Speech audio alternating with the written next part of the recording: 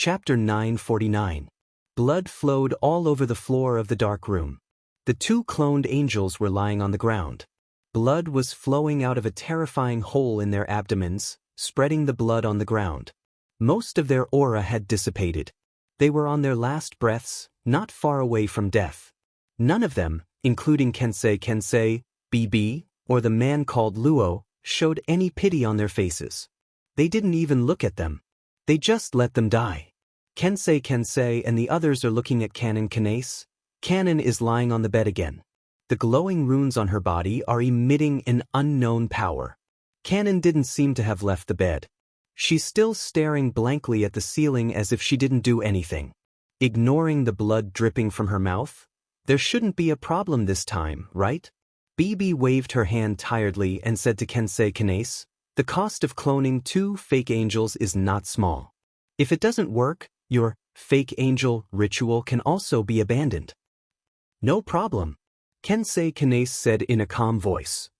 The 6 spiritual centers in XDA-7 have stabilized. They're starting to fuse with the body. After one more ritual, XDA-7 will be able to evolve. "Is that so?"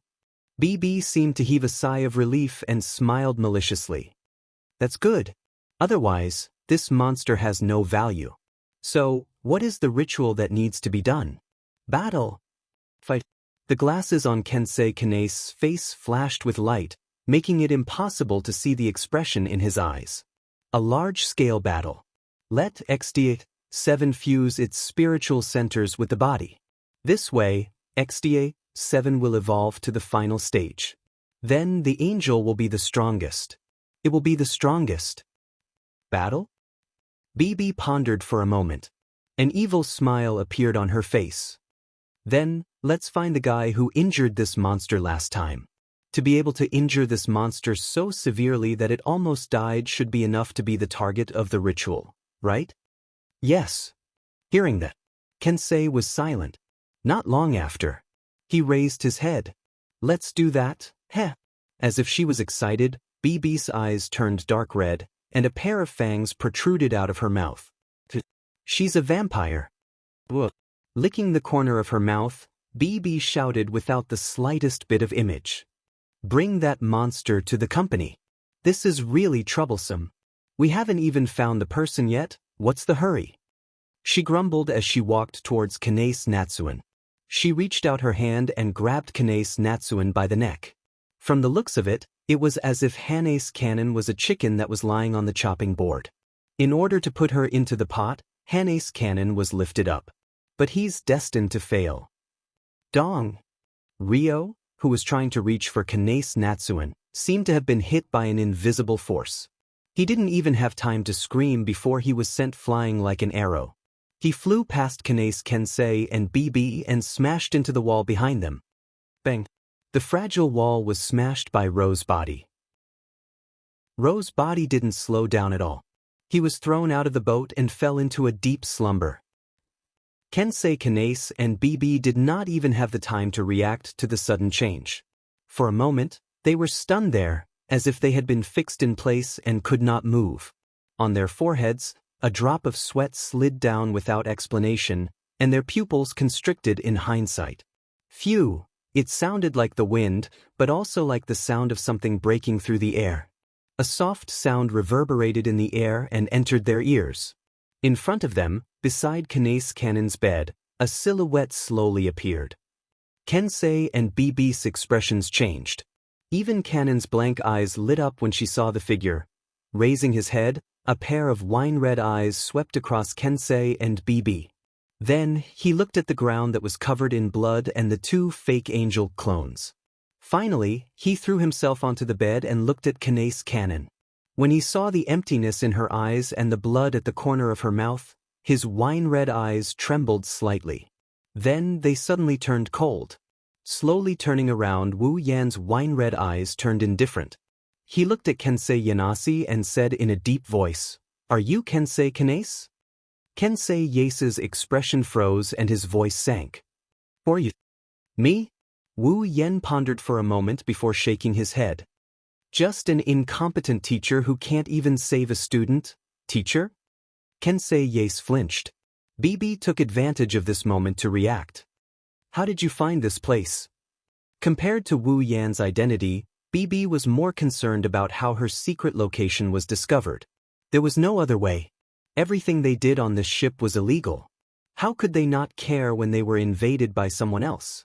I found out about Kensei Yace's existence from Kanase's personal information and found out where he worked.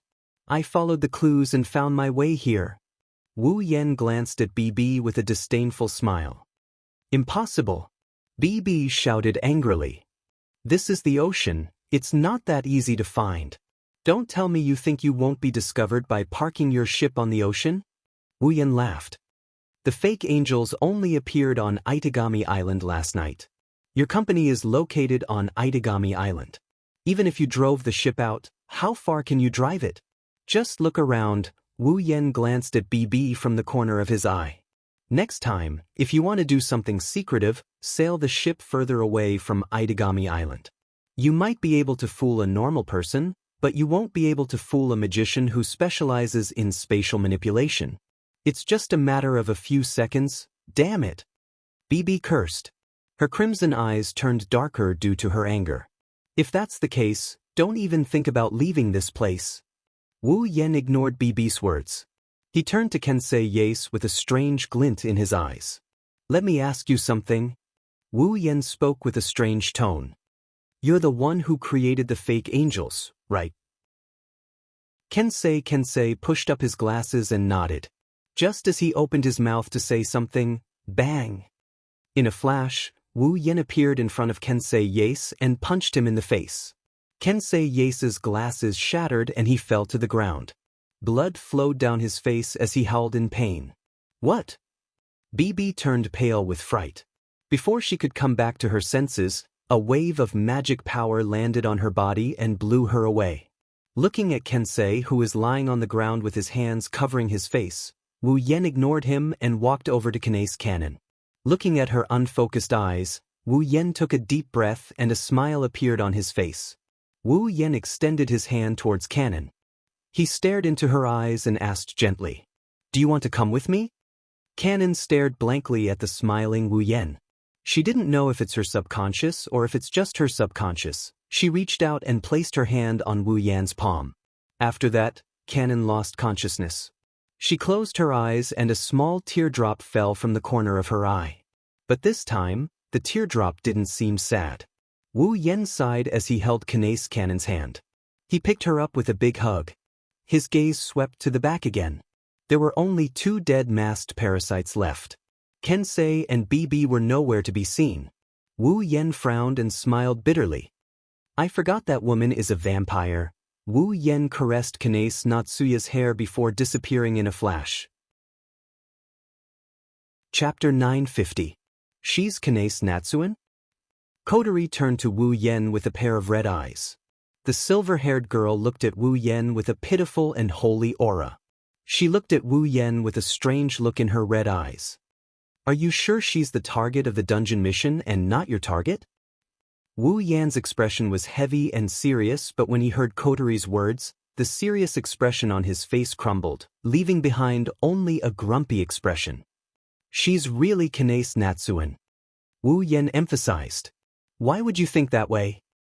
Kotori pursed her lips and sneered. Who told you to choose such a beautiful girl for the dungeon mission? It's the system's choice. Wu Yan tried to prove his innocence. Then why are the targets of the dungeon missions always beautiful girls? Kotori seemed to be really puzzled by this. I remember you said you had a dungeon mission in our world where you wanted me, Toka, Yoshino, and Kurumi to equip the sealing bracelet, right? This time, it's to save Kanase Natsuan. Kotori paused and looked at Wu Yan suspiciously. Could it be that in every instance Dungeon World's quest, there will be something related to beautiful girls? Wu Yan's lips twitched and his heart started beating like a drum. That seems to be the case. In the Whirlwind Butler world, he had a dungeon mission to enroll in the White Emperor College. In order to enroll in the White Emperor College, he had to meet with the student council president of the White Emperor College. In other words, he had to meet with Chuju. If that's the case, he did meet the president through that dungeon mission. In the Forbidden Book of Magic World, his first dungeon mission was to save his sisters. His third dungeon mission was to defeat 3 or more characters. That's why Shokuhun Misaki, Kinohita Sai, Frenda, and Takitsubu Riku became his targets.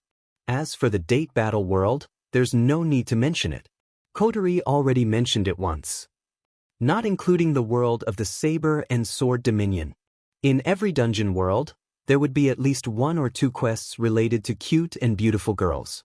The only dungeon world that did not have any quests related to girls was the Celestial Dominion of Swords and Sabers. Furthermore, it was a dungeon world where the quests were mandatory. In other words, every time he entered a dungeon world, the system would give him a mission. At least one of them was related to a cute girl. When he thought of this, he blushed with shame, but at the same time, he felt immense gratitude towards the system who fused with his soul. It's a good system. Wu Yen gave the system a good system card without hesitation. However, he didn't say anything to Kotori. It's just a coincidence, it's a system mission. It has nothing to do with me. Is that so? Kotori looked at Wu Yen meaningfully before turning her head away. Isn't there a saying that goes like master, like system? Where did you hear that from? Wu Yen couldn't help but retort. She's been modified, right? Kotori snorted and looked at Kanae Natsuan. So, what do you plan to do with her? Wu Yan's expression turned serious once more. He stared at Kanae Natsuan for a while before saying, "The second dungeon mission requires me to stop the ascension ritual.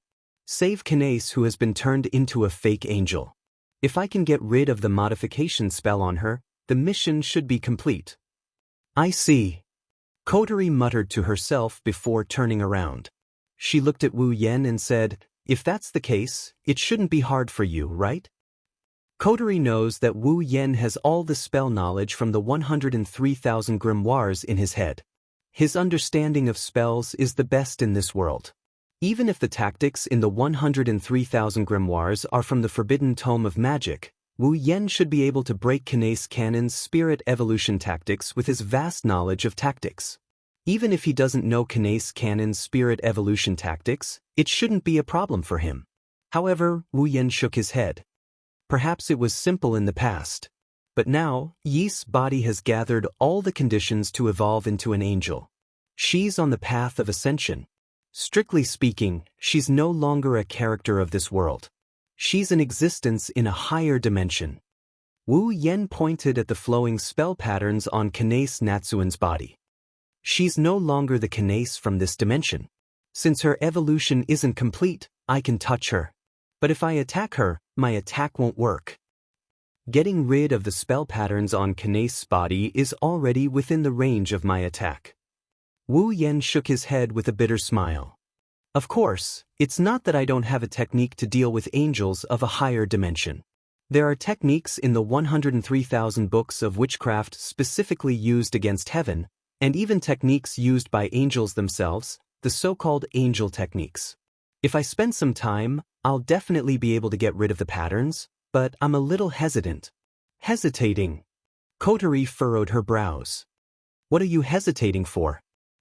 I'm hesitating if I should get rid of the spell patterns on Kanae's body. Wu Yen didn't mince his words. Kanae already has all the requirements to evolve into an angel. If she succeeds, she'll be as strong as you and me. It wasn't easy to get these conditions. It would be a pity to get rid of them just like that. Huh? Are you kidding me? Kotori looked at Wu Yen in shock. Let's not talk about whether or not you can complete the second mission. If you let Kanae Natsuan evolve into an angel, not only will her consciousness disappear, she won't be able to exist for long. She'll eventually leave this world. Are you trying to kill her by not getting rid of the spell patterns? Do I look like that kind of person? Wu Yen rolled his eyes and sighed. Since I said so, of course I have a way to keep Kanae's consciousness intact and let her exist in this world. Yes, Wu Yen has a way to keep Kanae Natsuan in her angelic form. She can remain in this world. In the world of the Forbidden Magic Tome, there are very few examples of humans summoning angels. But it's not like there aren't any. The method of summoning angels used in these limited examples was naturally left in the 103,000 books of witchcraft. Summoning an angel is very, very difficult. Otherwise, in the original work, Yufeng Fire would not have spent so much effort to build a fortress just to bring an angel down to the mortal realm. He even almost sacrificed himself in the process. Therefore, even though Wu Yan has a way to summon an angel, he can't do it alone. However, it was much simpler to just leave the original angels in this world. After all, Kanei's canon's spiritual evolution had been completed and all the necessary conditions were in place. There was no need for him to prepare anything himself. All he needed to do was to modify the spiritual evolution technique on Kanon's body and it would not be impossible. The only drawback was that forcefully modifying an existing tactic required a level of understanding and an abnormally large amount of mana that exceeded the level of the tactic itself. However, with 103,000 grimoires, how could Wu Yan lack understanding of spell patterns? As a true ancestor, how could he lack mana? Therefore, Wu Yan meets the requirements to preserve Kanei Natsuen's angelic power and maintain her consciousness. However, if he does that, he will have to continuously transfer mana to the spell patterns on Kanei Natsuen's body to maintain them. Wu Yan didn't care about the price. He has a lot of mana and it's still growing. If he didn't, all he would have to do is use Fantasy Killer on Kanei and poke her a little bit. I wonder what Kanei Natsuen thinks. Wu Yan rubbed his forehead. If she only wants to live a peaceful life, I don't think it's appropriate for me to do this. Why are you so troubled? Kotori hit the nail on the head. Let's do it first. If Kanei Natsuen doesn't want to have angelic power, you can just remove the spell patterns on her body. If that's the case, my efforts will be in vain. Wu Yan didn't know whether to laugh or cry. That's your business. Kotori waved at Wu Yan and left. Work hard. Wu Yan was speechless. Chapter 951. Kotori's departure silenced the small room. Wu Yan stared at Kanon, who was lying on the bed with her eyes closed. He didn't say a word. In the air, an extremely subtle sound was quietly reverberating. It was like the sound of a sophisticated computer calculating something. The source of the sound was none other than Kanon's spiritual evolution rune patterns that were constantly flowing on her body. His eyes scanned the runes on Kanei's body like a machine. The simple and smooth runes looked like complex alphabets in his eyes. Each of them had their own purpose and each of them was related to the other alphabets. Wu Yan's job is to find out the unimportant and unnecessary parts of these connections and remove them. Then he will use his knowledge of tactics to fill in the new lines to create a new effect for the spiritual evolution tactic. Perhaps, it would be more appropriate to describe it as an improvement. This wasn't a simple task. This was because the composition of a tactic was like an orderly formula. If you removed a part of it, then the entire formula would no longer be valid. It was the same for a tactic. It had its own composition rules. Removing a part of it was the same as destroying the entire tactic. The difficulty of modifying a perfectly good formula and making it work is comparable to the time when Wu Yan modified the structure of the mobile church. The difficulty of changing a single target defense to an area of effect defense is obvious. Even if he could do it, he would be as tired as a dead dog.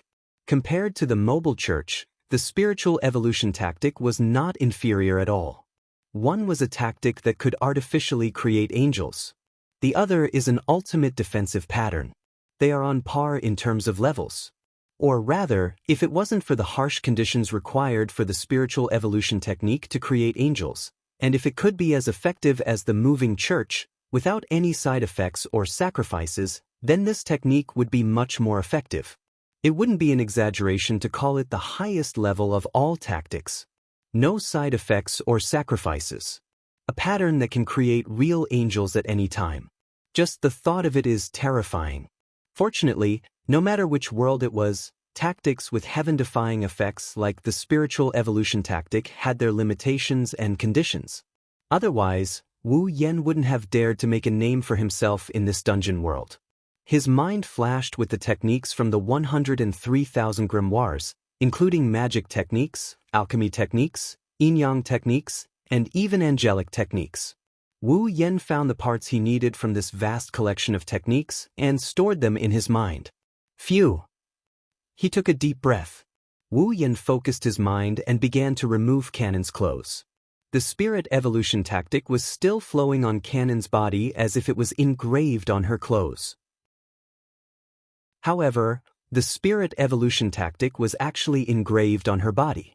To modify the spirit evolution tactic, one had to touch the spirit evolution tactic directly. Wu Yan said he couldn't do it. He didn't have any evil intentions.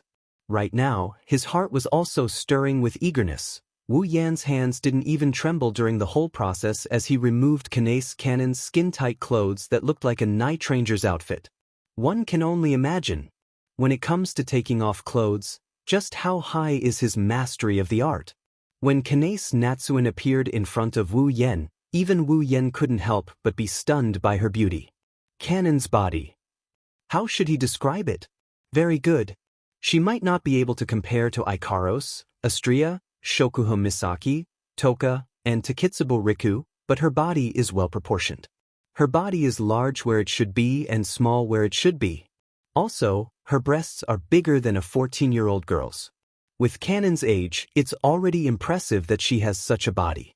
It won't be hard for her to reach Shokuho Misaki's level in the future. Wu Yan stared at her for a bit. He couldn't help but look forward to what Cannon will look like in the future. She must be very tempting. After all, her appearance was no different from an angel. Wu Yan didn't know that this wish of his is about to come true. Taking another deep breath, he suppressed the restlessness in his heart. Wu Yan finally got serious and his lips curled into a mocking smile. If Koju saw this beautiful scene, he would probably have a nosebleed. Wu Yan held his breath and he pointed a finger at her. At the tip of his finger, traces of magic power appeared and entwined. Wu Yan's fingertips seemed to be on fire. A small flame appeared on his fingertip. However, it wasn't a real flame. It was pure mana. It didn't take long for the wisp of mana flames to distort slightly. Vaguely, an extremely small and profound mana array rippled out from within. As it undulated, an indescribable force seemed to surge out, causing the surrounding space to ripple a little. His wine-red eyes glimmered as he scanned the runes on Kanace Natsuan's body. Then, he reached out with his burning finger and he tapped one of the runes on her body. 1. As if sensing danger, the spell patterns on Cannon's body vibrated violently. The light that was flowing at a fixed speed increased in speed. A repulsive force rippled out and blocked Wu Yan's finger. That was the behavior of an existence of a higher dimension rejecting the attacks of a lower dimension. Modifying the runes of a tactic was equivalent to an attack. Therefore, as an angel from a higher dimension, Kanace Natsuan's body automatically blocked the attacks from the lower dimension through the runes. His fingertips seemed to have hit a wall as it was blocked just like that. Feeling the repulsion coming from the front, Wu Yan secretly praised the wonders of the spirit evolution tactic. He also sneered at the same time. Even if a real angel was lying defenseless in front of me, she wouldn't be able to stop me, let alone someone like you who has only met the requirements. The magic flames on his fingernails expanded and the magic formations started spinning. The magic formations started spinning and the magic formations started vibrating. Then, the magic formation collided with the repulsive field created by Cannon's runes. Pung!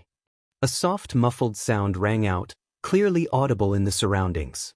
In the next moment, the repulsive force released by the surgical pattern was disintegrated, dissolved without any suspense. Not long after, it disappeared without a trace. Wu Yan smiled. He controlled the magical power on his fingertip and compressed the flames to the same size as before. Then he extended his finger and pressed it on Cannon's body. A soft sensation passed through his fingers and into his brain. Wu Yan's focused mind almost got distracted. His eyes couldn't help but wander towards Cannon's boobs. He quickly averted his gaze. After calming himself down, Wu Yan smiled bitterly. She's only 14 or 15 years old. She's already so charming. When this seductress grows up, she'll ruin the hearts of many impure young men and women. What a seductress! Sighing, Wu Yen closed his eyes. He adjusted his breathing, his mind, and his mana. When he opened his eyes again, the only thing left in his mind was the seriousness and concentration of his mind when he modified the runes. It was as if he was drawing a picture. His fingertips, burning with magical flames, slowly slid across Kanace Cannon's skin.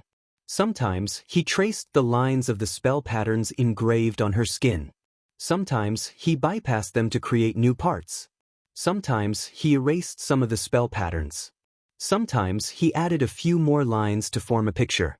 The long and arduous work was still going on. Chapter 952. Sizzling sounds reverberated in the air, as if a burning flame was being extinguished by water, rising and falling rhythmically. In the entire room, strange ripples were moving back and forth in the air. Along with a chi-chi sound, the ripples formed a melody, playing. This scene had been going on for more than 5 hours. Outside the window, the sky was already filled with white light. The night was quietly retreating, waiting for the opportunity to descend again. The azure color replaced the black curtain of the night, spreading across the horizon. Not long after, it would cover the entire sky, bringing dawn to people. The only thing left is the painful sunlight that has yet to appear on Itagami Island despite the 4 seasons of the island. The sky turned white. A new day has begun in Itagami Island. No one knows that Kanace Cannon is lying on Wu Yan's bed, enjoying his caress. After a night, Wu Yan did not show any signs of exhaustion. His wine-red eyes were still glowing, and he appeared to be very serious. His fingertips slid over Kanace Cannon's body more smoothly than the night before. Obviously, his master was gradually getting used to the task. At this moment, the runes on Cannon's body began to flow again. Along with the sizzling sound of its fingertips brushing across its body, its voice also started to work. At first glance, the surgical patterns on Kanace Natsuya's body did not seem to have changed at all. However, upon closer inspection, one would notice that some of the surgical patterns had changed their original positions. They were connected to the surrounding surgical patterns and were gently flowing around them. Moreover, in some corners that couldn't be seen with the naked eye, there were also some patterns that were constructed from spell patterns. They hid in a secret corner of this extremely attractive body and played their role without anyone knowing. Their role was to make their master happy. He had the qualifications to exist in this world. In his hands, on his fingertips, the mana flame was already a bit bigger than before, which was proof of the amount of mana output of its owner. This was the amount of mana output every second. The amount of mana consumed is comparable to the amount of mana a powerful attack mage needs to cast a magic spell. In addition to the 5 hours of non-stop work, the amount of mana consumed during this period was enough for an old-generation pure-blooded vampire to summon his strongest familiar. However, Wu Yan's face was still glowing. He didn't look tired at all. Aside from battle and injury, this is the moment when Wu Yan looks the most like a true ancestor. After all, a true ancestor is synonymous with mana. As time passed, the mana output from his fingertips increased. Wu Yan's expression became more and more serious. This was because the final step had already arrived.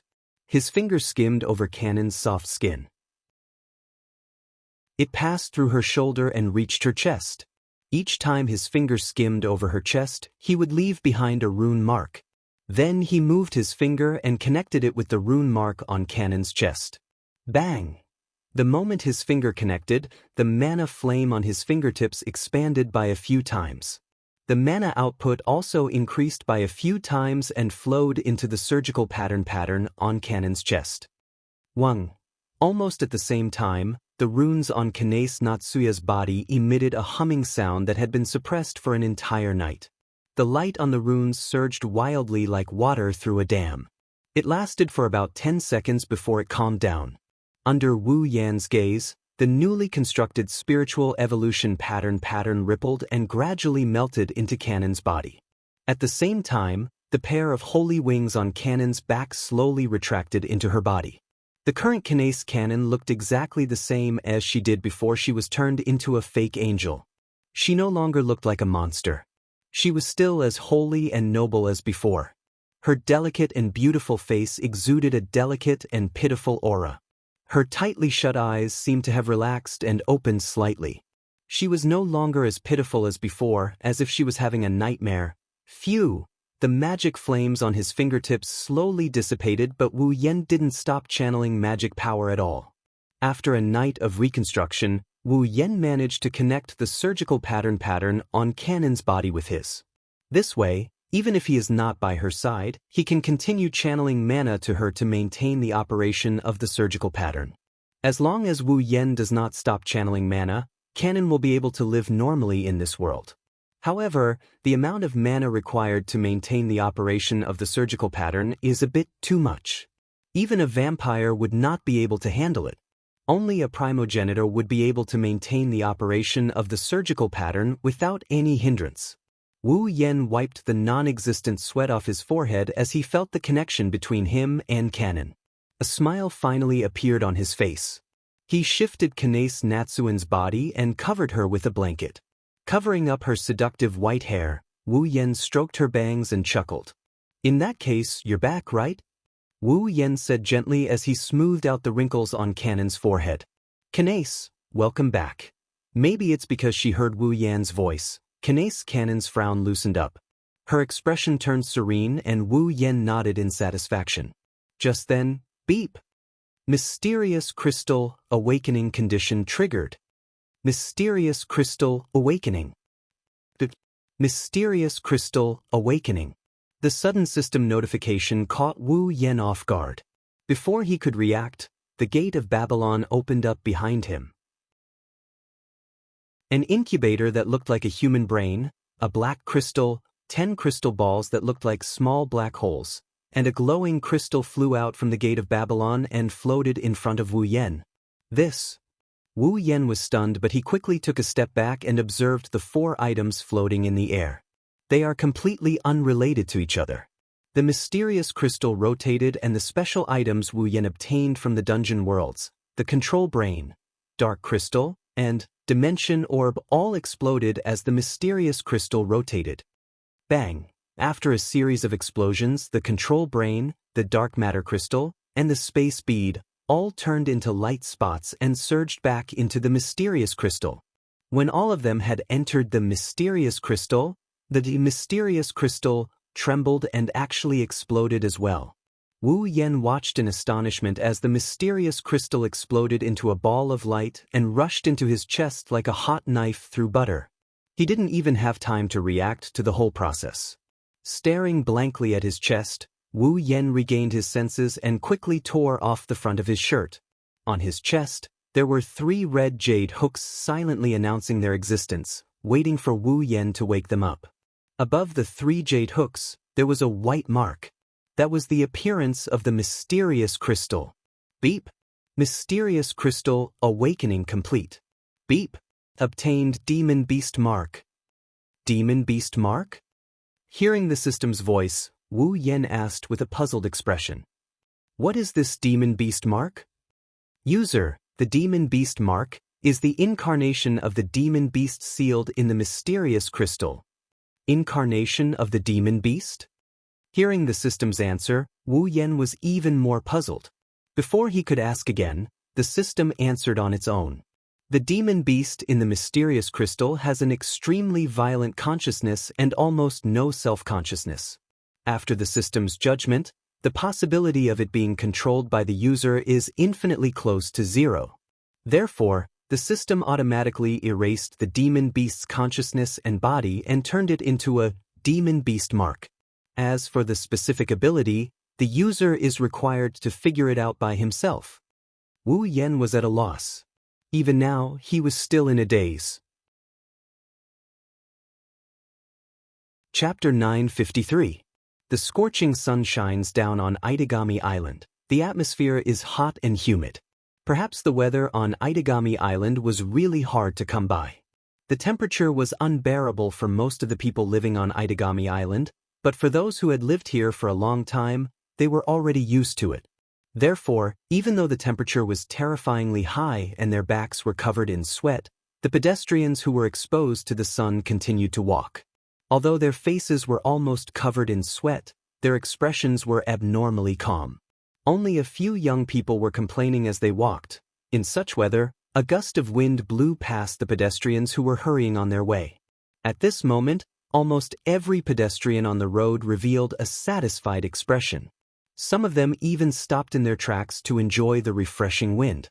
The wind blew through the streets, blew through the buildings, blew through the air, blew through the pedestrians, blew into the high-rise residences with wide-open windows, blew into the doors that they patronized. Kanae Natsuan was lying on the bed.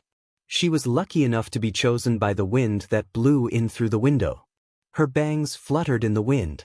Coupled with her exquisite face, she looked exceptionally beautiful. Kanae Cannon seemed to have felt the wind blowing on her body. She seemed to have been summoned by something. Her calm face and eyelids finally broke the silence. Her eyelids trembled slightly. Like a newborn chick, Cannon struggled to open her eyes. Her blue pupils were exposed to the air like crystals. A dazzling light flashed in her eyes, and her blurry vision gradually recovered. Kanae only regained her senses when she saw the white ceiling. Kanae Cannon blinked her eyes blankly. Her beautiful face was full of confusion. She looked around with an expression that was so cute that it would cause nosebleeds.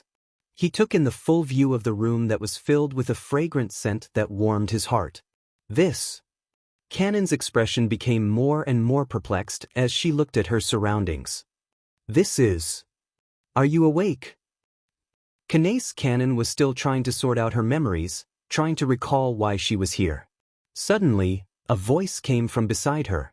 She heard a voice that made her want to cry.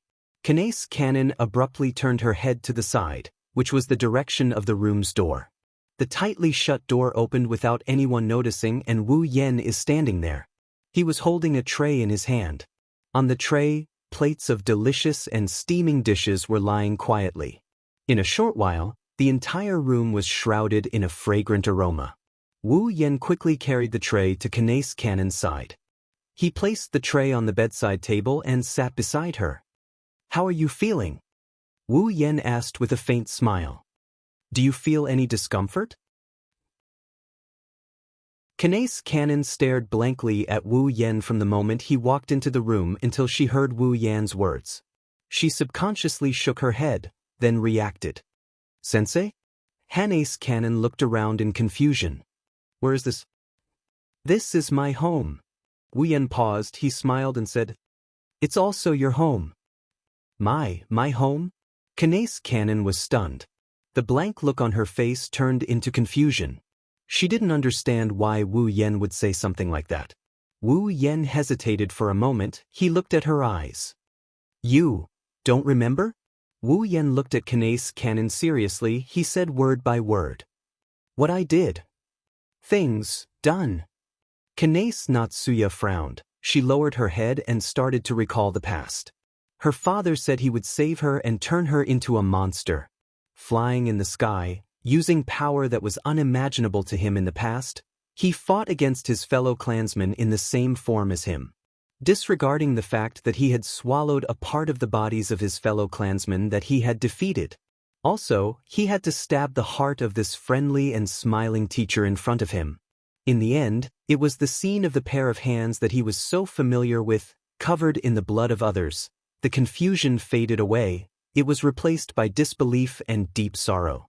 Kanae Cannon shrunk her body, the light in her eyes slowly turned into sadness. "Right. I hurt a lot of people, and hurt, teacher." The terrifying memories returned to Kanae Cannon's mind, causing her face to turn paler and paler. In the end, it was so pale that there was not a trace of blood on her face. Kanae Cannon's hands were stained with blood. She didn't want to admit it, but she was a very kind person, so kind that she couldn't even abandon an abandoned cat. For someone like her, these memories were simply too cruel. Looking at Kanae Cannon's pale face and dejected eyes, Wu Yen lowered his head, but he quickly looked up again. He reached out and touched Kanae Cannon's silver hair. "Is it painful?" Kanae Cannon didn't answer. She didn't know how to answer. Should she say it's painful? But at that time, she had lost all her emotions. No pain?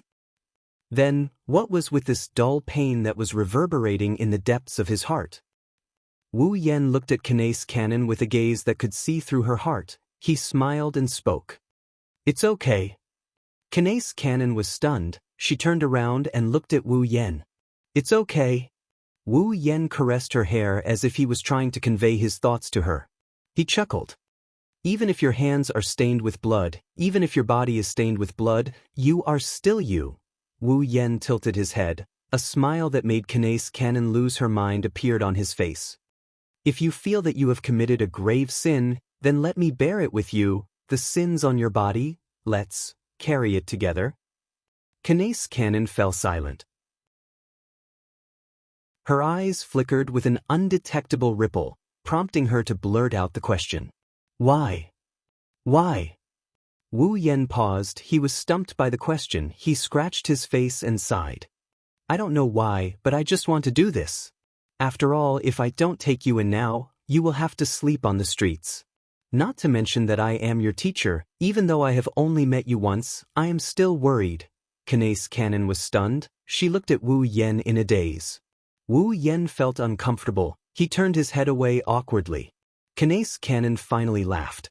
Like a blossoming white lotus, Kanace Cannon's smile was exceptionally dazzling and regal under the light. She looked like a goddess. Wu Yen almost fell into a daze. He regained his senses after a while and smiled as well. Kanace, you look so pretty when you smile. No wonder you are called the saint of middle school. Shaking his head, he caressed Kanace Cannon's bangs and said in a gentle tone. Smile more often in the future. Kanace Cannon lowered her head in embarrassment. Wu Yen smiled again. Are you hungry? She picked up the tray of food from the bedside table and placed it in front of Kanace Natsuya. Come, let's eat. I made this myself. I am quite confident in the taste. Wu Yen teased as he placed the tray on Cannon's lap. He then stood up. My sister went out to buy some clothes for you. Before the clothes are back, you will have to stay in bed. Of course, if you want to get up, I won't stop you. Kanace Cannon realized she wasn't wearing anything under the covers. Her pretty face couldn't help but blush. Wu Yen laughed heartily and walked out of the room. Kanace Cannon tightened the covers around her and looked at the tray in front of her. She reached out and picked up a bowl of clear soup. Kanace Cannon's eyes sparkled as she felt the warmth from the bowl. Something in her heart melted. It's so warm. Chapter 954. She was wearing a white knee-length long-sleeve dress, a pair of white high boots, and a short-sleeved blue jacket. She looked very fresh. This is what Cannon is wearing right now. Wu Yen and Kotori looked at each other in surprise. They could see the amazement in each other's eyes. Cannon lowered her head shyly when she saw the two staring at her. She fidgeted as if she wasn't used to it. With Cannon's looks, it's normal for her to be the center of attention. She should be used to it by now. What she's not used to is what she's wearing right now. In Cannon's memory, she had never worn anything other than her uniform since she started school. Even if she did, she would just wear underwear and cover it with her uniform. She had almost forgotten how long it had been since she started wearing casual clothes.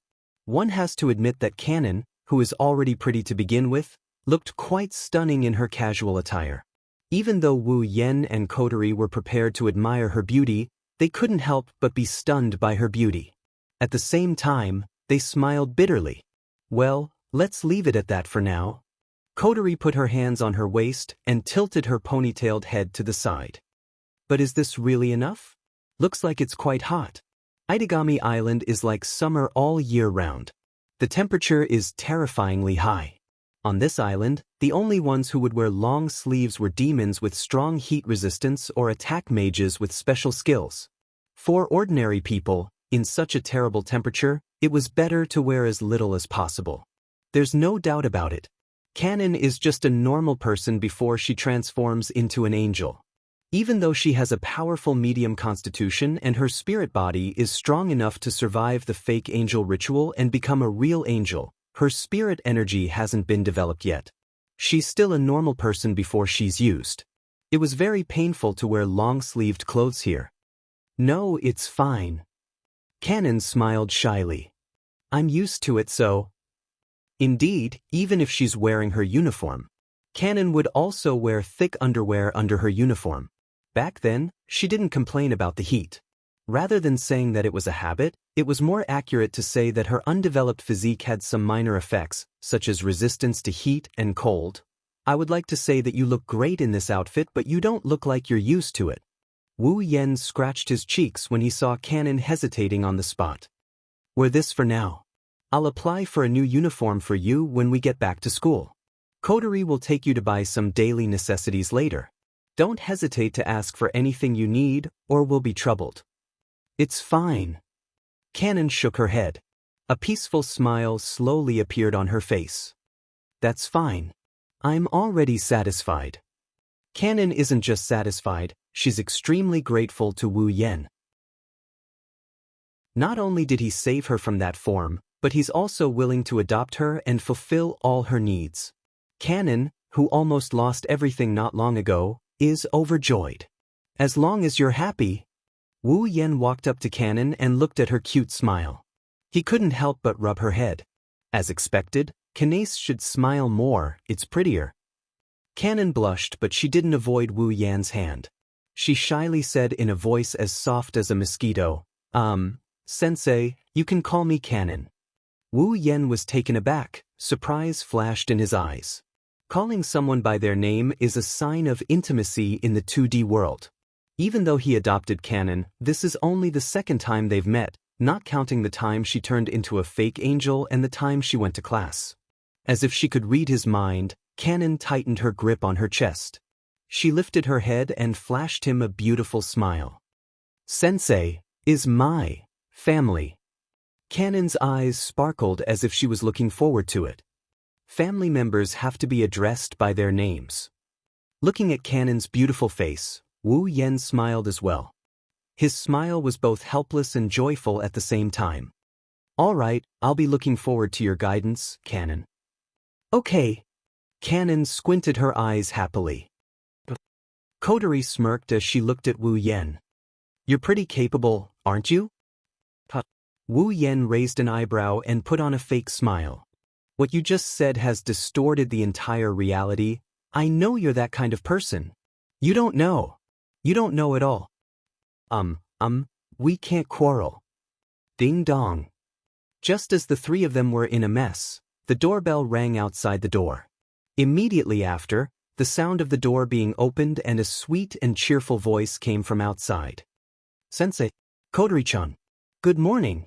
Are you up already? You're going to be late for school. Nagisa, Yukaina, and a lazy Koju walked in from the direction of the entrance. Nisha-chan. Canon felt completely different when she saw her best friend again. She felt an impulse bursting out of her heart. Nagisa was surprised to see Canon here. Canon-chan, why are you here? That Kensei Canace is too despicable. Nagisa yelled when she heard Wu Yan's explanation. Her cute face was filled with anger. How dare he treat his own daughter? Even Nagisa, who was the most cheerful of them all, reacted this way. Koju, who had a sense of justice, and Yukaina, who was meticulous, were even more so. Yukaina, in particular, was furious to the extreme. She's the sword shaman of the Lion King organization, but she's just a tool that the Lion King organization trained to help them do their job. They adopted a child with a strong psychic constitution and trained them with a purpose. Canon and Yukaina had the same experience.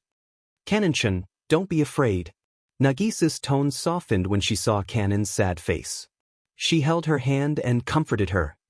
Sensei is very powerful. With him around, no one will be able to hurt you. Nagisa-chan. Canon was touched and smiled, but she shook her head. I'm not afraid at all. I'm just worried that I'll get everyone involved. Don't worry, Canon-chan. Nagisa puffed up her chest.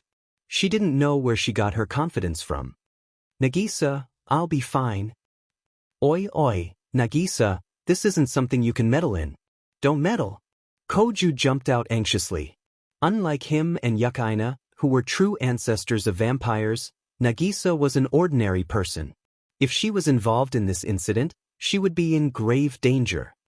What are you saying, Kojo-kun? Nagisa glared at Koju. Kanon-chan is a very important friend of mine. How can I not help her? But you. Koju didn't know what to say. Should I say that you're a normal person and shouldn't get involved in this? But on the surface, he and Yukaina are normal people too. Sensei. Yukaina frowned and looked at Wu Yen. Why don't you talk to Nagisa? Wu Yen pursed his lips and smiled. I say, Koju, Jijua, don't underestimate Nagisa. She's stronger than you think. Nagisa puffed up her chest proudly. However, Wu Yan's next sentence made her choke on her words. I'm still afraid of the demons. That last sentence is unnecessary. Nagisa shouted angrily. Everyone in the hall burst into laughter. Chapter 955. As dusk approached, the temperature on Itagami Island finally dropped. The stifling air was gradually replaced by a sea breeze that swept through every corner of Itagami Island. It was as if the island was trying to lower its temperature. Not long after, the temperature dropped to a level where people who didn't exercise wouldn't sweat. Of course, if they were running around outside, they would still feel hot. However, Wu Yen, Kotori, Nagisa, Kanon, Yukaina, Koju, and the others didn't have much to do with this. They entered a large shopping mall. The air conditioner filled the mall, isolating the outside world from the inside world. Wu Yen and Koju let out sighs of relief when they entered the mall. We're alive. Moa. Nagisa pouted unhappily when she saw their half-dead state. It's rare for us to go shopping together. Can you two be a little more spirited? No. No. Why are you still so spirited? Wu Yen wiped the sweat off his forehead. Kotori, Nagisa, Kanon, and Yukaina didn't seem to be sweating at all. Wu Yen couldn't stay calm.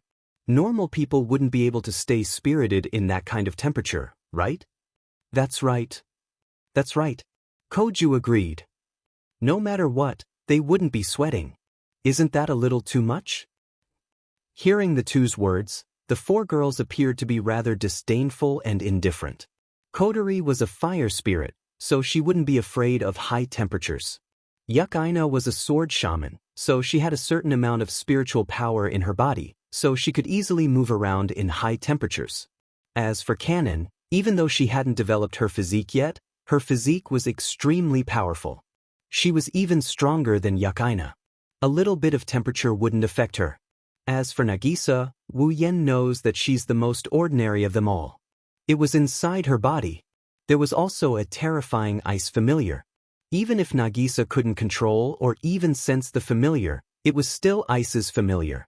It probably wouldn't even need to wake up from the heat.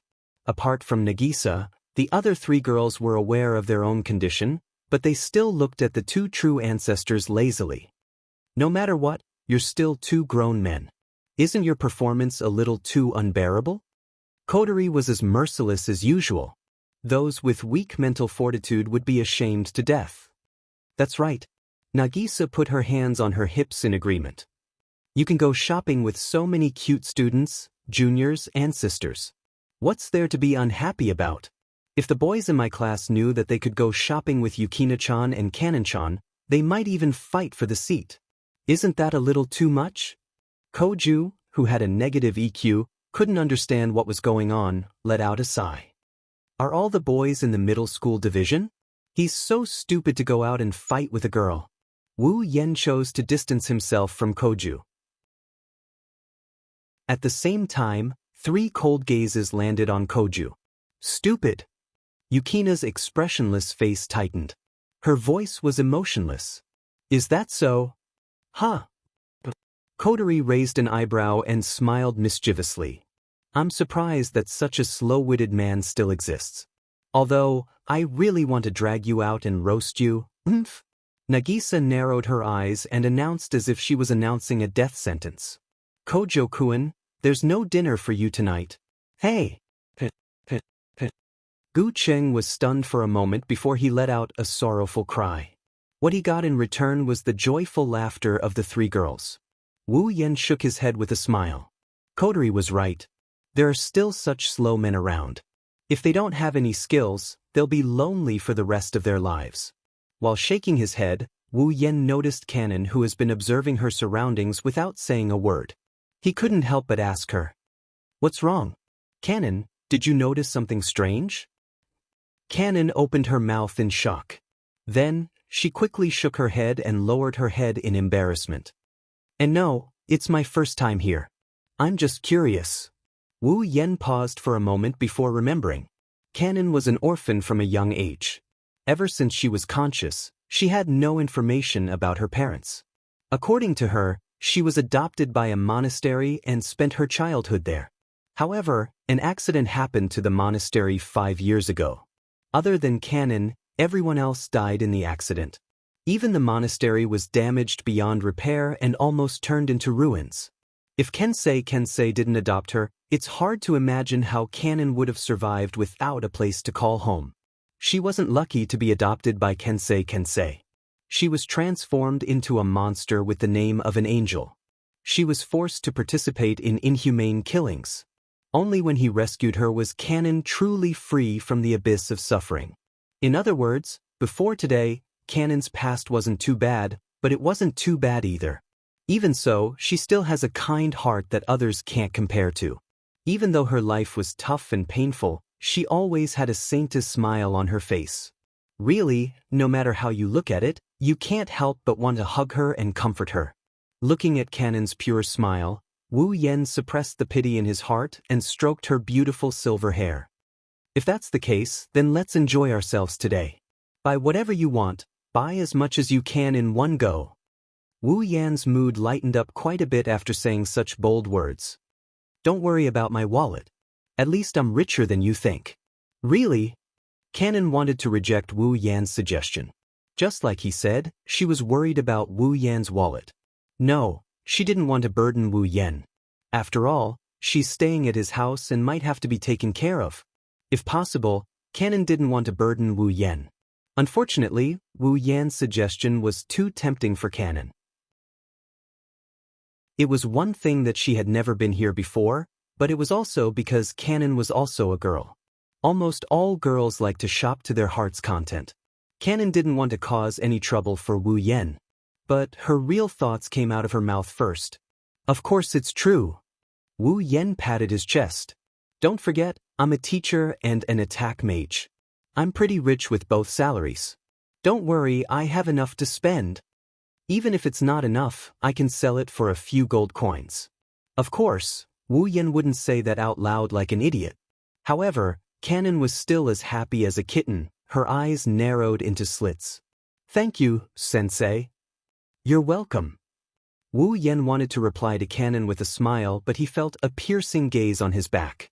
When he turned around, he saw Kotori, Nagisa, and Yukaina staring at him with different expressions.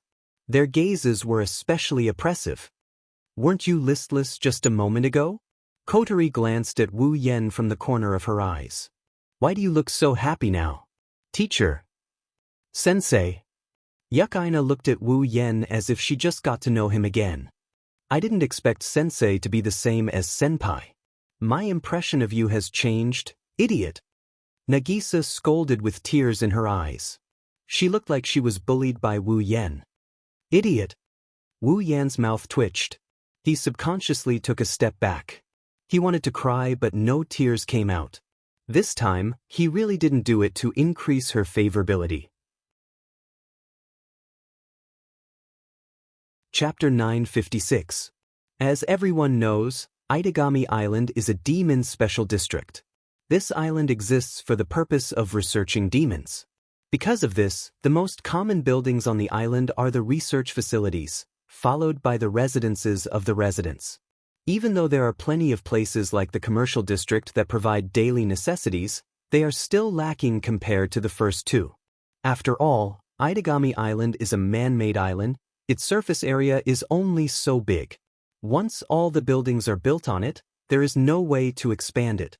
Because of this, there are so many man-made islands around Itagami Island for garbage disposal. This is to reduce the need for land on Itagami Island.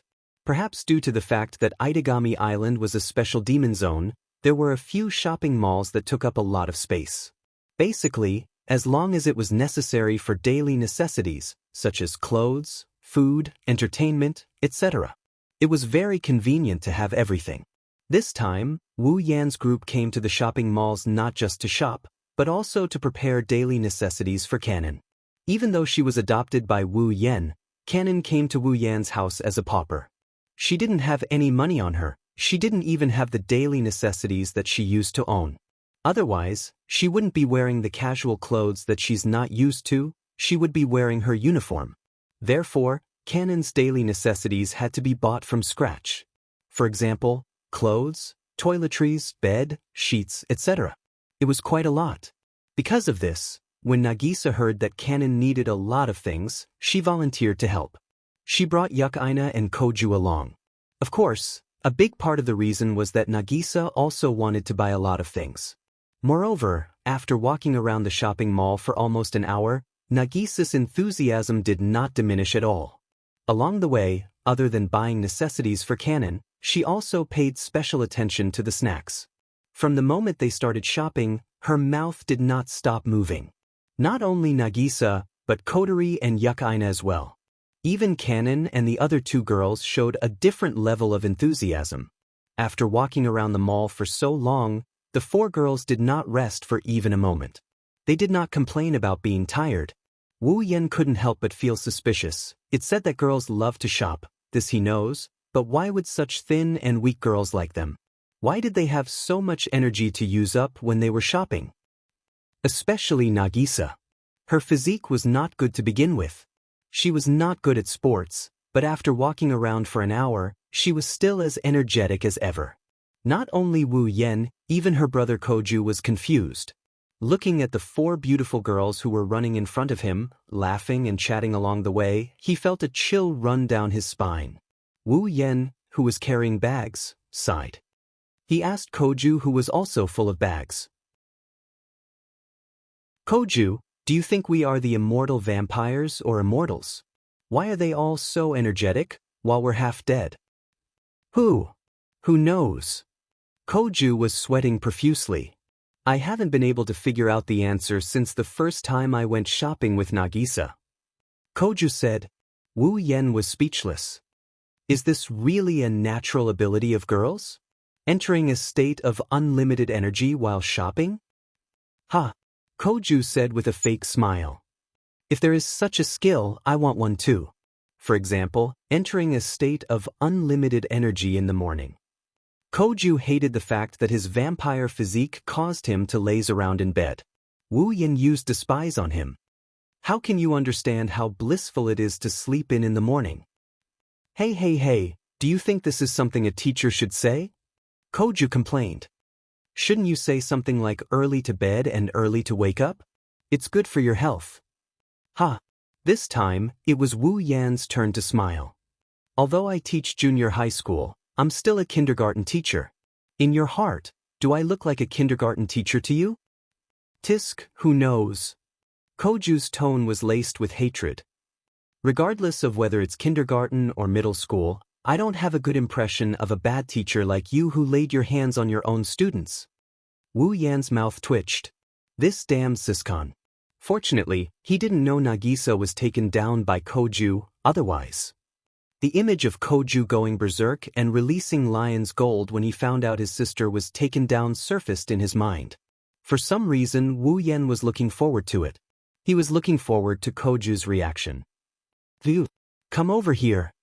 While the two true ancestors were engaged in a meaningless conversation, Nagisa waved at them cheerfully with a cheerful smile on her face.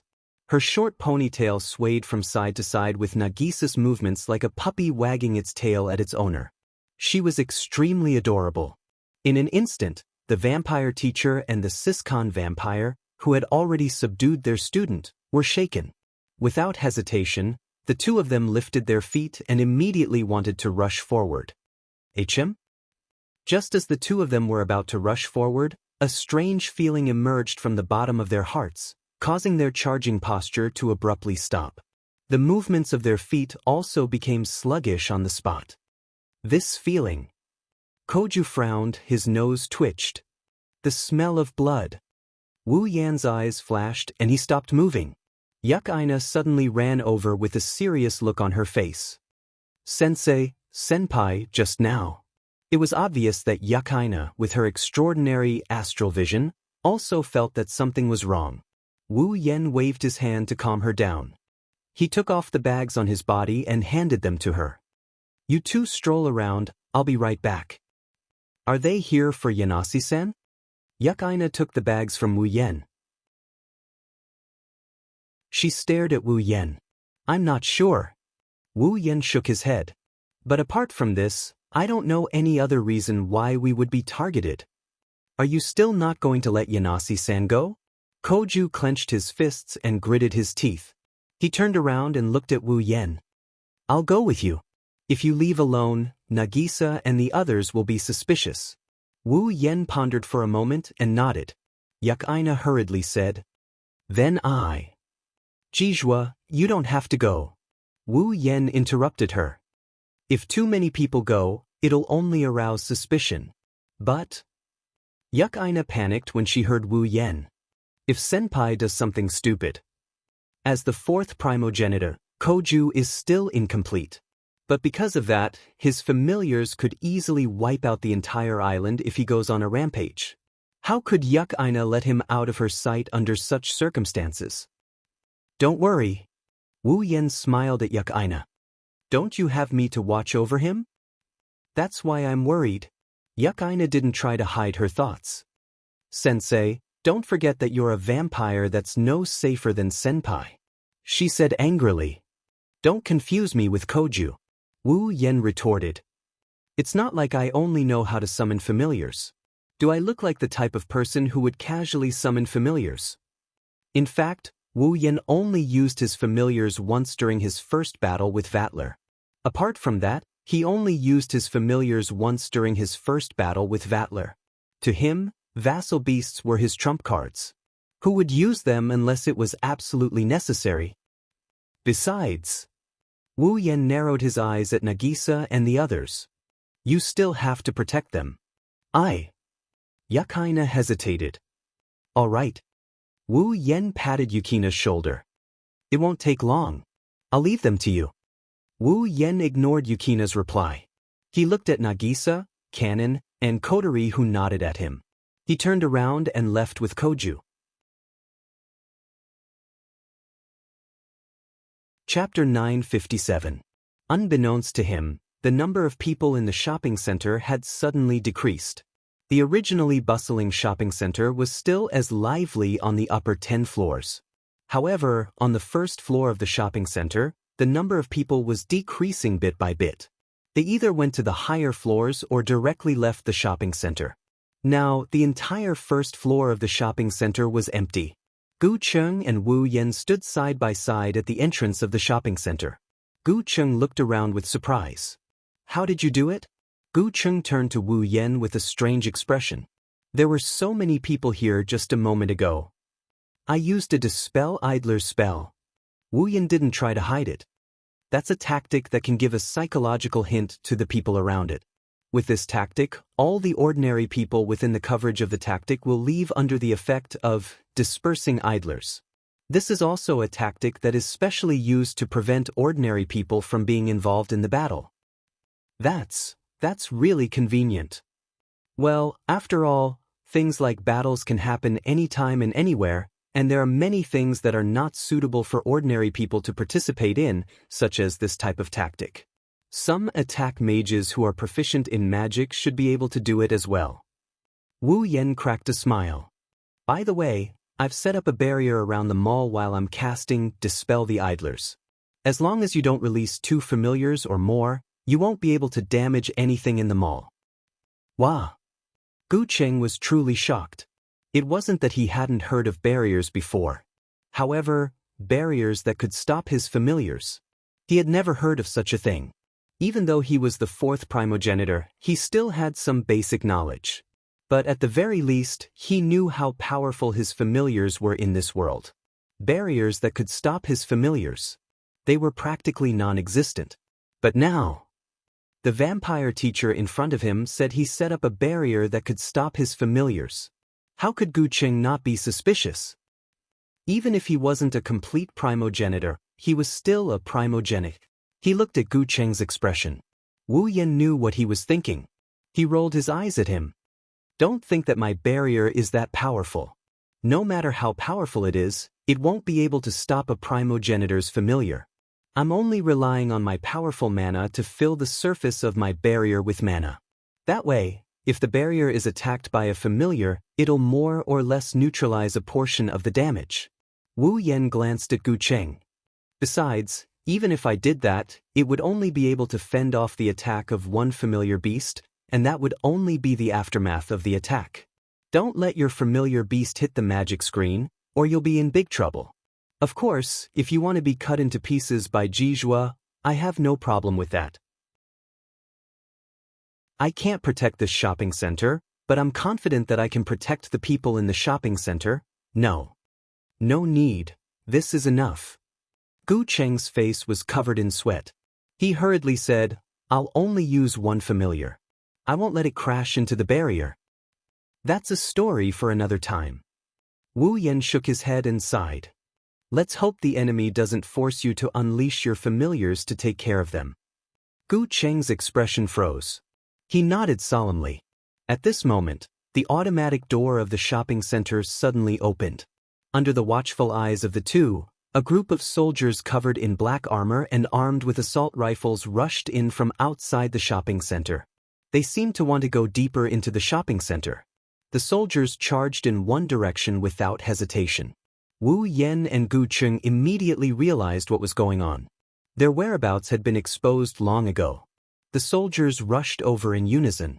When they saw the two people in front of them, they stopped and split up. They formed an arc around Wu Yan and Gu Cheng. They raised their assault rifles. Who are these guys? When Gu Cheng saw the black-armored soldiers, he was stunned and frowned. No, the smell of blood didn't belong to them. They don't smell like living humans. Wu Yan stared at the soldiers. Are they robots? Or zombies? Sa. Gu Cheng's tone became heavier. They're coming. As soon as he finished speaking, the black-armored soldiers in front of him raised their submachine guns and pulled the trigger without hesitation. Tut tut tut tut tut. Sparks flew out from the muzzle of the gun. Amidst the sounds of gunfire, a barrage of bullets broke through the atmosphere of the space, whistling through the air as they flew towards the two of them from all directions. Faced with the collective spurting sparks and listening to the gunshots in the air, the two true ancestors of vampires did not change their expressions at all. They stood where they were without moving at all, but magnificent magic waves were spreading out of their bodies. The mana on Gu Cheng's body transformed into a golden barrier that protected his body. When the bullets hit the barrier, they were either disintegrated by the electric current or bounced off the barrier. Wu Yan is even more direct. Pure mana surged around him and he welcomed the incoming bullets head-on. The bullets collided with the flow of mana and they all turned around and went back to where they came from. The black-armored soldiers in front of him fell to the ground. Immediately after, a huge crimson spatial ripple reverberated in the air and instantly expanded, covering the sky above all the black-armored soldiers. With a soft snap of a finger, black iron sand swords fell down like raindrops. Ding ding ding ding. The iron sand swords directly pierced through the bodies of the black-armored soldiers on the ground. After a series of strange and crisp sounds, the black-armored soldiers were nailed to the ground by the iron sand swords. Arcs of electricity and sparks flickered on their bodies. Wu Yan and Koju finally got a good look at the soldiers in black armor. Their bodies weren't filled with flesh and organs, they were filled with wires and machinery. They really are robots. Wu Yan stroked his chin and sighed. It looks like the ones attacking this time should be from the High Mages Craft and Plastic team. Is that the company that supported Kensei Kanase's creation of artificial angels? Gu Cheng frowned and said with disgust, Hey, why don't you just take your men and shut down that company? You think I don't want to? Wu Yan helplessly continued. However, Natsuki isn't back yet. Why did the airship from Ayutthaya Kingdom disappear at this time? What does it have to do with the fake angel incident? We still don't know. It's absolutely inadvisable to act rashly without investigating thoroughly. Gu Qing nodded and opened his mouth to say something. His expression suddenly changed. Wu Yan's expression froze as well. He and Gu Qing both turned their heads and looked at the sky. In their line of sight, strands of golden brilliance were circulating in the air. They were like circular ripples, moving back and forth. At the center of the light, a young girl wearing fur clothes with a pair of wings on her back and a mask on her face slowly appeared. That's... Gu Qing gasped. Masked parasite? It's not the masked parasite. Wu Yan was shocked. It's a clone. A clone of the masked parasite. Clone? Gu Qing looked at Wu Yan. But didn't you say that the two masked parasite clones were already? Wu Yan frowned and looked at the masked parasite. His eyes narrowed. Looks like Sorcerer's Craft and Plastic has more than two masked parasite clones. Wu Yan guessed wrong. Sorcerer's Craft and Plastic only had two masked parasite clones. The one in front of him was created after he rescued Cannon. To get Cannon back. Chapter 958. Wu Yan and Koju's expressions turned ugly as they watched the masked parasite spread its wings and stare at them like an eagle. In the light, two more masked parasites slowly appeared next to the masked parasites. They spread their wings and flew in the air, looking down at the two true ancestors of vampires on the ground. There was not the slightest ripple in their eyes, and they were as dead as death. 3 masked parasites? Wu Yan murmured and sneered as the 3 masked parasites were reflected in his eyes. You really put in a lot of effort, sorcerer craftsmanship? Of course. A voice full of anger and resentment came from the entrance of the shopping center, attracting the attention of Wu Yan and Koju. When the automatic door opened, a calm-looking man in a white lab coat walked in with a blonde-haired woman. Their gazes locked onto Wu Yan. One of them had a serious look while the other had a hateful look. They were Kensei and BB. The one who spoke was BB. Her face was full of resentment and she held a spear in her hand. BB sneered and said, "In order to take back that monster, I want to cut you into pieces. In order to cut you into pieces, I've invested all the remaining assets of the company into the 3 masked parasites. So, I'm sorry, but can I ask you to die?" Hearing that, Wu Yan raised an eyebrow and smirked. He taunted her. "You're just a rat that barely escaped from me by relying on your vampire's life force. Ugly, I can't believe you have the guts to say something like that." "Shut up," BB sneered. Originally, her looks are pretty decent, but this kind of behavior ruined her pretty good looks. Just like what Wu Yan said, she's an ugly freak right now. Wait until I poke you into a beehive. Then I'll take care of your mouth. I really don't know where you get your confidence from." Wu Yan shook his head. He didn't even look at her as he looked at the 3 masked parasites hovering in the air. "Is the source of your confidence from them?" "Not bad, right? Our company's product." BB sneered with a remote control in her hand.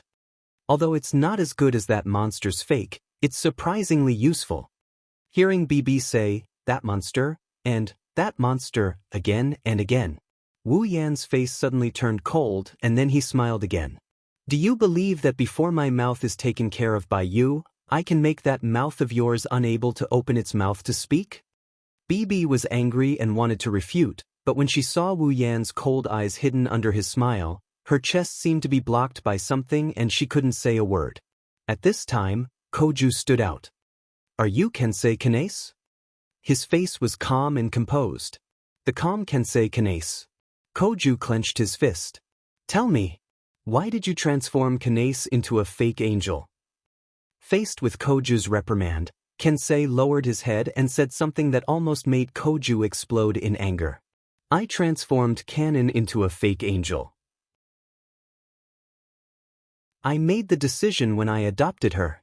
As if he was talking about a tool and not his daughter, Kensei Kanase slowly said, "No matter what, this is her fate. Fate." Koju was so angry that he laughed. "You're saying that this is Kanase's fate? Did she say that she wanted to become an angel? Did she say that she had such a fate?" Traces of golden electricity flashed across Koju's body, showing his master's mood. Lowering his head and gritting his teeth, Gu Qing yelled angrily, "You transformed her into a fake angel, without permission, and claimed that all of this is her fate. You have no right to be Kane's father." Kensei Kane's eyes flashed with a strange light, but his expression didn't change. This made Koju even angrier. He couldn't help but take a step forward. However, a hand landed on his shoulder and pulled him back. His indifferent eyes met Kensei Kane's gaze. The two looked at each other for a moment before Wu Yen spoke. "Kensei Kane." Wu Yen softened his tone as he continued. "First of all, let me thank you." Kensei Kane was stunned. Even Koju and BB were stunned. "Thank you for raising Kanon for 5 years." Without giving Kensei Kane a chance to react, Wu Yen looked him straight in the face.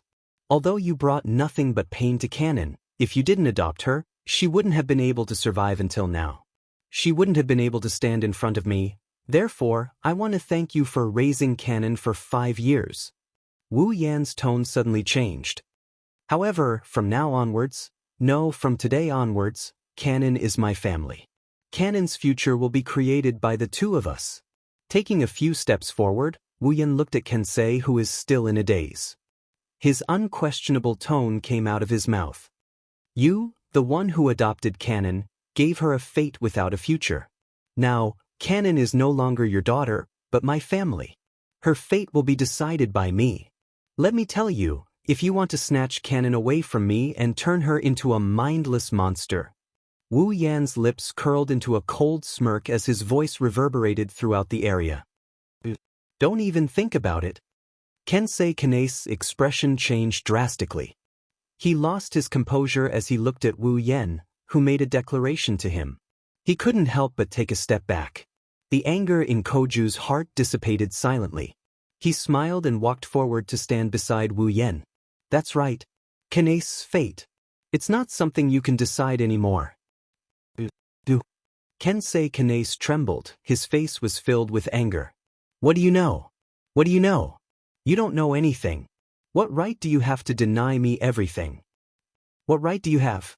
Wu Yan lowered his head and slowly raised it again. "You think you can touch my family? You, sensei?" Kensei Kane's face was filled with anger. However, he was immediately interrupted by a familiar voice. He froze on the spot. Wu Yan and Koju were shocked. They turned to look at the source of the voice. Kanon walked out of the mall's elevator. Kotori and Yukaina followed behind her. "Why are you here?" Koju quickly asked. "Where's Nagisa?" "Nagisa didn't come down," Yukaina replied. "There seems to be a spell formation that dispels ordinary people. Nagisa was also affected. That's why she didn't come down." Koju heaved a sigh of relief. "Kanon." Wu Yan frowned and looked at Kanon reproachfully. "How could you come down?" "I'm sorry, sensei."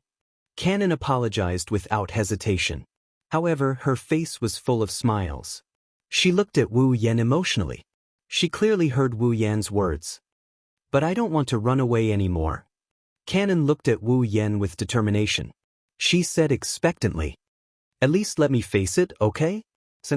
Wu Yan was stunned by Kanon's resolute and hopeful tone. Wu Yan looked at the girl who exuded a holy aura. He suddenly felt that he had imagined her to be too weak. His monastery was destroyed and his body was transformed. Under such circumstances, how could a person who could still smile from the bottom of his heart be weak? Wu Yan couldn't help but laugh. "Don't regret it." Kanon's eyes lit up and a dazzling smile appeared on her face. She put on a dazzling smile.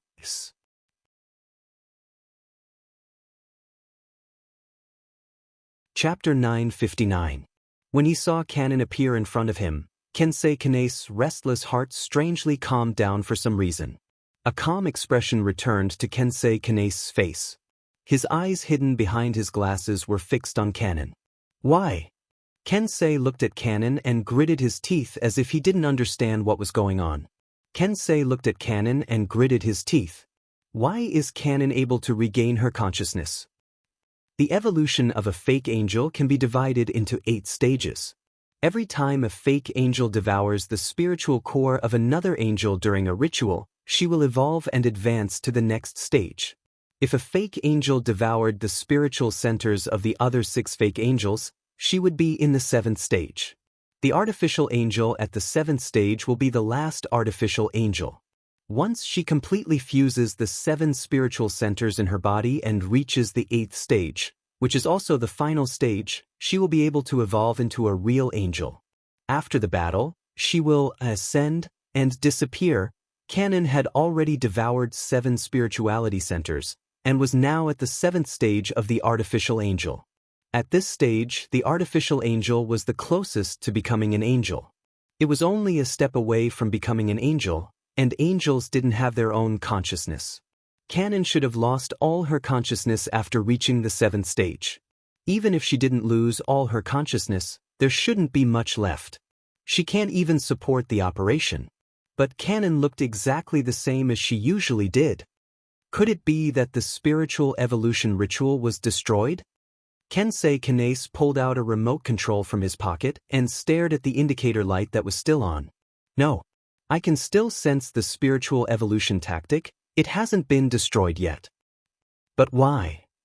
He turned back to Canon. Kensei was confused.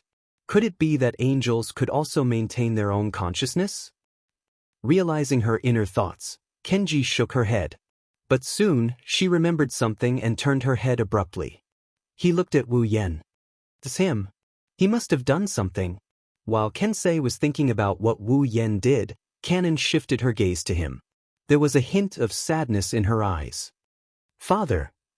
Kensei froze up and he finally retracted his gaze from Wu Yen. Father. Canon trembled when she saw Kensei looking at her. Canon shrank back a little timidly, but she quickly stood up resolutely. Father, please go back. Canon said in a pleading tone. I don't want to hurt anyone anymore. Kensei Kanase was silent. He stared at Canon with an expressionless face. It's already too late. After you've chosen this path, there's no turning back for me. That's not the path I chose. Canon's voice suddenly rose several times. Although her voice was soft, it sounded different to Kensei Kanase, who was familiar with Canon. Because to Canon, this level of voice was no different from an angry roar. That wasn't the path I chose. Canon's voice grew weaker. Her voice was filled with sorrow. So, Father, please leave. Wah! Looking at Canon's pleading and sorrowful expression, Kensei Kanase's expression shook violently. Wu Yen, Kotori, Yakaina, and Koju didn't say anything. They watched the scene in silence. At least for now. The scene belongs to the father and daughter. However, someone couldn't stand it any longer and broke the silence. The sound of something tearing through the air woke everyone up. By the time everyone reacted, a whip-like foreign object was already charging towards Kensei Kanase, smashing him in the chest and sending him flying. Kensei Kanase let out a muffled groan as he was sent flying and smashed into a distant wall. The remote control in his hand fell to the floor.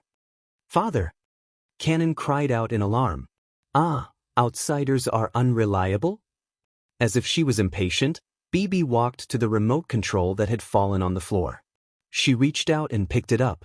It took you so much effort to create a monster like that, but you can't do it because of a few words from others. You're really useless. With a disgusting smile on her face, Bibi looked at Kensei Kanase with disdain, then turned to Canon and laughed again. As a monster, you should have the self-awareness of a monster. Be obedient and listen to me. She raised the remote control in her hand. While everyone was stunned by the sudden turn of events, Bibi grinned and pressed the button.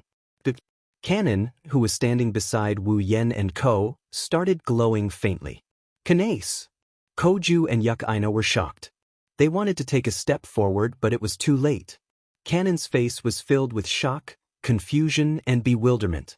Lines of runes slowly appeared on the surface of her body, which glowed faintly. Then, 3 pairs of golden wings burst out of Canon's back. Angel form. Haha.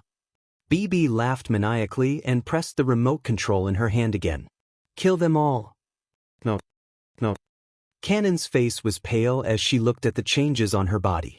She felt her body starting to float uncontrollably. Despair appeared in her eyes. Was she going to return to her previous state? Kanase! Koju and Yukaina rushed out. One rushed towards Kanase while the other rushed towards the remote control in BB's hand. BB's face contorted as she raised the gun in her hand. Unfortunately, neither the crazed BB, the despairing Cannon, nor Koju and Yukaina noticed. Wu Yen and Kotori coldly observed the situation from the side. They were not at a loss at all. "It's about time you did it." Kotori looked at the despairing Cannon and said to Wu Yen, "Cannon is scared out of her wits." Wu Yen didn't answer. Instead, he closed his eyes and he started channeling his magic power. Cannon, who was floating in the air, closed her eyes and waited for her body to change again. Not long after, she sensed an extremely dense mana appearing in her body without warning. It rushed into the spell circuits on the surface of her body. Cannon felt that she was slowly regaining control of her body. Cannon sensed the return of control over her body and the magical power that helped her regain control of her body. She smelled a familiar scent. A figure appeared in her mind. Looking at the figure in her mind, Cannon's cold heart warmed up. Her pale face became rosy, and her heart was filled with excitement. I can feel Sensei. Sensei! Cannon called out as if she was sleep-talking. A peaceful and holy smile appeared on her face. At this moment, Cannon's 3 pairs of glowing wings turned into pure white wings. A pure white halo appeared above her head and covered her head. The ominous aura that belonged to the fake angel turned into waves of holy aura. The flowing tactical circuits quietly shattered, as if they had never existed in the first place, scattering into light spots that filled the sky. I can feel it. It's Sensei's figure. Cannon repeated that heartwarming call in her heart over and over again. Her heart gradually calmed down. Under everyone's gaze, Cannon's body slowly disintegrated into feathers. They floated to Wu Yen and merged into his body. What's going on? This time, even Wu Yen is shocked. He had no idea this was happening. At the same time, Ding! Character, Kanase Cannon, has transformed into an angel. You have obtained the power of an angel. Ding! Character, Kanase Cannon, has fused with user's body. Their minds are compatible. The nature of its existence was in line with the activation conditions of the demonic beast mark. Demon beast seal, activated. Character, Kanase Cannon, has transformed into a familiar. Ding! You have obtained the familiar, holy angel.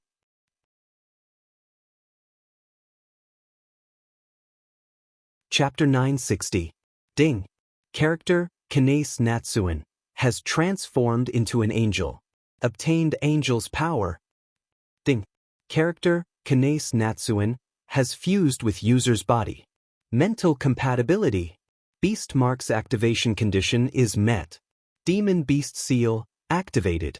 Character, Kanase Natsuan, has transformed into a familiar. Ding! Obtained familiar, angel of holiness. Has. The contents of the system notification stunned Wu Yen, who was in a state of confusion. Kanase has transformed into his familiar? What the hell is going on? What the hell is going on? BB shouted out Wu Yen's thoughts. She glared at Wu Yen with a ferocious expression. What did you do? Even though BB didn't care about Kanase's life or death, she couldn't accept the fact that her most powerful weapon disappeared right in front of her eyes.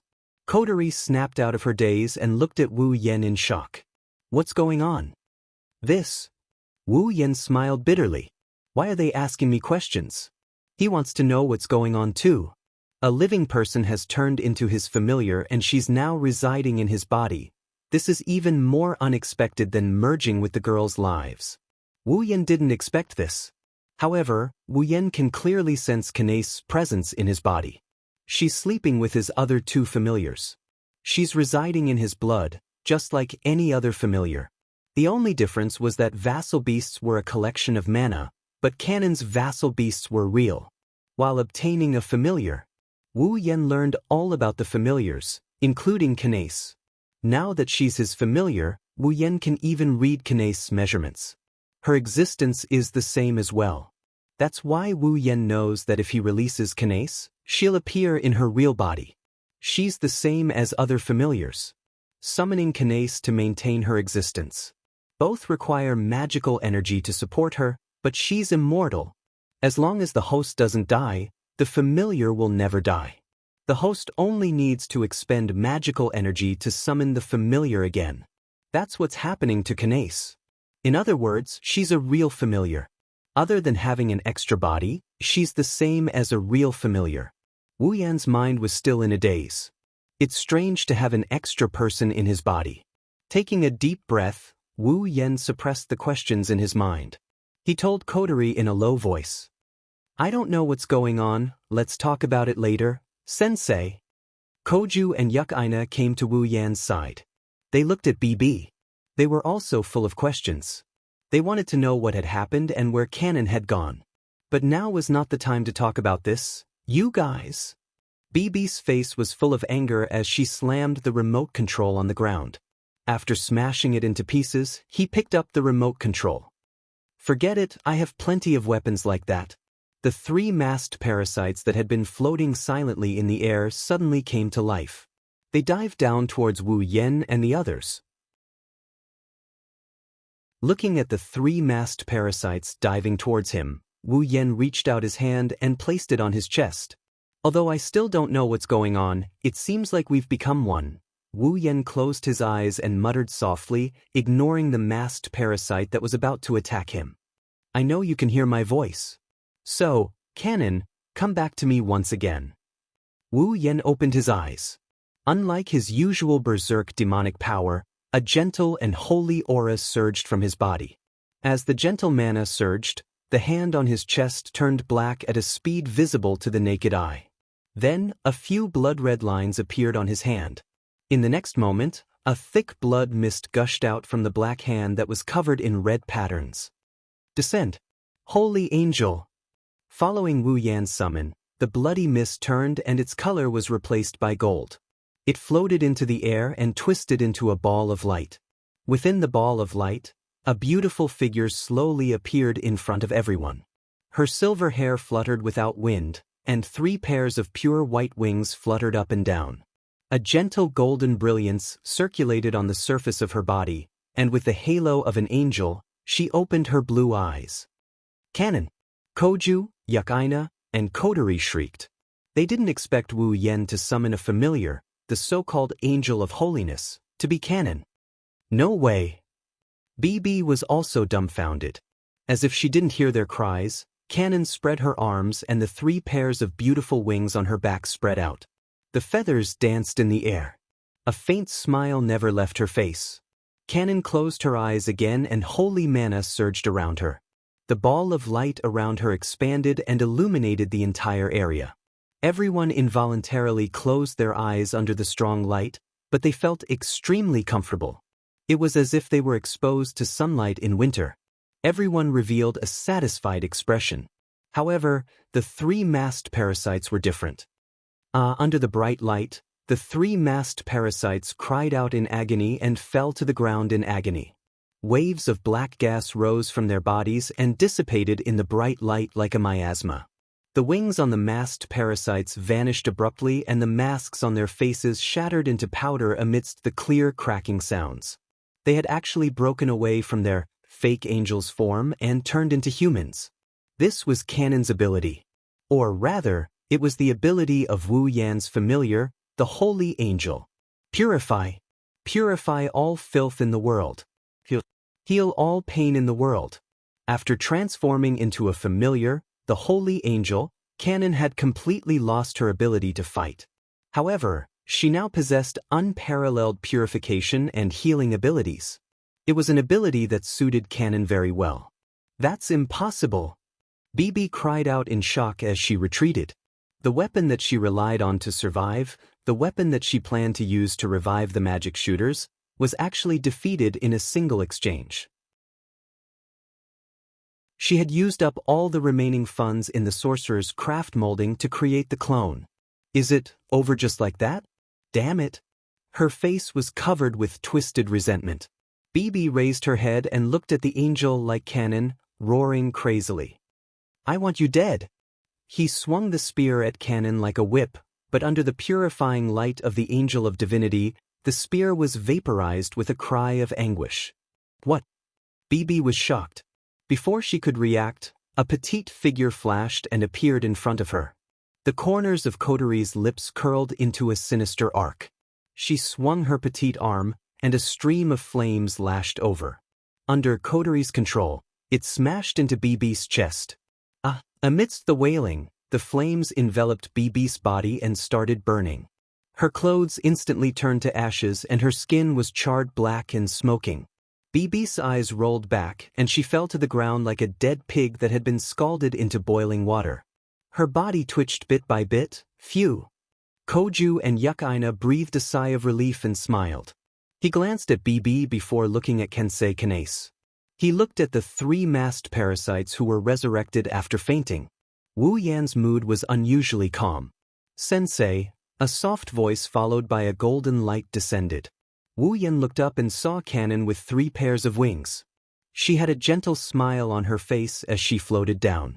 Wu Yan opened his arms and the angelic girl fell into his embrace. He closed his eyes and enjoyed the warmth that he had been waiting for a long time. Wu Yan chuckled as well. They hugged each other for an eternity.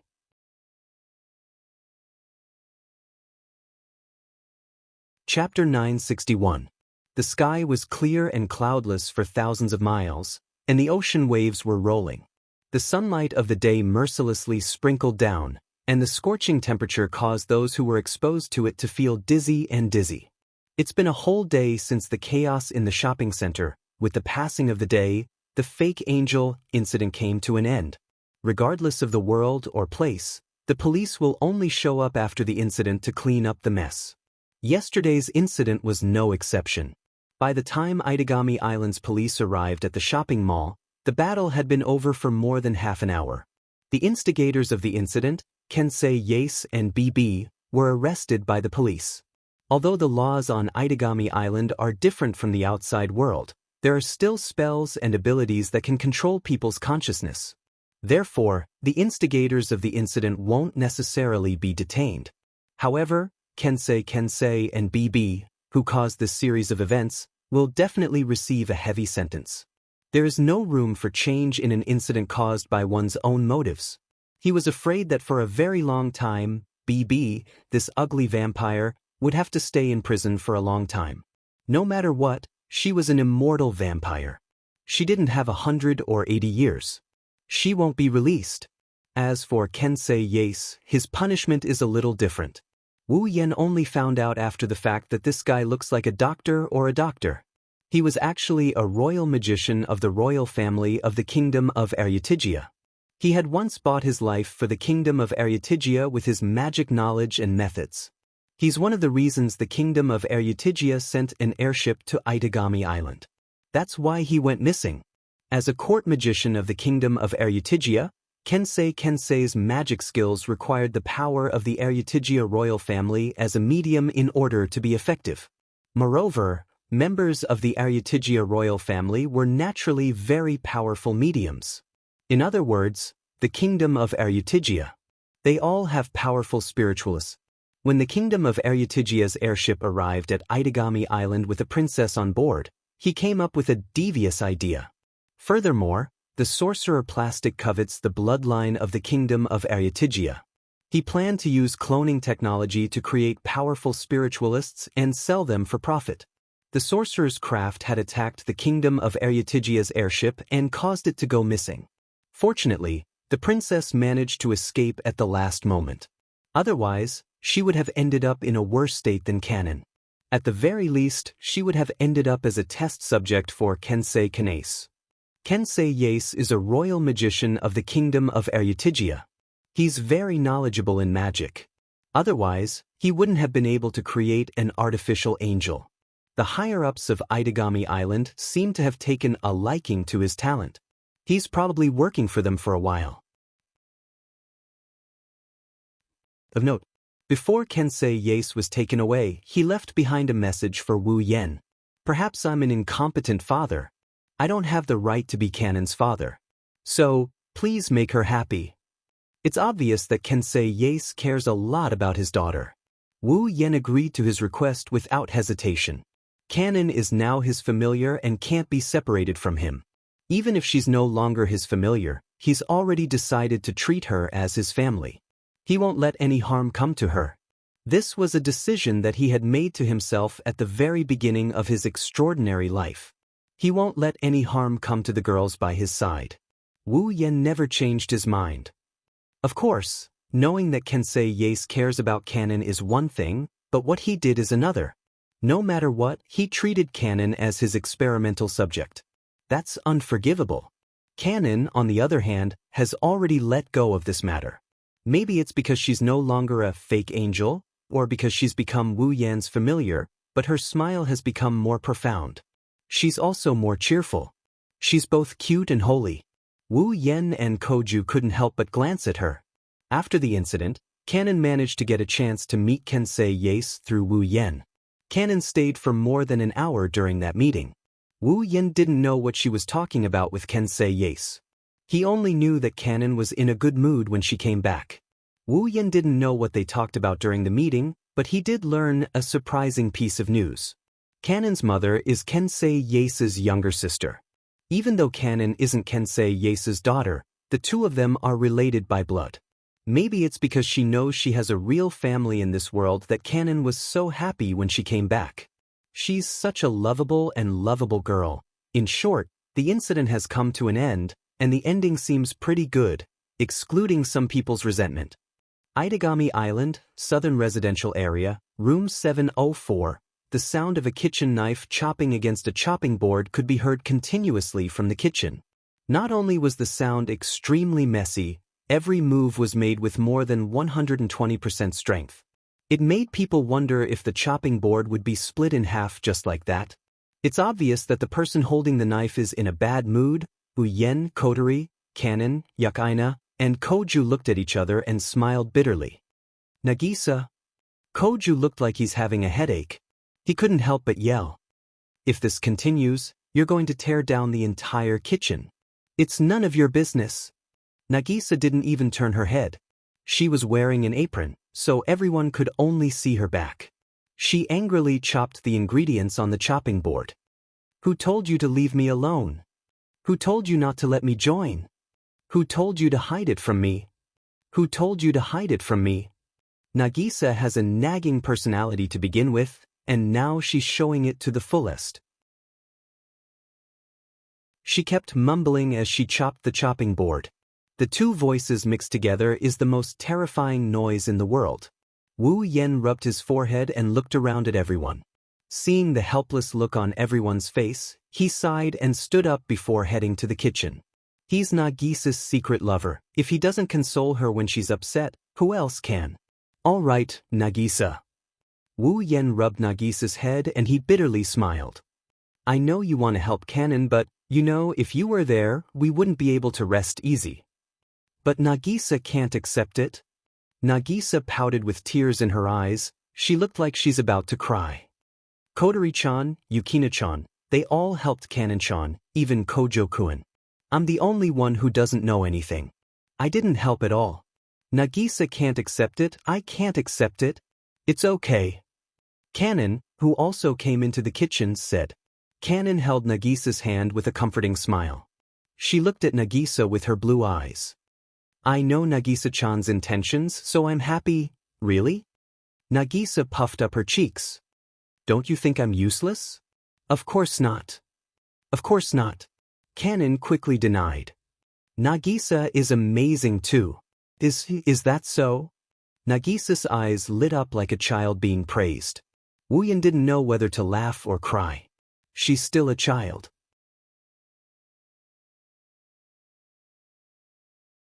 Chapter 962. Ding dong. Outside the doorbell suddenly rang, interrupting Nagisa, who was about to continue throwing a tantrum. All eyes that were on Nagisa subconsciously turned to the door. Before anyone could open the door, a weak wave of light flickered in the hall. Then, a petite figure accompanied by a strangely dignified voice entered everyone's ears. "You're all here?"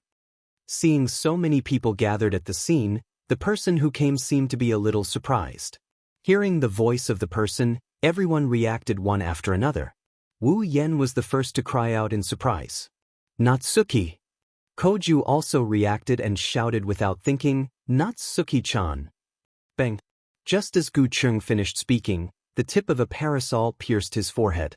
Without any suspense, Gu Chung screamed and fell onto the sofa. He held his head as tears flowed out of his eyes. Don't add the word, "chun," behind teacher's name.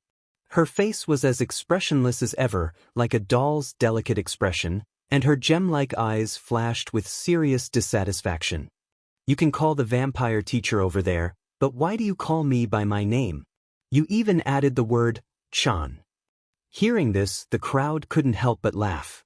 "Well, Natsuki, this is your student showing affection to you, don't be so obvious about it." Wu Yen shrugged and he teased her. "It's your fault for being so cute." "Yes, Teacher Minamiya." Nagisa quickly stood up but said politely, "Teacher Minamiya is so cute, Koju is an idiot, he must think so too. That's why he called her that." "Don't call your brother an idiot." Gu Cheng rubbed his head in pain as he said unhappily, "Who would say that about their own brother?" Nagisa made a funny face at Koju. She looked at him with disdain. Koju was a bit annoyed but Wu Yen found it funny. He turned to look at Natsuki. "Speaking of which, if you want to move in, why press the doorbell?" "I don't have the hobby of trespassing on private property." Natsuki had only pressed the doorbell, but had entered without asking for permission. "I couldn't find you at your place so I came to see if you were here." "That's trespassing." Wu Yan's mouth twitched. Two trespassers at that. On the other hand, Jijua's face was serious. He said to Natsuki, "Is work done?" Natsuki and the others knew that Natsuki and Wu Yen were going to split up. One of them is going to deal with the fake angel while the other is going to search for the missing airship of the kingdom of Erutigia. They want to find the connection between the two incidents. Now that the fake angel incident was over, the reason for the disappearance of the kingdom of Erutigia's airship had been found. It was understandable that Natsuki would come back. Surprisingly, Natsuki shook her head. Wu Yen frowned and poured a cup of black tea for her. Could it be that something went wrong again?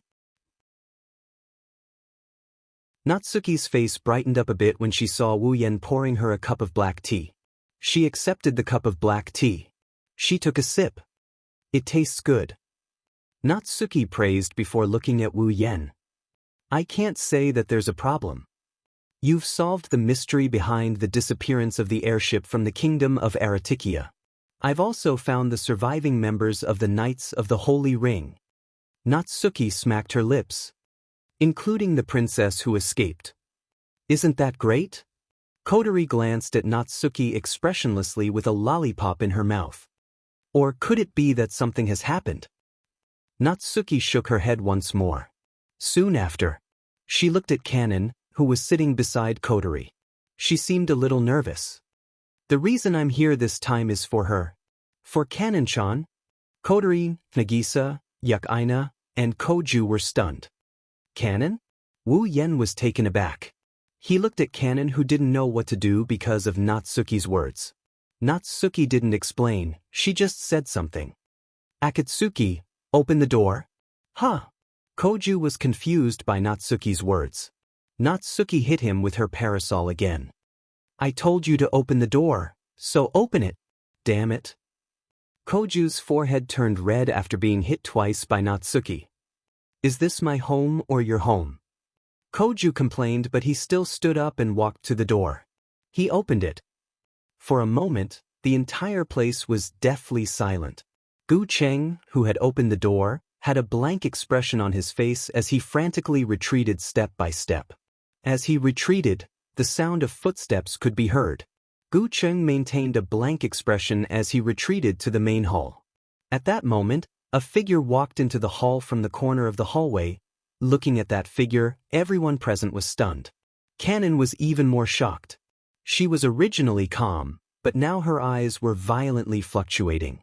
Her long silver hair swayed as she walked in the windless hall.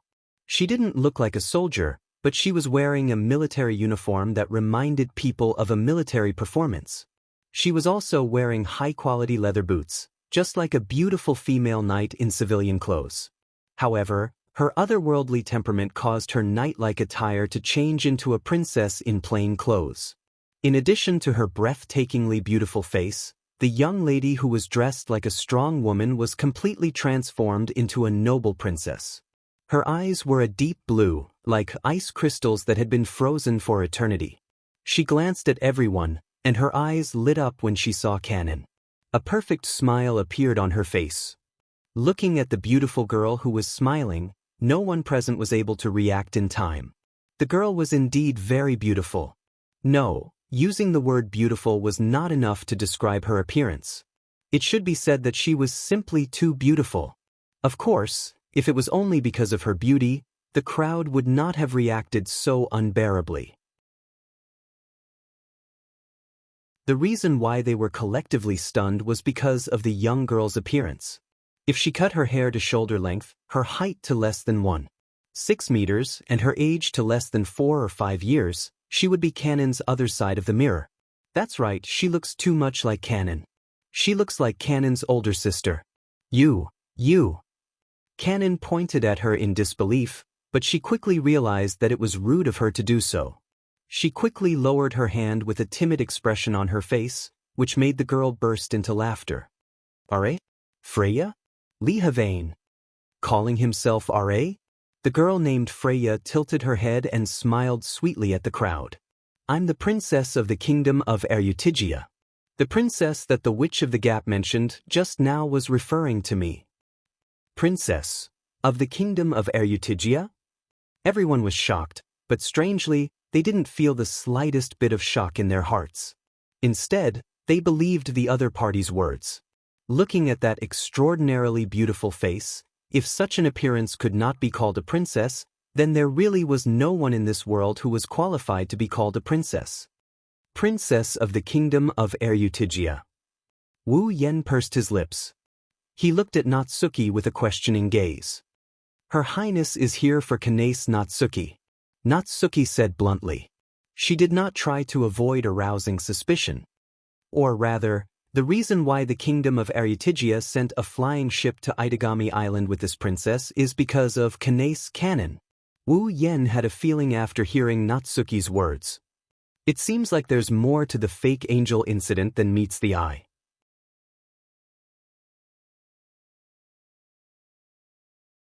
Chapter 963. It was as if time had stopped. Two young girls, one big and one small, looked at each other quietly.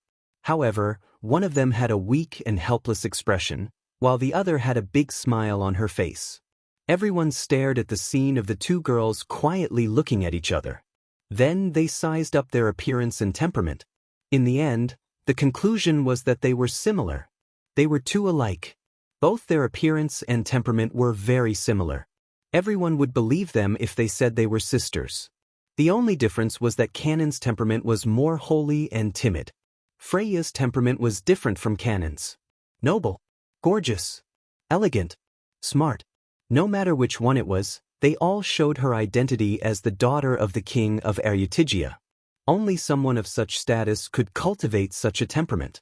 I finally get to meet you. The first to break the silence was R.A. Freya. Freya. She had a smile on her face. Freya's eyes, which were identical to Cannon's, were fixed on Cannon. The more she looked, the happier she felt. I've always wanted to meet you. Cannon. It should have been very rude to be addressed by someone you met for the first time, but Cannon didn't blame him at all. Freya didn't blame her. It wasn't just because of Cannon's kind nature. It was also because she felt a sense of familiarity from this big sister, who looked so much like her. She couldn't bring herself to blame Freya. She recalled her meeting with Kensei the day before. Kensei had mentioned that he had other relatives in this world.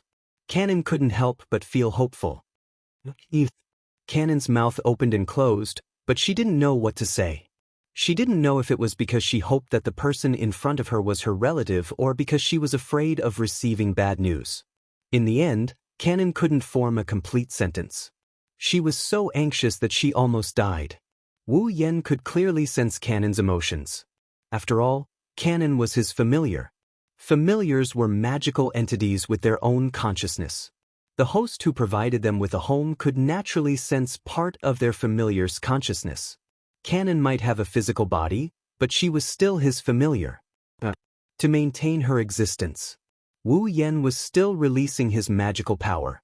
That's why, as the host, Wu Yen would be able to sense her mental state if her emotions fluctuate too much. Wu Yen sensed Canon's anxiousness and he stood up for her. Canon. Wu Yen stroked Canon's head. Let me do it. Canon, who had a telepathic connection with Wu Yen, looked at Wu Yen gratefully. She then retreated to Wu Yen's side.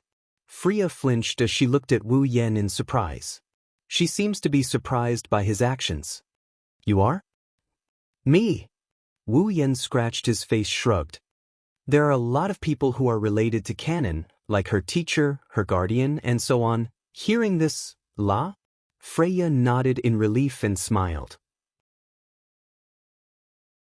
You're Wu Yen, right? Huh. This time it's Wu Yan's turn to be surprised. You know me. I can't say that I know you. I only found out about your existence yesterday.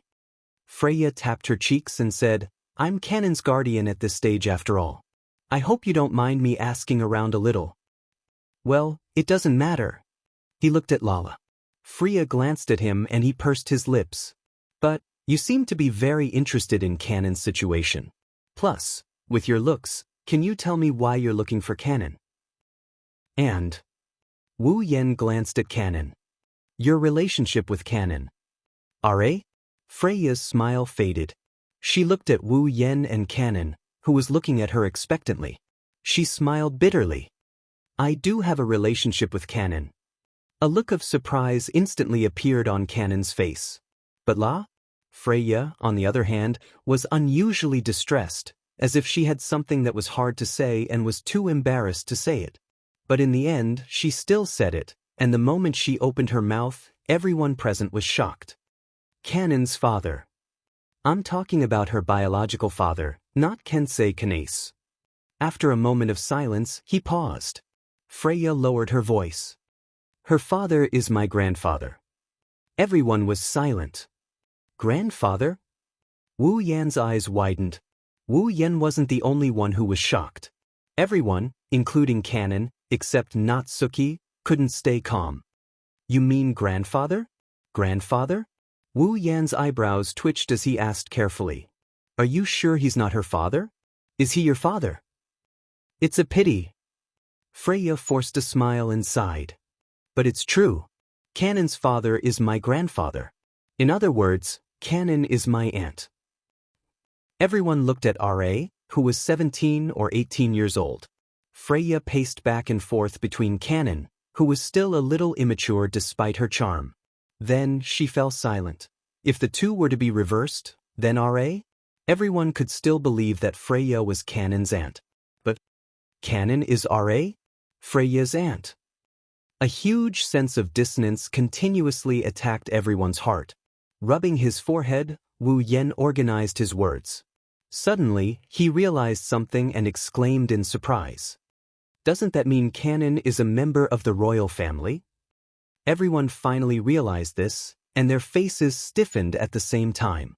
Only Canon was at a loss. This isn't that strange, is it? R.A.? Freya pointed at her cheeks and shook her head helplessly. Kensei Yanasi is a royal magician of the kingdom of Eryutigia. A large part of his magic requires the help of a member of the royal family. Speaking of which, R.A.? Freya glanced at Canon and sighed. A magic ritual like the artificial angel creation that can artificially create an angel can't be done without the help of a member of the royal family. If Canon wasn't a member of the royal family, Kensei Kanase's artificial angel creation ritual wouldn't have reached the final stage. R.A. With Freya's words, everyone finally felt a little relieved. Indeed, the technology of artificially creating angels was too heaven-defying. If it could be used casually, the world would have been in chaos long ago. Wu Yen thought that the requirement for the spirit evolution was to use a powerful medium as the source material. Canon is just a super powerful medium, that's why she was able to evolve to the final stage of the spirit evolution. But it seems like the limitations of the spirit evolution spell is greater than he thought. You can't succeed if you're not a member of the royal family of Audiobook. This limitation was indeed very big. At this moment, Canon suddenly stood up. She clasped her hands and placed them in front of her chest like she's taking a deep breath. Canon took a deep breath. She asked nervously and expectantly, "Then my father, is he doing well now?" "Are?" Freya was taken aback. Looking at the expectant look in Canon's eyes, she smiled. Her smile was dazzling. "After the people in the palace found out about you, the fact that grandfather had an illegitimate daughter was also exposed. In order to avoid grandmother's wrath, grandfather ran away." With a face full of smiles, he said the words that made everyone present sweat profusely. Freya looked straight at Canon. "But he's doing well, there's no doubt about it." "Is that so?" Canon heaved a sigh of relief. She put on a sacred smile. "That's good." Wu Yen, Kotori, Nagisa, Yakaina, Koju and the others smiled as well. They looked at Canon with love. This kind-hearted girl would always think for others. She didn't even think about the fact that her so-called father had abandoned her and lived alone in the palace, a life that almost everyone envied. But Canon didn't even grumble. However, it was also because of this that Canon was the Canon in everyone's heart. She's so pure and kind. They have to admit that Canon is beautiful. In all sorts of ways.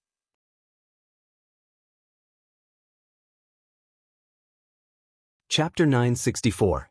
Before coming to Itagami Island, I did some research on you, Canon, and I know your personality. She walked to Canon's back. Freya reached out her arms and wrapped them around Canon's body from behind. "But now that I've met you, I feel like I really like you. You're such a good child." Canon lowered her head shyly and bashfully pinched Freya. Freya's embrace was indeed quite comfortable, and she did not struggle out of it. Freya smiled at Canon's shyness. Freya seemed to be very satisfied. She suddenly changed the topic and opened her mouth. "Canon, come with me to the kingdom of Audiobook." The air froze. Canon was stunned. She didn't realize what kind of situation she was in. She didn't even realize that everyone was looking at her. "Canon-chan." Nagisa stepped forward. She wanted to say something but Kotori grabbed her hand and shook her head. Nagisa fell silent. Following the silence of the crowd, the atmosphere at the scene slowly turned heavy. "Father is looking forward to meeting you. Grandfather is also looking forward to meeting your father. Although he hasn't come back yet, once you return to the palace, he will definitely come back." It was unknown if he had noticed the oppressive atmosphere in the air. Freya continued with a smile. "Grandmother also wants to meet you. Even though she's mad at grandfather, she still cares about you. Everyone wants to see you." Hearing this, Canon fell silent. Her blue eyes scanned the room. She glanced at Kotori, Nagisa, Yakaina, and Koju. Finally, her gaze landed on Wu Yen. "Face RA?" Canon panicked when she heard Freya's suggestion. Canon was happy to know that she still had so many family members. She felt the same way as the others. She was looking forward to meeting her family. But in this place, she also had a tie that she absolutely could not give up. She couldn't give it up. Its crystal-like eyes met Wu Yan's wine-red eyes. It's Wu Yan's familiar. Canon could sense Wu Yan's emotions. Reluctance, pity, and hesitation. These emotions. At the same time, Wu Yan's thoughts flashed in his deep eyes. Canon could feel it, but she could feel more. He understood and supported her. Yes, if Canon chose to return to her family, Wu Yan would definitely support her. Even though it would be a joke if his familiar left him, Wu Yan didn't treat Canon as a familiar. She was a real person. Canon was a real human to begin with. She wouldn't have turned into his familiar if it wasn't for some unknown reason activating his monster mark. At the very least, Wu Yan won't restrict Canon's freedom and he won't interfere with her decisions. Even though this extremely lovable and kind-hearted young girl had already made him like her a little, However, just when Wu Yen thought that Canon would agree, Canon suddenly stopped. When Freya spoke, Canon's tender voice suddenly rang out, surprising him to the extreme. No. His voice was as soft as a mosquito, but everyone present could hear the determination in his voice. Canon turned around and saw that she was facing R.A. Seiji. Freya opened her mouth to speak. "You want to stay here, why?" Unexpectedly, La Rosa's expression changed. Freya didn't reveal any strange expression. Instead, she said regretfully, as if she already knew Canon would make such a choice. But at the same time, she also wanted to know Canon's reason. This time, Canon is no longer timid. She looked straight at Wu Yen with a smile that belongs to her as usual. "Here, I have my family too," Wu Yen, Kodori, Nagisa, and the others all laughed. However, Canon's next sentence caused their smiles to freeze on their faces. Canon's gaze gradually turned shy. She turned her head away shyly. Her voice, which was as soft as a mosquito's buzz, drifted into the ears of the people who were completely frozen. "Also, I've become Sensei's woman. That's right, Canon is Wu Yan's woman now. To be more precise, she's Wu Yan's familiar. As vassal beasts residing in the blood of vampires, unless the host died, the vassal beasts would remain in the host's body forever. Even if the host died, the vassal beasts residing in the host's blood would die with them. The betrayal here isn't like what happened to Koju, where a group of familiars threw a tantrum and refused to listen to him. It's true betrayal. For example, Koju's familiar may be disobedient, but it still exists in his body. When he's in danger, it's a bit rough and uncontrollable, but in the end, it's to protect its master's safety. No one has ever heard of a familiar leaving its host's body to gain freedom. Therefore, in a way, the relationship between the host and familiars couldn't be broken. As Wu Yan's familiar, it's reasonable for Canon to say that she belongs to Wu Yan. However, this sentence, in the ears of those who did not know the cause and effect of this matter, it was different, belongs to Sensei. Freya's smile froze for a split second. She quickly recovered, but it's a bit forced. She looked at Wu Yan, who's also frozen in place. Freya swept a glance over his body, her gaze gradually becoming thought-provoking. "From the reports, you haven't known Canon for more than a week, right?" She's looking at him in a new light. Freya walked up to Wu Yan like she's getting to know him for the first time. She's smiling like a mischievous little girl. "I didn't expect you to act so quickly. It seems like I've underestimated you." "No. Wait, Sensei." Wu Yan was about to explain what happened when Nagisa started tearing up. She looked at Wu Yan like a naive girl who got cheated by a heartless man. She looked at Wu Yan like a naive girl who got cheated. "Why even? Canon, no. It's not like that. It's LA's turn this time." Freya interrupted Wu Yan's explanation. She looked at Nagisa in shock, her eyes filled with disbelief. "Don't tell me that even this cute little girl over here belongs to you as well?" To this, Wu Yan's forehead started to sweat. Canon's side might be a misunderstanding, but Nagisa's side might belong to him too quickly, but their relationship isn't pure. Wu Yan's reaction is a tacit agreement in the eyes of others. It can't be. Gu Cheng was stunned as if he was struck by lightning. His body trembled violently. It was obvious that his heart was shaken. Surprisingly, he's a very popular person. Her beautiful eyes closed as she smiled. Freya moved closer to Wu Yan, her beautiful face enlarged in Wu Yan's eyes. Then she smiled. "It seems interesting, why don't you let me join as well?" "Ha!" Wu Yan is dumbfounded. Nagisa couldn't take it anymore. She jumped up and hugged Wu Yan's arm. She rushed at R.A. Yen. Freya shouted, "It's fine if it's Kaneon-chan, but you, absolutely not." "Nagisa," Gu Cheng jumped up before anyone else could react. "What are you doing? Let go of me." "Kojo-kun." Nagisa, who was defending her rights, turned her words into arrows, piercing Koju's fragile heart. "Shut up. What?" Gu Cheng's body trembled and trembled again. Finally, he could no longer suppress the trembling in his heart as he roared and pounced over. Let go of me. Bastard. What? Let go of me. It seems interesting, I'll join too. Let go of sensei. Kanon-chan. Come and help me. Why yes. Didn't I tell you to let go of me?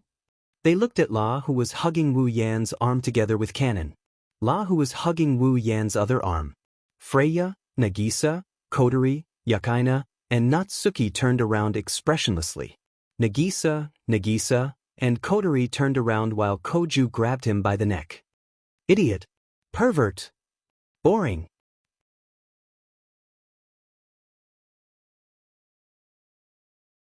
Chapter 965. Bang. Wu Yan collapsed on the sofa like a corpse. He stared at the ceiling with a lifeless expression. Tears streamed down his face.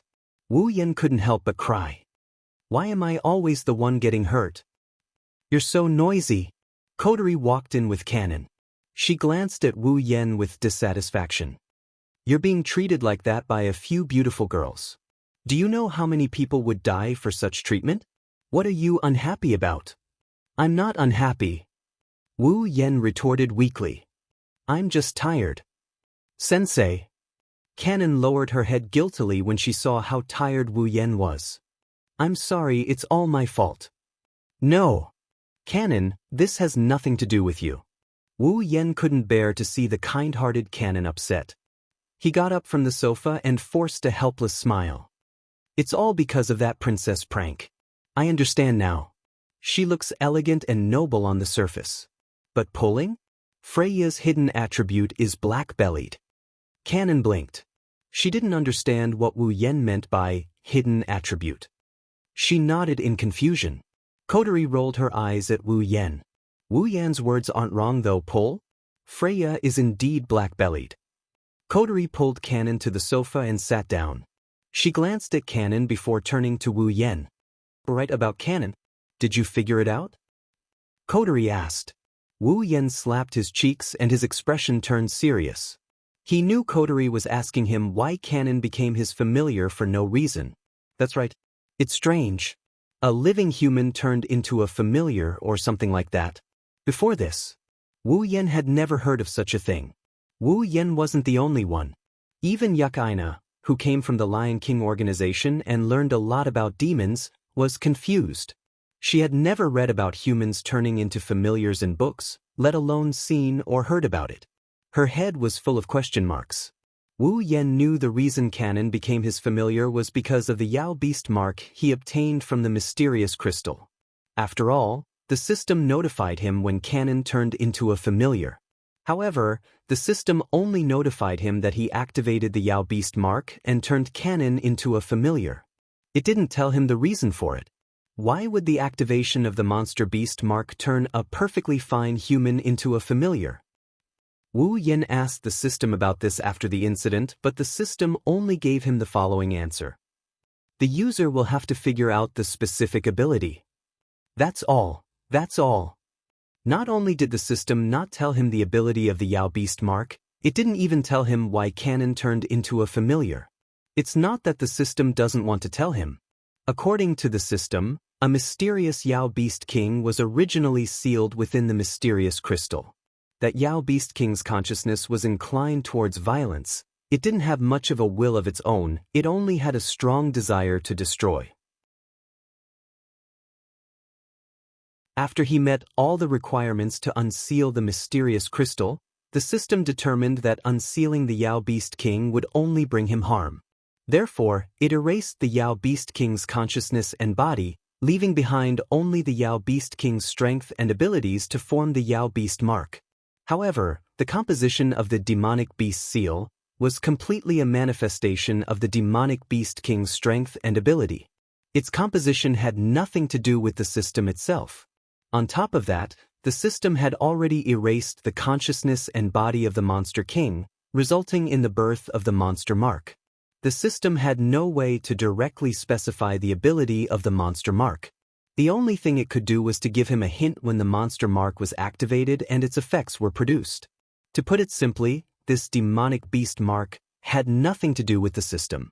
Therefore, even the system couldn't directly analyze its ability. After all, The Yao Beast mark has only been activated once. It hasn't shown what it can do yet. If even the system is clueless, Wu Yan is even more clueless.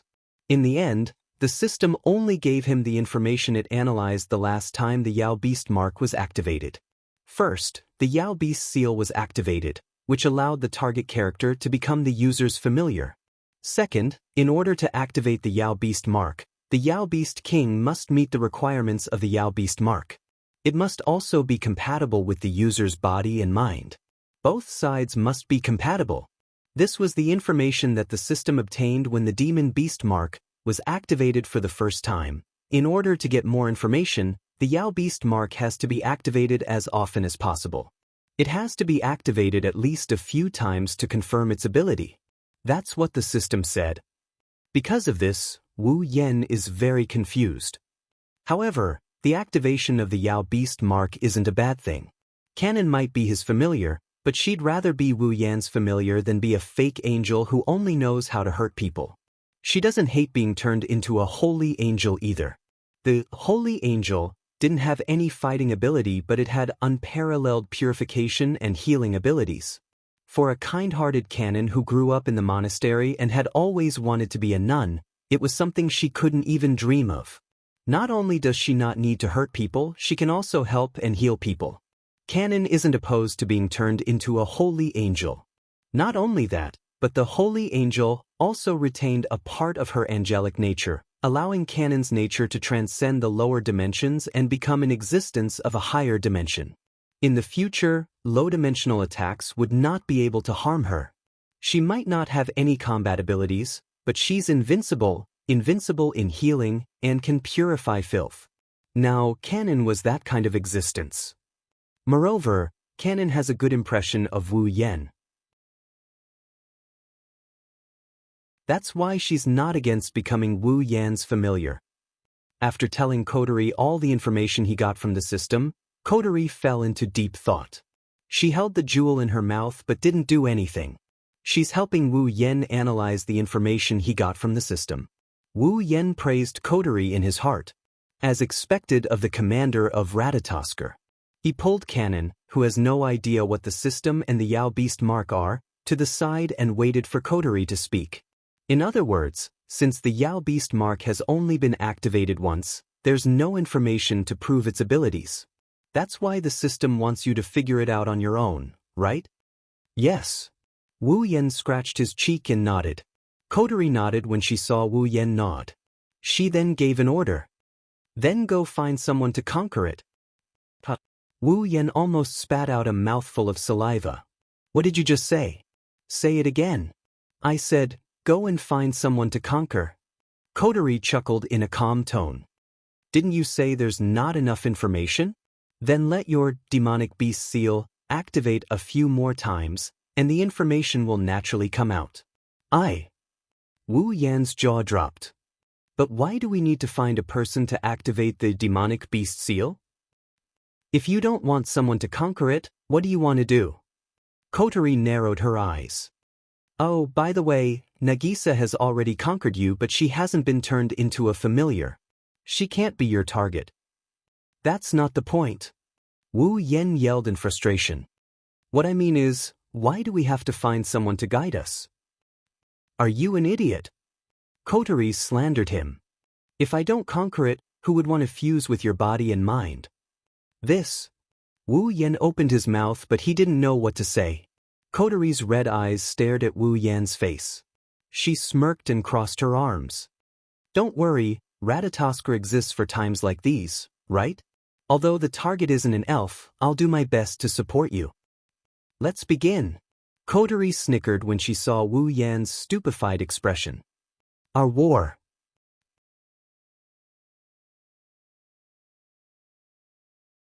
Chapter 966.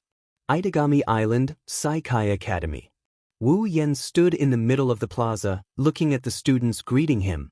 He responded with a smile, but if you look closely, you'll notice that his smile is a little twisted. Selectively ignoring the male students, Wu Yan swept his gaze over the female students in uniform.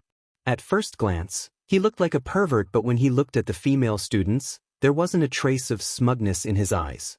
Instead, it was filled with bitterness. Sigh. Wu Yan let out a long sigh. He wanted to cry, but no tears came out. This time, I really have to live up to my title as a perverted teacher who laid his hands on his own students. I don't care about that kind of thing. While Wu Yan is mourning for the darkness that awaits him in the future, Kotori's cold voice came from the earpiece beside his ear. It's not like you didn't do anything, right?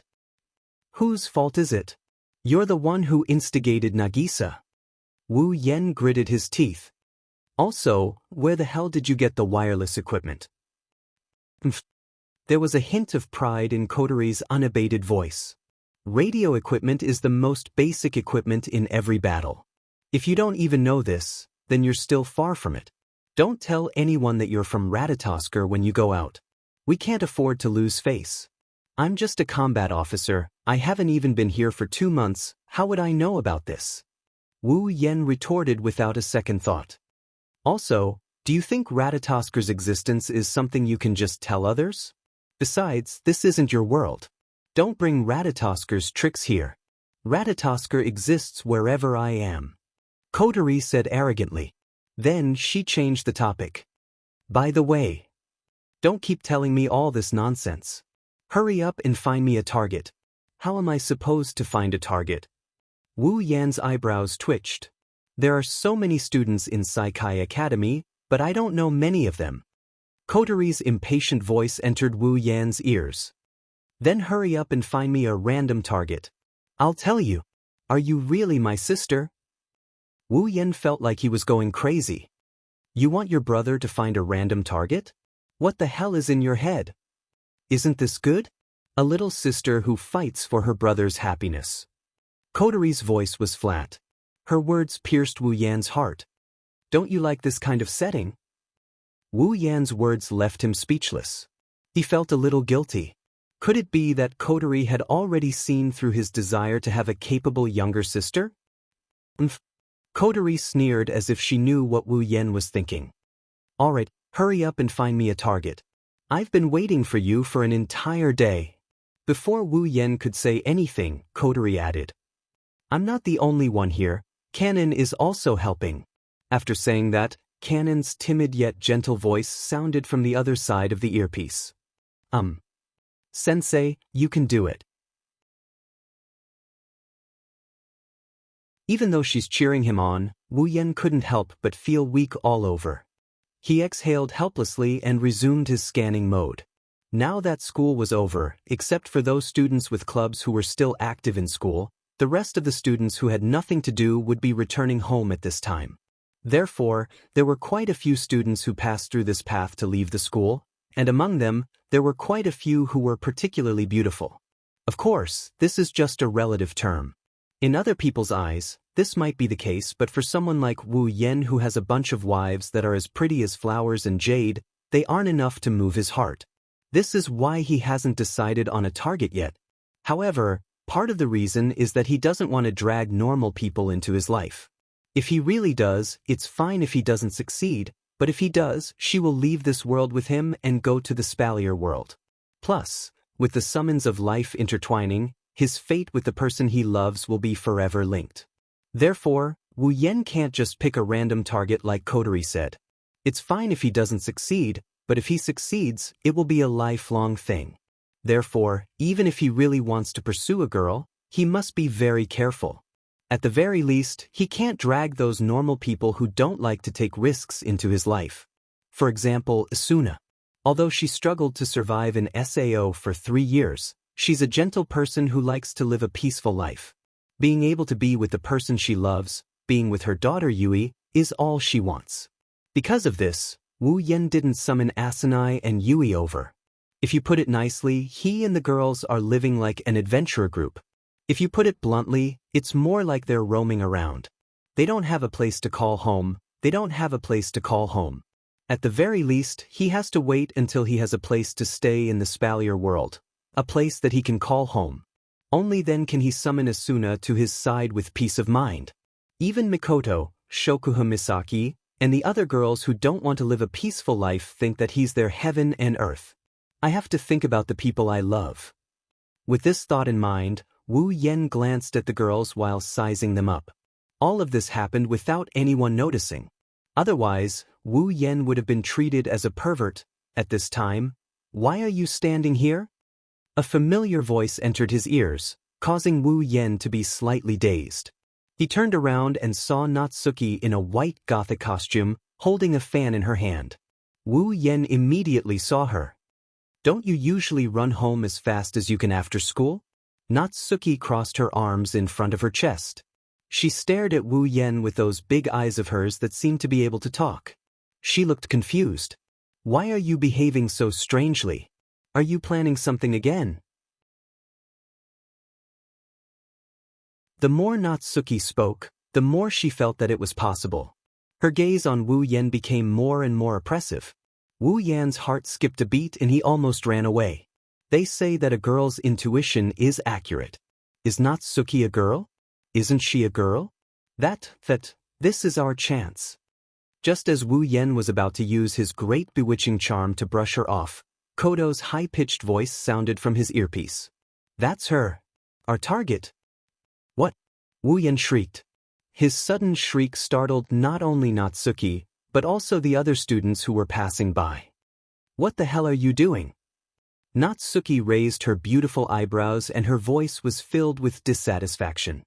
"You're already a teacher, why are you making such a big fuss? Aren't you afraid of being laughed at by the students?" "Ha!" Wu Yen laughed dryly.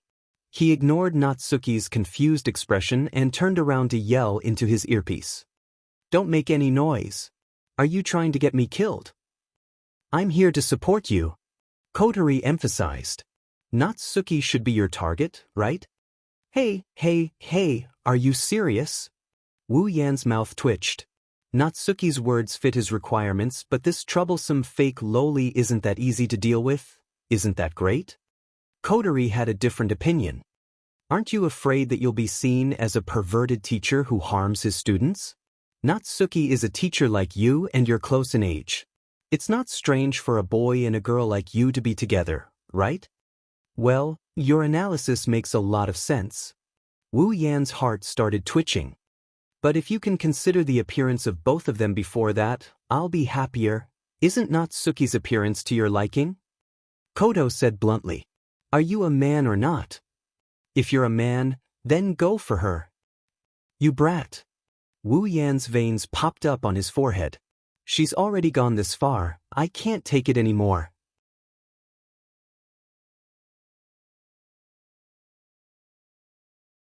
Chapter 967. "Hey, Natsuki." When Wu Yen turned around to face Natsuki, he had a bright smile on his face.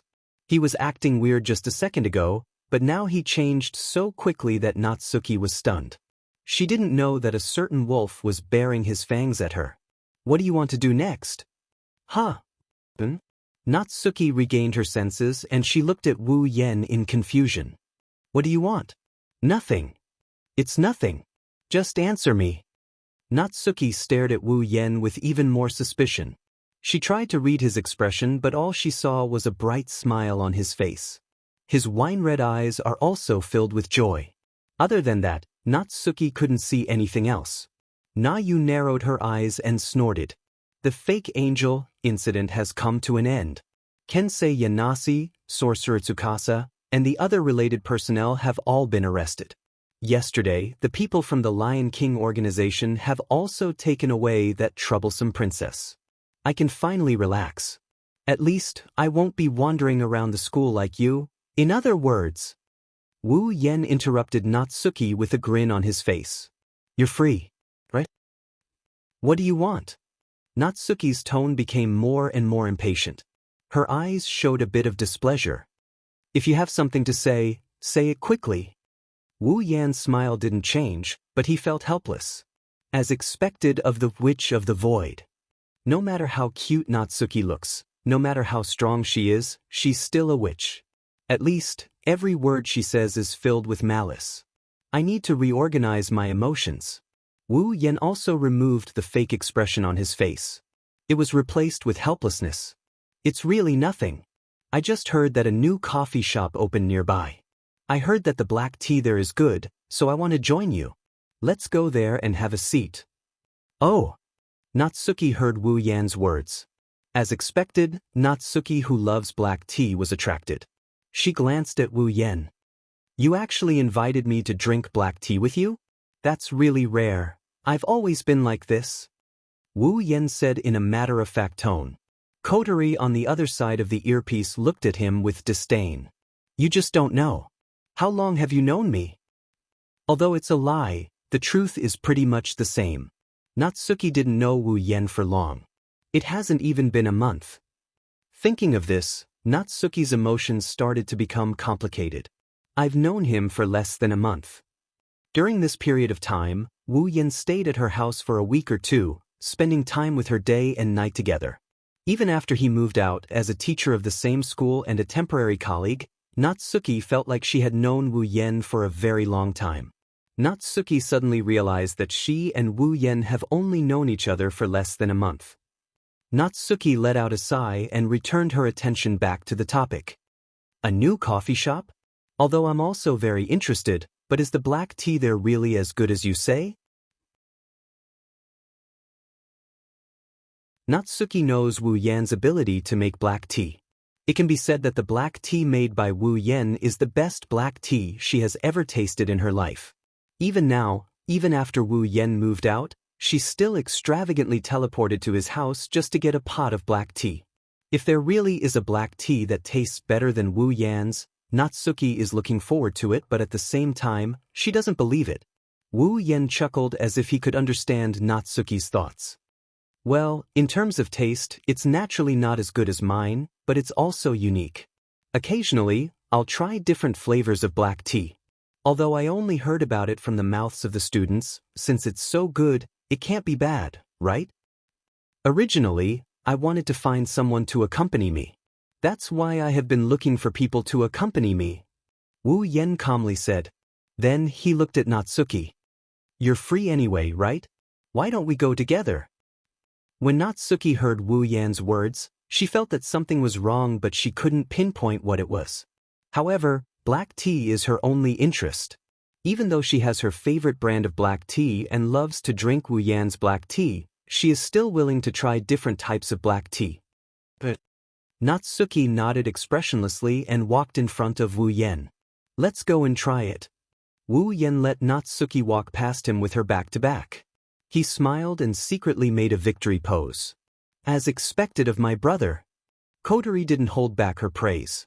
Her sweet voice, which can only be heard when she's in her sister mode, entered Wu Yan's mind and he almost felt like he was floating.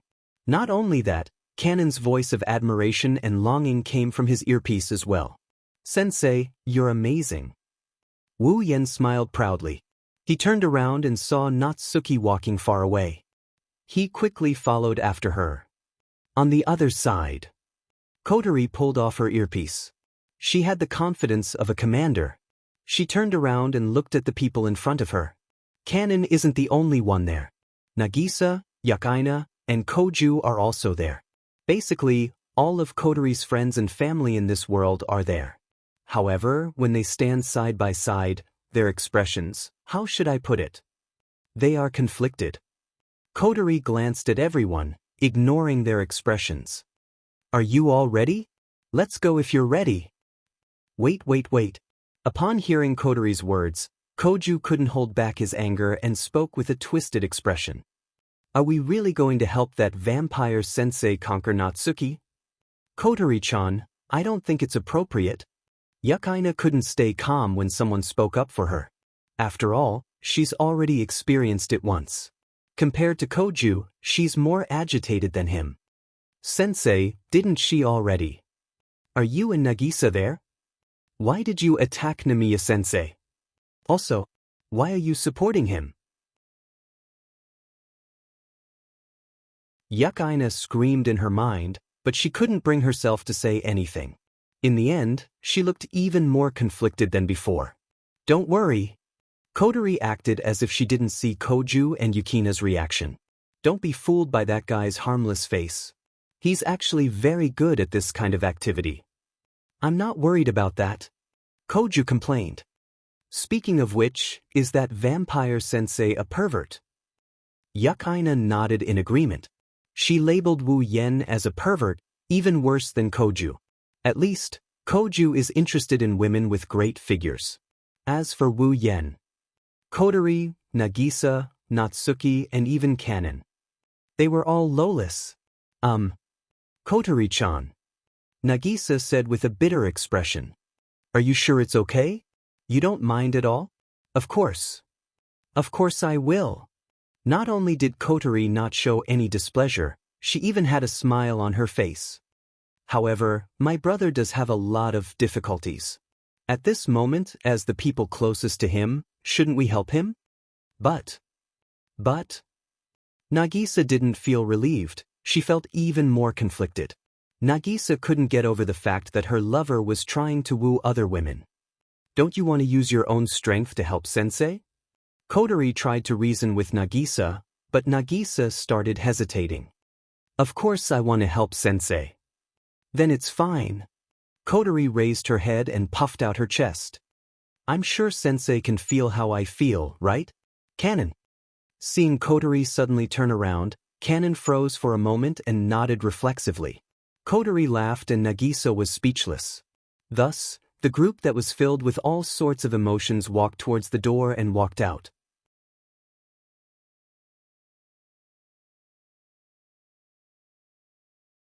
Chapter 968. Itagami Island, in a corner near Saikai Academy, there is a coffee shop.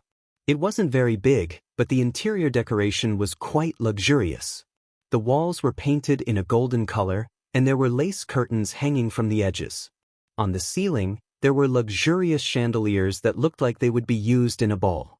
There was a chandelier hanging from every table. Although it wasn't nighttime, they were still emitting a soft light. Natsuki and Seiji sat across from each other at a table in the corner by the glass window. The steaming black tea gave off a rich color and aroma. Even though there were only 2 cups of black tea on the table, it didn't affect the two of them at all. Natsuki came here for the red tea. It doesn't matter if she doesn't have anything else as long as she has the red tea. Wu Yen, on the other hand, has an ulterior motive. Coming here is just an excuse. It doesn't matter as long as Natsuki is here. One kept staring at black tea while the other kept sneaking glances at Nayu. As a result, a strange atmosphere began to spread around the two of them without Nayu noticing anything. This is the highly praised red tea you were talking about? Natsuki took a whiff of the red tea and took a sip. She frowned. It's not that the red tea isn't tasty, it's just plain and simple. For those who don't have high standards for red tea, it's good enough. Natsuki is different though.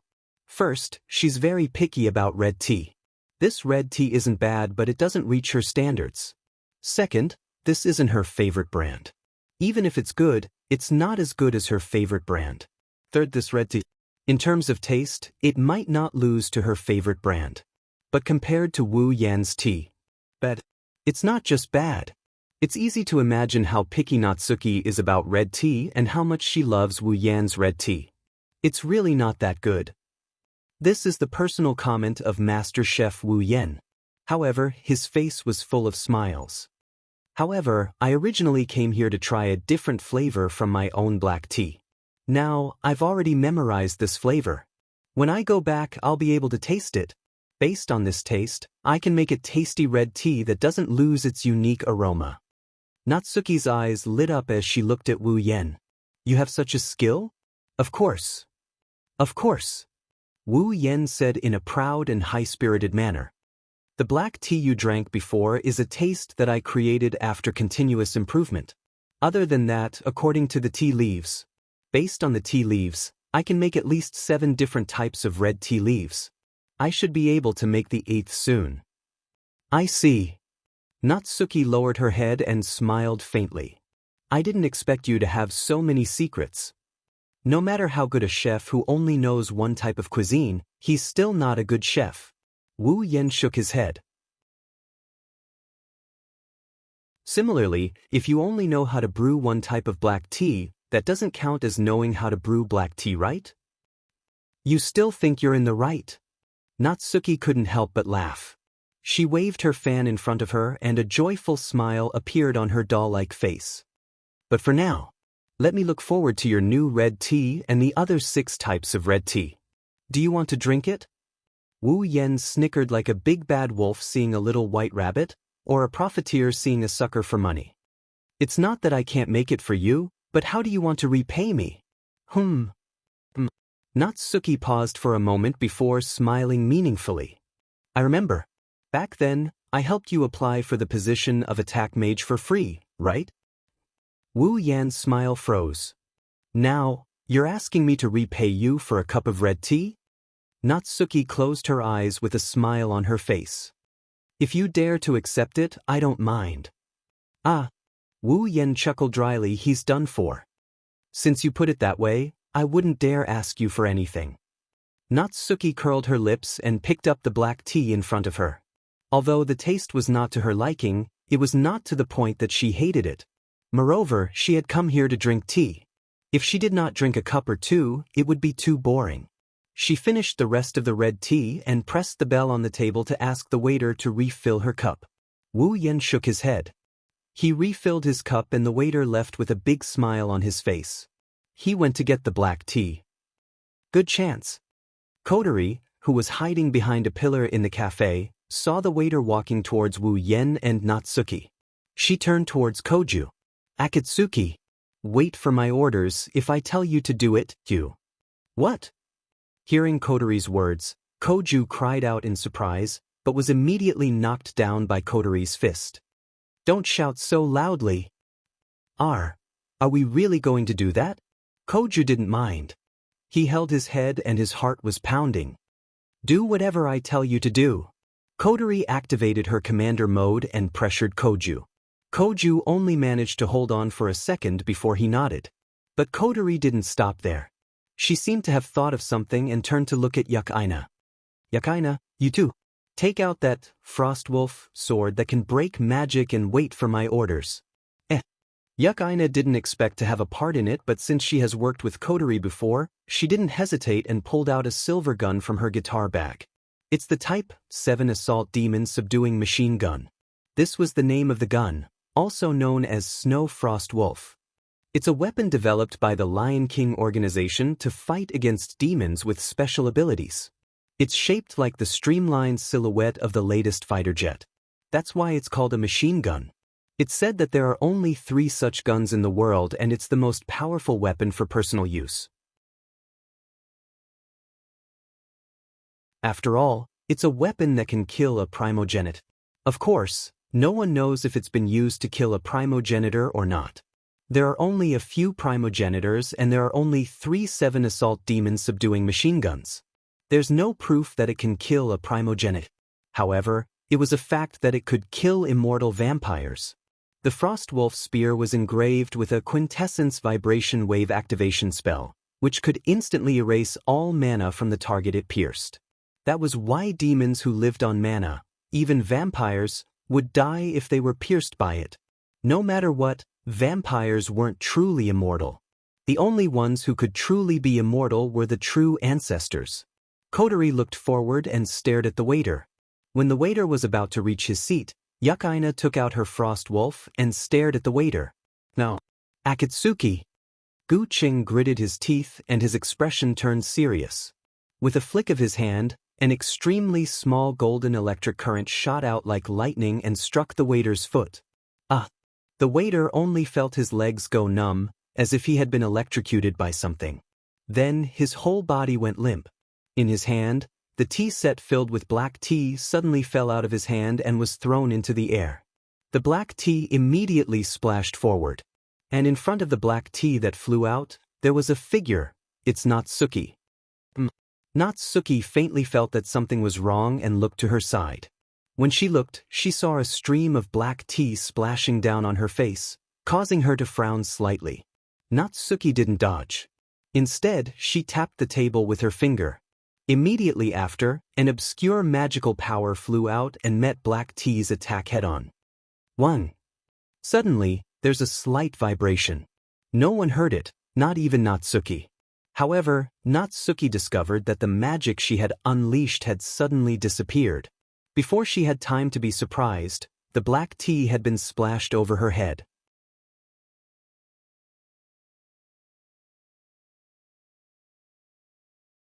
Chapter 969. Wu Yen wanted to laugh when he saw Natsuki sitting in front of him. However, he didn't dare to laugh out loud. He could only force his face to turn red. "I'm sorry. I'm sorry." To the side, the waiter serving the black tea was bowing to the seat in front of him as he apologized profusely. Natsuki was sitting in the seat in front of him. However, at this moment, Natsuki's majestic image was completely ruined. She was wearing a white gothic lowly outfit. Everything above and below her shoulders was wet, including her head. Her long, curly black hair was completely wet. Not a single part of her hair was dry. She closed her eyes and crossed her arms in front of her chest. Natsuki didn't say anything. She didn't do anything either. She just sat there for 5 minutes like she was disconnected. Only Wu Yen knows that Natsuki is feeling depressed right now. Wu Yen held back his laughter and waved at the waiter. "All right, you didn't do it on purpose. You can leave now." "Yes." The waiter retreated in fear and trepidation as if he's one of Wu Yan's subordinates. He almost rolled and crawled away, which made Wu Yen laugh again. "Natsuki." Wu Yen called her with a smile. However, Natsuki ignored him. She continued to cross her arms with her eyes closed. Her expression didn't change at all. At this moment, she was like a real doll. Who would know that she was just embarrassed? Natsuki had no intention of paying attention to him. Wu Yen pursed his lips in a bored manner. Rolling his eyes, he called out with a smirk. "Natsuki-chan, do you want to die?" Just as he finished his sentence, a bone-chilling glare landed on him, causing him to shake his head and shake his head. "Don't be angry. It's your fault for ignoring me." Natsuki turned her head away like she didn't want to lose face. In Wu Yan's eyes, she's like a child throwing a tantrum while pretending to be an adult. It's just too cute. "Are you okay?" Wu Yan smiled until his eyes narrowed. "I didn't expect the legendary demon assassin, the Witch of the Void, Natsuki Nangong. You couldn't even avoid a small tea set." Natsuki coldly glanced at Wu Yan. Wu Yan immediately shut his mouth. He zipped his mouth to show that he didn't dare to do it again. Natsuki looked away and frowned. Natsuki touched her wet hair and muttered to herself. "This shouldn't be. I clearly stopped it just now.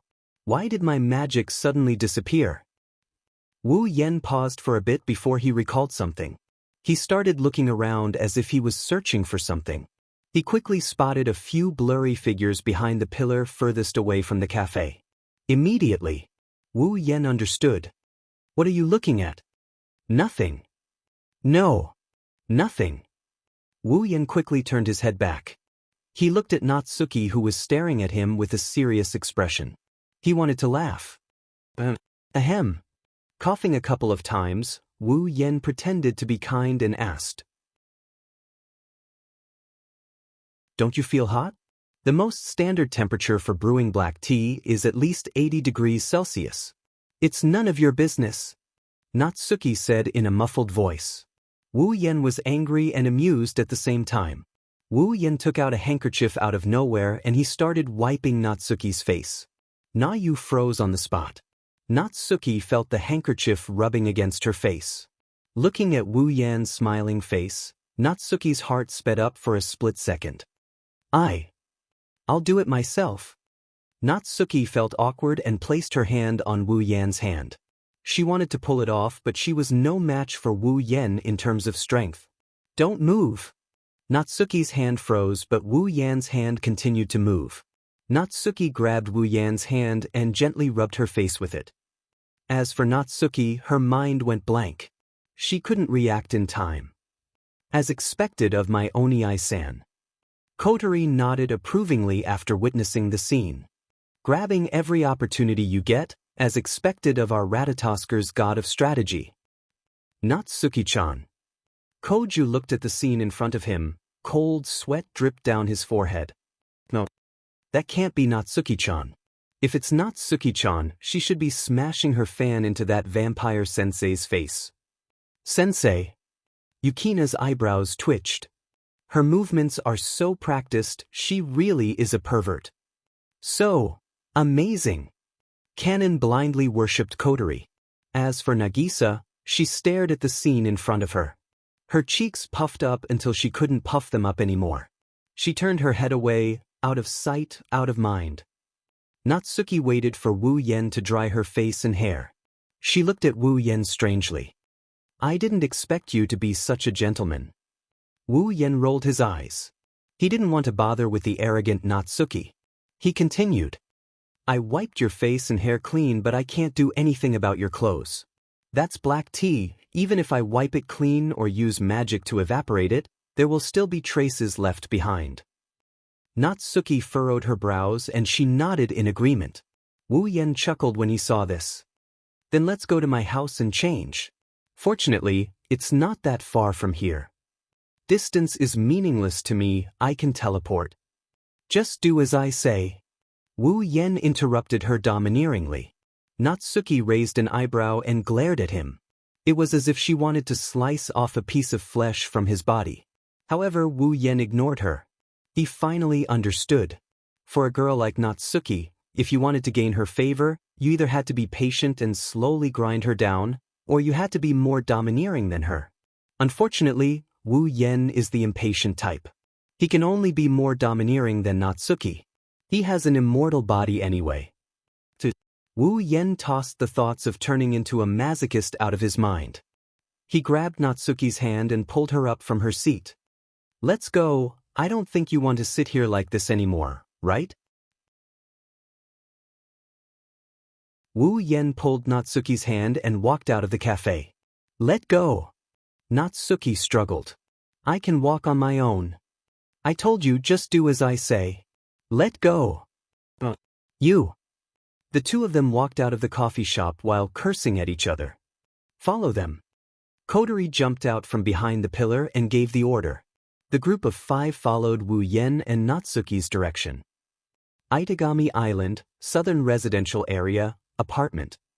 Wu Yen walked out of the bathroom and saw Natsuki drinking tea on the sofa. He shook his head helplessly. You were drenched in tea and you're still drinking it?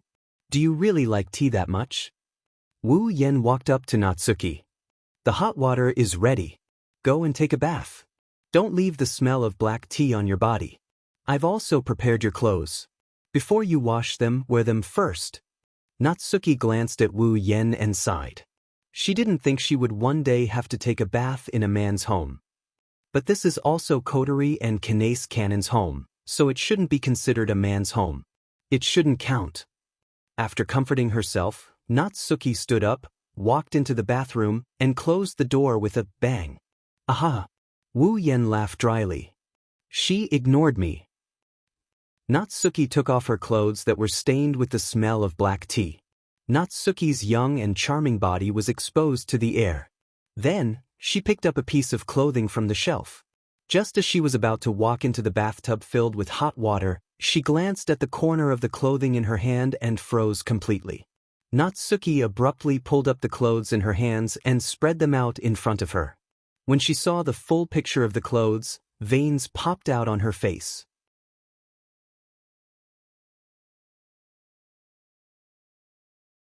Chapter 970. Natsuki walked into the bathroom and he heard the sound of running water coming from the bathroom. Wu Yen sighed in relief and he slumped down on the sofa. Then, he got up from the sofa in a tired manner. Hello, Kotori.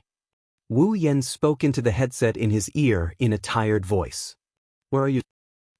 As soon as he said that, Koto's voice sounded. We're next door. At Nagisa's house? Wu Yen rubbed his forehead and smiled bitterly. Then you don't know what's going on here? How are we going to support them?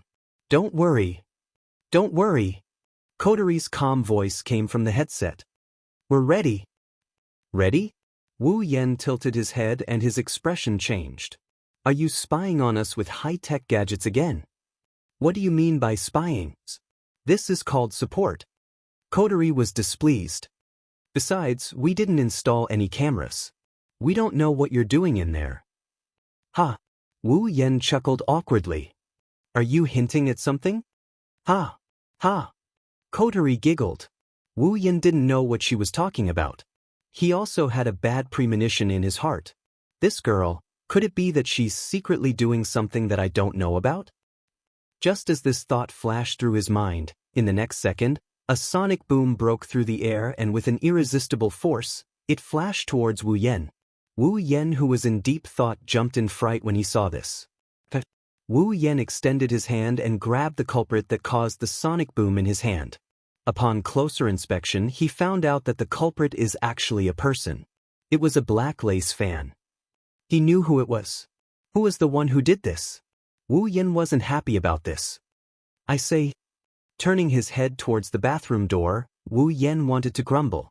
However, the scene that appeared in front of him caused the words that were about to reach his throat to be stuck in his chest. He couldn't get out. His mouth gradually widened and his eyes slowly widened. His eyes were filled with disbelief. That. Wu Yen felt his throat dry up. His voice was trembling and he couldn't say anything. Na Yu, who was standing at the bathroom door, frowned and the unfriendly look in her eyes sharpened. After all, even though Na Yu looked like a cute little thing on the outside, she actually contained an inconceivably dignified aura, causing others to be unable to view her as a pure child. However, for the first time, in her dignified eyes, there was actually a trace of unnaturalness and shyness. That's right. Shyness. Because at this moment, she was only wearing a smock. The white one. As for Na Yu's smooth white thighs, they were completely exposed to the air. Coupled with her petite frame, waist-length hair, doll-like delicate face and unnatural stern expression, Wu Yan's heart couldn't help but beat faster. She's too tempting. Gulp. He gulped, and under Natsuki's murderous glare, Wu Yan turned his head to the side with a stiff face. He clicked his tongue like a robot and he tilted his head to the side. He wasn't pretending to be a gentleman, but he was afraid. He was afraid that he wouldn't be able to control himself and would pounce on her. When the time comes, it will be fun. Natsuki. Wu Yan carefully and meekly spat out those words. What are you doing? Looking at Wu Yan's twisted expression and his trembling voice, Natsuki's uneasiness slowly subsided. She turned into a grumpy one. You. Wu Yan glanced at Natsuki and shook his head with a wry smile. Why you dressed like this? Huh? Natsuki's expression didn't change, but her eyes were filled with anger. Wu Yan said, Didn't you prepare these clothes? Me? Wu Yan flinched. He recalled what Kotori said about being prepared for a long time. His face turned awkward. It was most likely Kotori's doing. The clothes I prepared were clearly Kotori's own clothes. But it seems like this blouse is also Kotori's clothes. Natsuki didn't know whether to laugh or cry when she saw Wu Yan's expression. She raised her chin and sighed helplessly inside. She didn't know why, but she felt that she was very tired today. Also, it's a bit strange. It seems like someone is manipulating everything behind the scenes. Natsuki furrowed her brows and fell silent. Natsuki lived up to her reputation as one of Itagami Island's top attack mages. Her intuition told her that someone was playing tricks behind the scenes. Her nickname, Witch of the Void, wasn't just for show. However, she doesn't have enough evidence to prove her conjecture. There's nothing she can do. She tossed aside her distracting thoughts and laughed self-deprecatingly. I'm a bit unlucky today, but I don't think someone would scheme against me just to embarrass me. Indeed, Natsuki's conjecture is correct in a way. However, he doesn't want to embarrass you, he wants you to fall into his arms. Natsuki shook her head and sorted out her thoughts. She lifted her chin again and looked ahead. What she saw gave her a fright. In front of her, an incomparably large face was looking at her with a serious and thoughtful expression. The breath from his nose even hit Na Yu's face, causing her to be unable to recover for a moment. Looking at that petite yet attractive face, Wu Yan sized her up and he laughed. If you take a closer look, Natsuki, you're actually quite charming. Wow. Natsuki was stunned for a moment. She came back to her senses and looked at the face that was less than 5 centimeters away from her. She almost jumped away. You. Natsuki suppressed her urge to run away and pretended to be calm. Do you think I'll be happy if you say that? Get away from me. As expected of Natsuki, she's still pretending to be dignified at a time like this. While admiring him, Wu Yan also felt that this is going to be a bit tricky. Natsuki's attitude made him feel like he doesn't know where to start. It was too challenging. This girl? But if he were to move closer by 5 centimeters and kiss those cold lips of hers, would she still be able to maintain her composure? Wu Yan grinned wickedly. Natsuki's heart started beating faster. Wu Yan's lips curled into a mischievous grin. Natsuki's intuition told her that if she didn't leave at this time, something unpredictable would happen. But she doesn't want to admit defeat here. Natsuki was in a dilemma. Thus, the two faces, one big and one small, just stared at each other. Neither of them spoke, causing the surrounding atmosphere to become strange. At this moment, a small pushing force suddenly appeared behind Wu Yan. This pushing force can only push down a vase. If it's used on Wu Yan, who is not vigilant, it can only make him lose his balance for a second. But this 1 second is enough to reduce the distance by 5 centimeters. Natsuki, who was staring at Wu Yan, saw. Wu Yan's huge face got even bigger in his vision. Whether it's Wu Yan or Natsuki, both of their eyes widened. The strange softness on their lips caused them to enter a dazed state. They couldn't react at all. They looked at each other and remained in this state for a full 10 seconds. Wu Yan, who came back to his senses first, felt the suffocating sensation on Natsuki's petite lips. His heart couldn't help but ripple. For some reason, he reached out his hands and hugged Natsuki's small body. You. Wu Yan's actions woke Natsuki up from her daze. She realized her current situation and her heart was in a mess. She wanted to break free, but Wu Yan had already pulled her into his embrace. A thick breath pounced into the tip of Na Yu's nose. That warm embrace that was neither hot nor cold caused Na Yu to become absent-minded once again. Taking advantage of this moment, a soft tongue pushed open her pearly white teeth. In the hall, Natsuki Yu's confused and helpless whimpers echoed in the hall.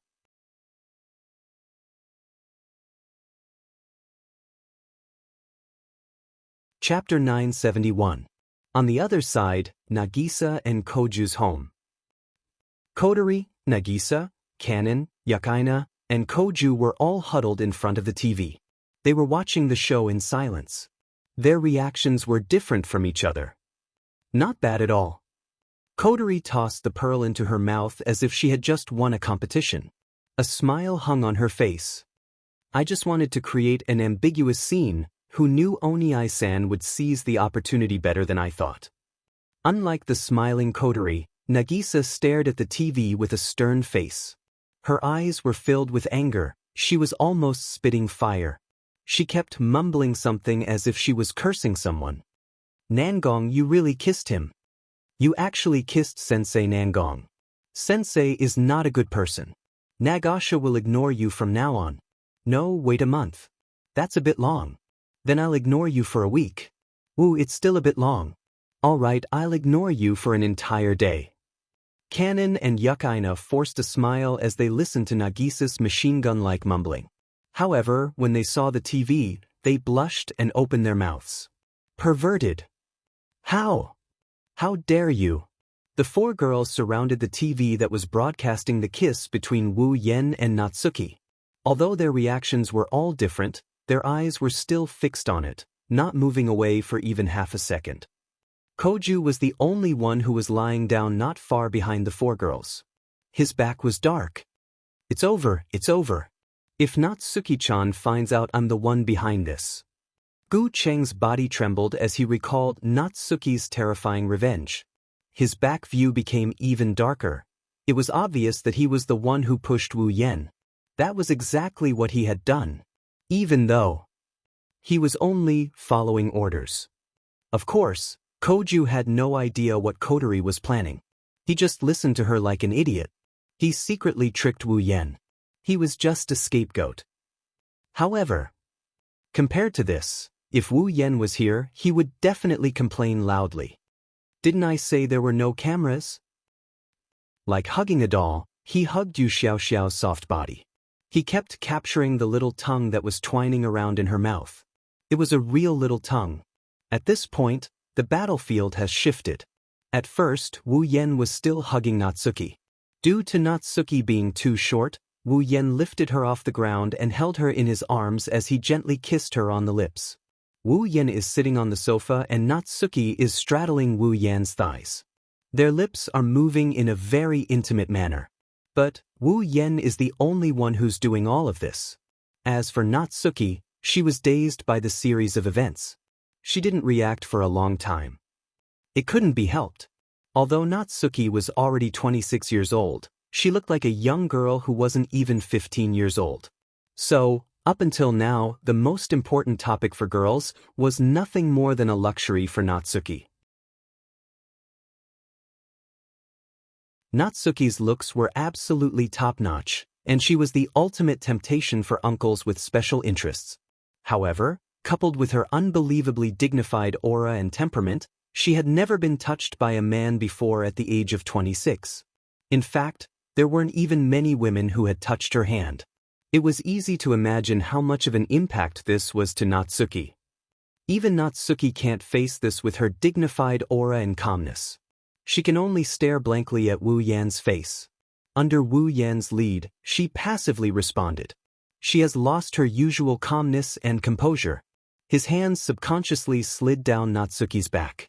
He caressed her beautiful ivory legs and continued moving up until her round buttocks fell into Wu Yan's hands.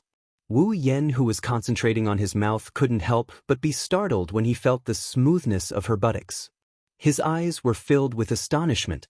That was because the feeling that came from his hand was that there was no obstruction at all. Natsuki isn't wearing anything. Wu Yan didn't notice that his actions caused Natsuki to snap out of her stupor. Natsuki, who was attacked on her private parts, came back to her senses. Her tongue was captured, her buttocks were controlled, and she was still sitting in Wu Yan's arms. Natsuki's eyes were filled with panic when she realized her current situation. She pushed Wu Yan away and jumped to the other side of the sofa. Huff, huff. Natsuki looked at Wu Yan, who was pushed to the sofa by her. She gritted her teeth with hatred. You bastard, how dare you? Wu Yan blinked. Natsuki's eyes were filled with hatred, making him feel a little awkward. He smiled bitterly and lowered his head. I was careless. Stop talking. Before he could finish, Natsuki rudely interrupted Wu Yan. She didn't know if she was embarrassed or angry at Wu Yan, but her face returned to its usual expressionless state. Her eyes gradually calmed down. Forget everything that happened just now. Don't ever mention it again. Natsuki's voice was exceptionally cold when she said this, as if someone had touched her reverse scale. Wu Yan sensed that something was wrong with her mood and his smile disappeared. He frowned. I said, do you know what you're saying? Yes. Of course I know. Natsuki replied faintly. She stared straight at Wu Yan. You just need to tell me yes. An inexplicable anger burned in Wu Yan's heart when he heard Natsuki's words. What if I say no? Yes. Hearing this, Na Yu became silent. After a long time, an ice-cold sentence came out of her mouth. Then I will break off our relationship and never come into contact with you again. What? Wu Yan's heart trembled. His expression changed completely. He could hear the decisiveness in Na Yu's words. She was definitely not joking. He stared at Natsuki with his wine-red eyes. Natsuki met Wu Yan's gaze and she didn't show any signs of softening her heart. Instead, there was only determination in her eyes. Wu Yan clenched his fist when he saw the determination in Natsuki's eyes. Do you hate me that much? Natsuki lowered her head and turned around. Her back was facing Wu Yan. No, it's the opposite. You're the only man I've ever seen in a different light among all the men I know. Then why did you say those words? Wu Yan didn't understand why. Natsuki didn't answer immediately. Not long after, a voice filled with sadness and melancholy came from Natsuki's back. Wu Yan's heart ached when he heard that voice. I don't have the right nor the opportunity to touch these feelings. After saying that, Natsuki turned around and left. Only a faint ripple of mana lingered in the air.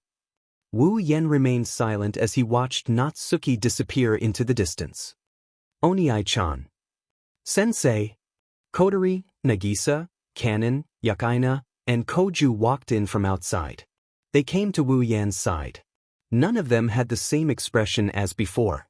All that was left was a heavy expression. Sensei. Nagisa and Kanon each grabbed one of Wu Yan's hands. Their faces were filled with worry. They saw what happened just now as well. Kotori silently walked to Wu Yan's side. Her eyes were also on the spot where Natsuki disappeared. Her voice was as calm as ever. According to Natsuki's words, rather than saying that she doesn't have any feelings for you, it's better to say that she has her reasons. Wu Yan abruptly finished Kotori's sentence. His expression was unusually calm. With Natsuki's personality, she wouldn't say something like that for no reason.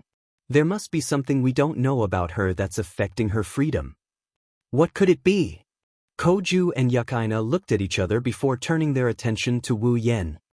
Who knows? Wu Yan shrugged. He finally smiled. But it's worth it, isn't it?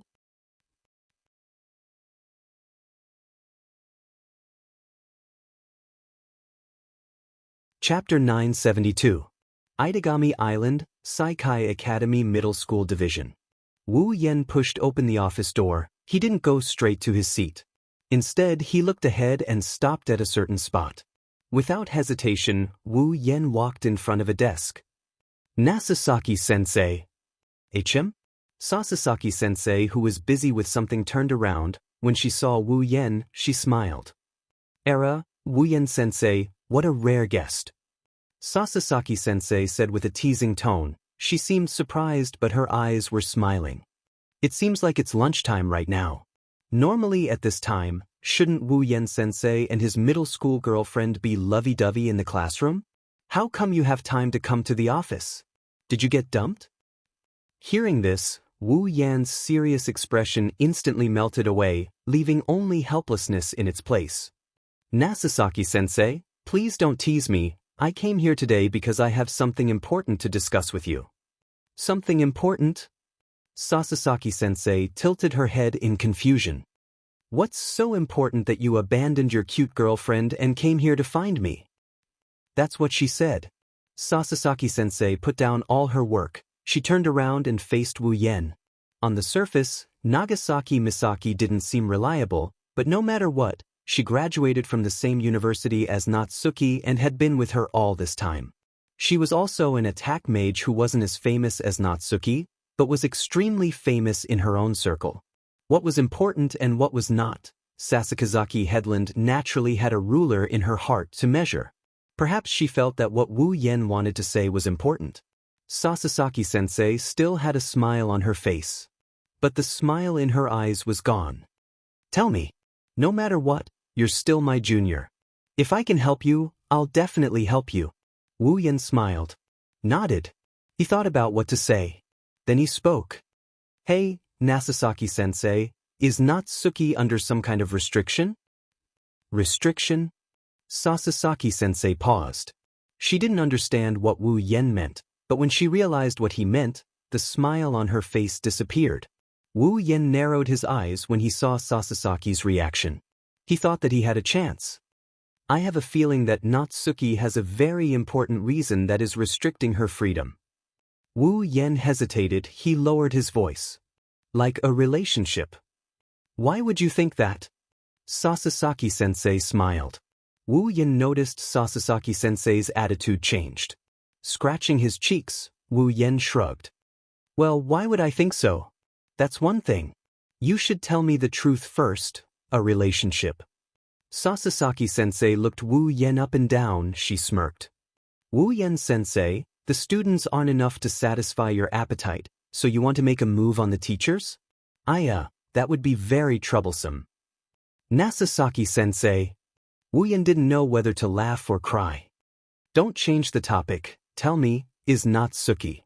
I won't tell you. Sasasaki interrupted him before he could finish his sentence. Her expression turned serious and Wu Yan furrowed his brows when he heard what she said. But because you shouldn't ask me this question. Sasasaki-sensei shook her head. Since you already know there is something going on behind Nasasaki-sensei, Why didn't you ask her directly? Sasasaki didn't wait for Wu Yen to answer her question, she started talking on her own. Because you know that even if you ask Nasasaki-sensei, she won't tell you, right? Wu Yen lowered his head, he fell silent. Nasasaki-sensei didn't choose to tell you, that's why I shouldn't ask you. Sasasaki-sensei sighed, she looked at Wu Yen.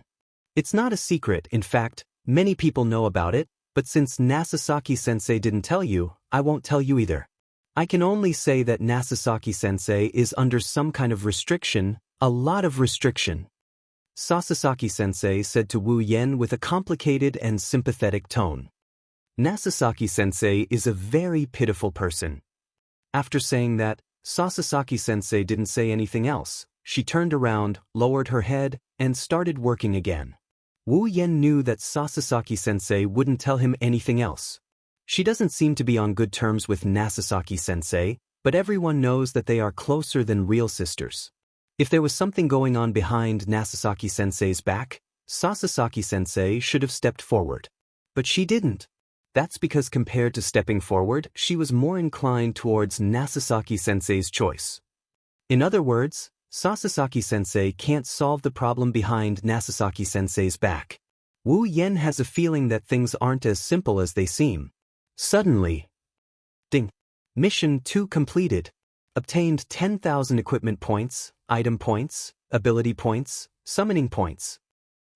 Character, Wu Yen equipment points, 17170 item points, 1275000 ability points, 16,000 summoning points, 17300 level, 80.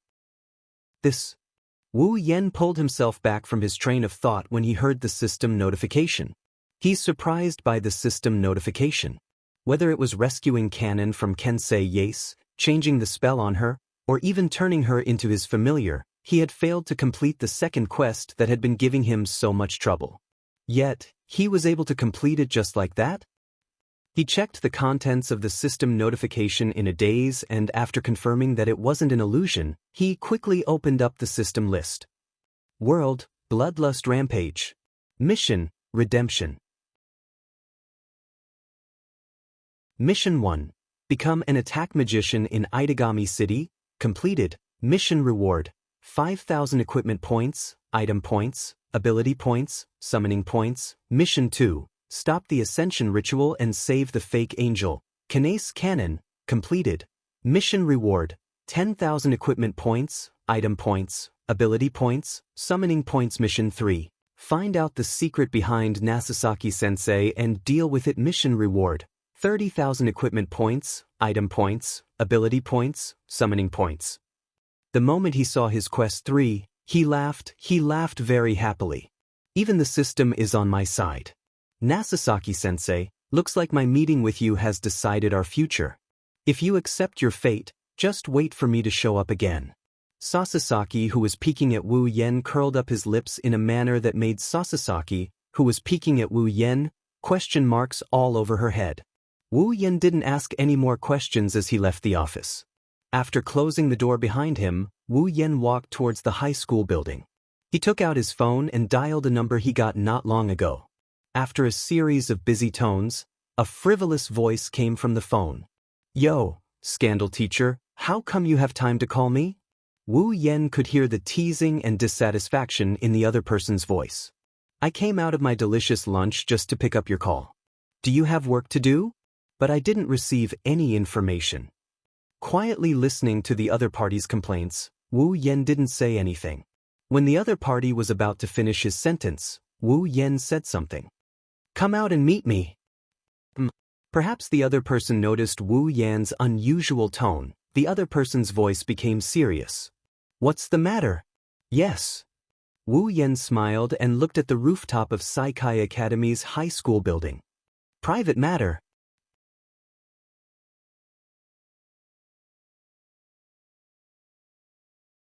Chapter 973. Itagami Island, Saikai Academy High School Rooftop. A gust of wind blew across the exposed rooftop, blowing some trash left behind by the students who had lunch here into the air. It also took away some of the smell of the dishes. Thanks to the gust of wind, the rooftop was much cleaner. Wu Yen stood at the edge of the rooftop, his clothes and hair fluttered in the wind. Some of the dust even landed on his body. Wu Yen didn't move an inch, he looked down at Saikai Academy from afar. The only thing he could see at the rooftop is his back. After an unknown amount of time, the door to the rooftop that had been closed all this time suddenly opened. Then, a figure walked in. The person is wearing the Saikai Academy high school uniform. He has a spiky hairstyle and a pair of headphones around his neck. At first glance, he looks like an incompetent delinquent. He has a playful smile on his face, but he looks like he's on a business trip. This person is Motoki Yase, who was in charge of dealing with the fake angel incident with Wu Yen. "Yo!" He greeted Wu Yen with a smile. "Sorry to keep you waiting, Gossip Sensei." His back is facing the person.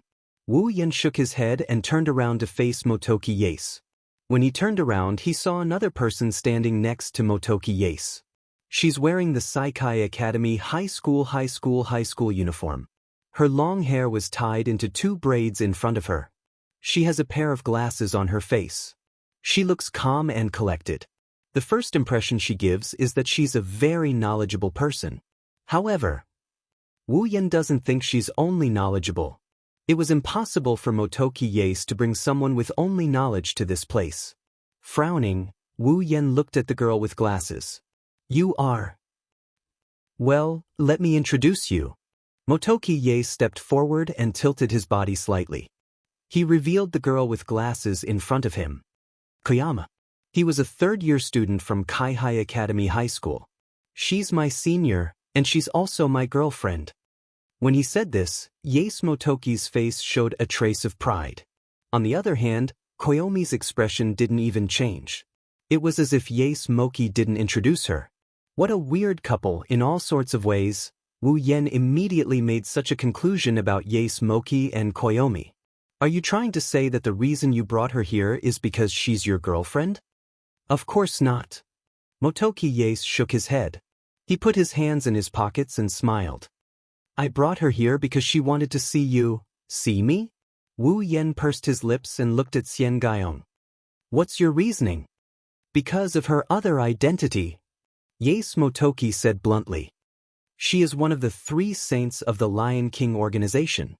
Wu Yen narrowed his eyes. He looked at Koyomi with a thoughtful expression. "The 3 saints of the Lion King organization. That's quite a name." "It's just a title, it's nothing compared to yours." Koyomi raised her head slightly and finally spoke. "Duke Arudiaro has a lot of praises for you, Vatler?"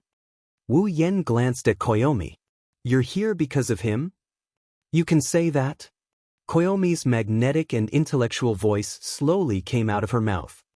"It's normal for a vampire to be curious since he can defeat Duke Arudiaro. Does the Lion King organization do things on a whim?" Wu Yen shook his head with a chuckle. "Just tell me why you're here." Koyomi was silent for a while before she spoke again. "I'm here to ask you a question." "Sure." Wu Yen agreed without any hesitation. Motoki and Koyomi, who had been calm all this while, were flabbergasted by Wu Yan's response. While they were surprised by Wu Yan's decisiveness, Wu Yen changed the topic. "But at the same time, you have to answer a question of mine." Only then did Xian Gaiyong regain her composure. After pondering for a moment, she nodded. "Then, please allow me to ask." She lowered her head slowly. Her glasses covered her eyes, making it impossible to see what she was thinking. However, what she said made the atmosphere tense all of a sudden. "Sir, who exactly are you? Or rather, what kind of existence are you?" "That's right." As one of the 3 saints of the Lion King organization, Koyomi was concerned about this question. "You should be a vampire, right?" Despite bringing up such a heavy topic, Xian Guiyong's tone did not change at all. "Duke Arudia is undoubtedly the strongest vampire below the true ancestor, but as far as I know, he seems to have lost to you more than once." Xian Gaiyong paused and said, "With Duke Arudia's character, he wouldn't be so happy if you used some underhanded means. However, other than the true ancestor, there shouldn't be any other vampire who can defeat him, so, please tell me what kind of existence you are." The atmosphere froze. Looking at the man and woman in front of him locking their gazes on him, Wu Yen laughed. His laughter was very sarcastic. You already know the answer, why do you have to confirm it again? Motoki's expression changed. Komi also raised her head to look at Wu Yen. So you're really, yes? Wu Yen ignored their reaction and said, I am a primogenitor. That's impossible. Motoki refuted without hesitation. There should only be 4 primogenitors, there shouldn't be a 5th. I don't know what kind of existence the primogenitors of this world are. Koju is the first one I've met. Wu Yen shook his head.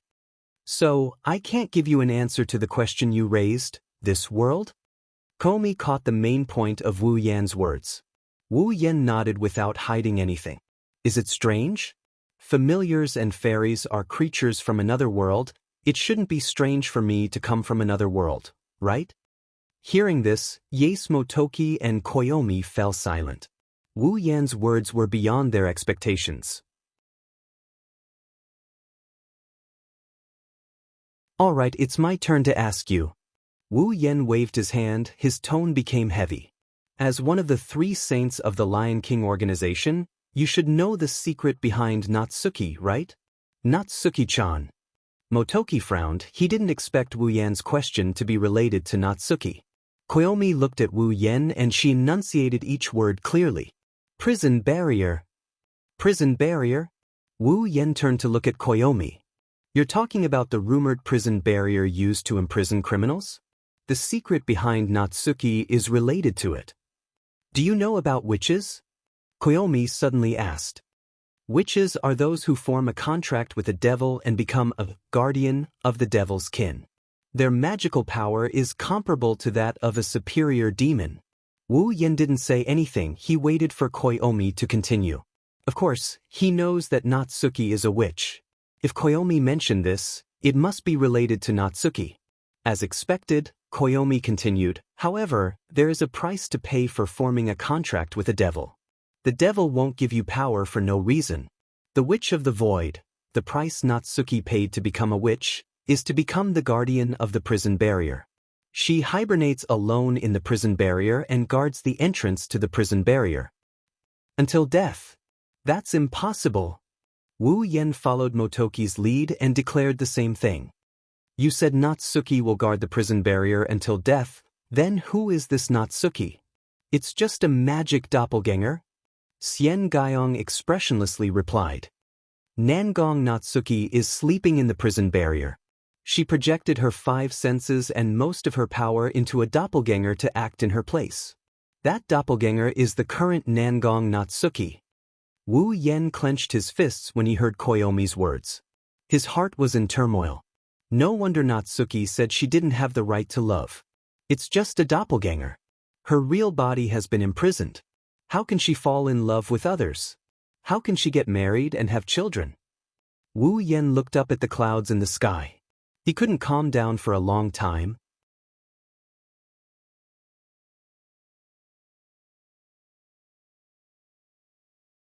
Chapter 974. Nighttime. Lying in his bed, he stared at the cold ceiling.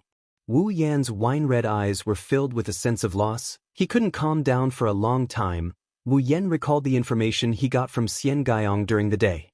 His emotions became complicated. Even though he just became an attack mage not long ago, he has heard about the prison barrier.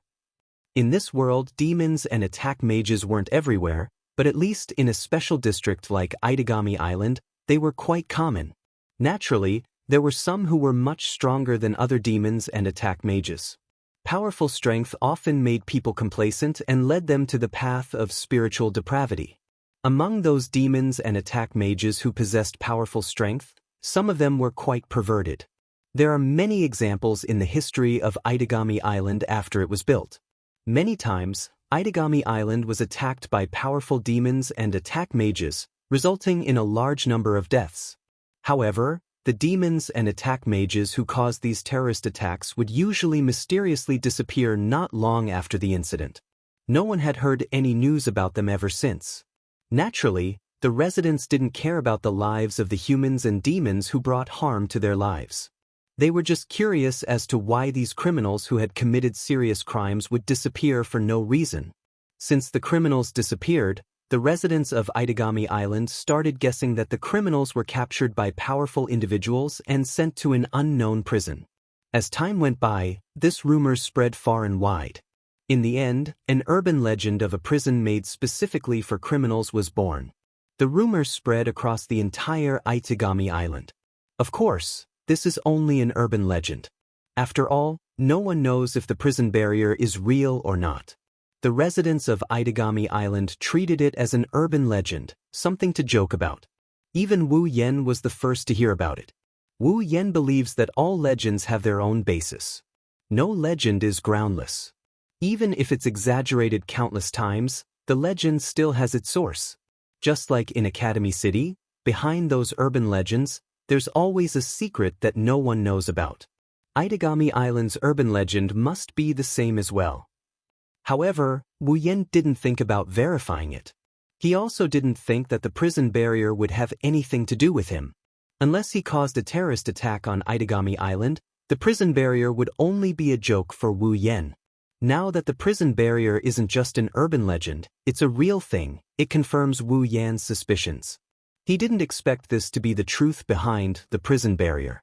According to Xiao Guyong, the prison barrier was actually a dream of Natsuki's body. Natsuki used it to hypnotize herself and turn the dream into a magic barrier that was hidden in another world. As long as Natsuki did not wake up from the dream, the prison barrier would always exist. If he wanted to awaken Natsuki from her eternal slumber and save her from the price of becoming a witch, the first step would be to destroy the entire prison barrier. Other than that, if he wants to free Natsuki from the price of becoming a demon, he will have to go through all sorts of troublesome methods. Before that, the hardest thing to deal with is the prison barrier itself. If Natsuki is saved, the prison barrier that originated from Natsuki's dream will no longer exist. If that happens, the powerful criminals who have been locked up in the prison barrier for God knows how long will be released in an instant. When that happens, Itagami Island will be plunged into a crisis. If that happens, even if he doesn't mind, Natsuki will never forgive him. What should I do? Complicated thoughts ran through his mind, making him more and more irritated. He clenched his fists so hard that they made cracking noises. Not asleep yet? A voice accompanied by a figure entered Wu Yan's ears. Kotori's pretty face slowly appeared in Wu Yan's vision as he stared at the ceiling. She's wearing her usual calm expression as she chewed on a lollipop. She's looking down at Wu Yan from above. Kotori pursed her lips when she saw the unfocused look in Wu Yan's eyes. The sweet taste of the lollipop spread from her mouth. Looks like you're really troubled. Wu Yan panted when he heard Kotori's words. He suppressed his annoyance and smiled bitterly. How can I not be troubled? No matter which side I'm on, I'm not human.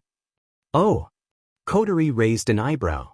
She met Wu Yan's gaze and smiled faintly. You're not human. You're a vampire.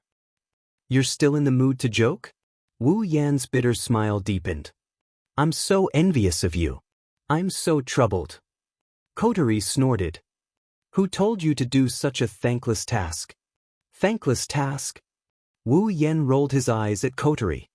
Who was the one who told me to conquer Natsuki? Now you're saying it's a thankless task. Who told you I was talking about this? Kotori took out the treasure in her mouth and waved it around.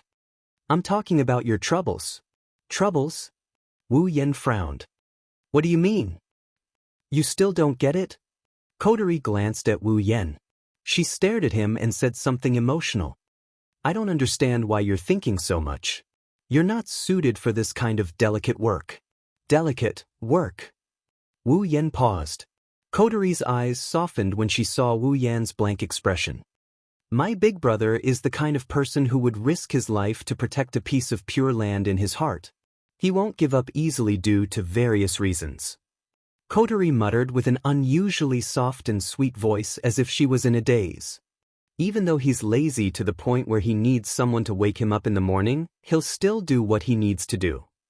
Kotori regained her calmness and tapped her chin. So, instead of worrying about something that doesn't exist, why don't you just work hard in the direction that you want to go? Wu Yen paused and looked at Kotori. But? No buts. Kotori turned around and walked towards the door, leaving him with her last words. You just need to know what you should do. As for the consequences of doing it, you just need to think about it while you're thinking about it. Believe in yourself, you can do it. If you can't, you still have me. With that, Kotori disappeared from the room as if she was never there in the first place. Wu Yen stared blankly at the direction Kotori left. After a while, he smiled. As expected of my cute little sister. Wu Yen patted his cheeks and sat up from his bed.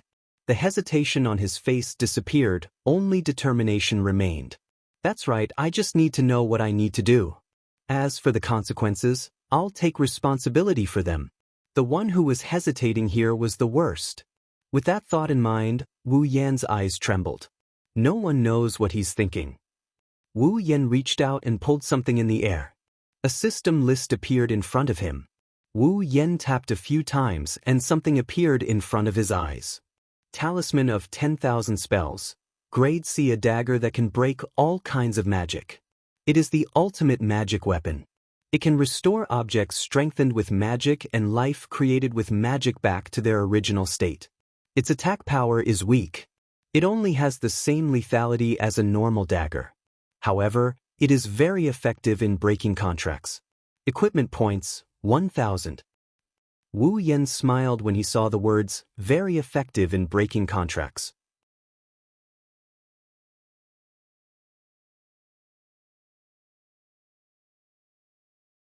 Chapter 975. Itagami Island, Saikai Academy High School Division. Wu Yan walked up the long flight of stairs and opened the door to the rooftop. For students, the rooftop of a school is a very special place. This was because this kind of place was usually a place where couples would go for a rendezvous or have a heart-to-heart talk with their sweethearts.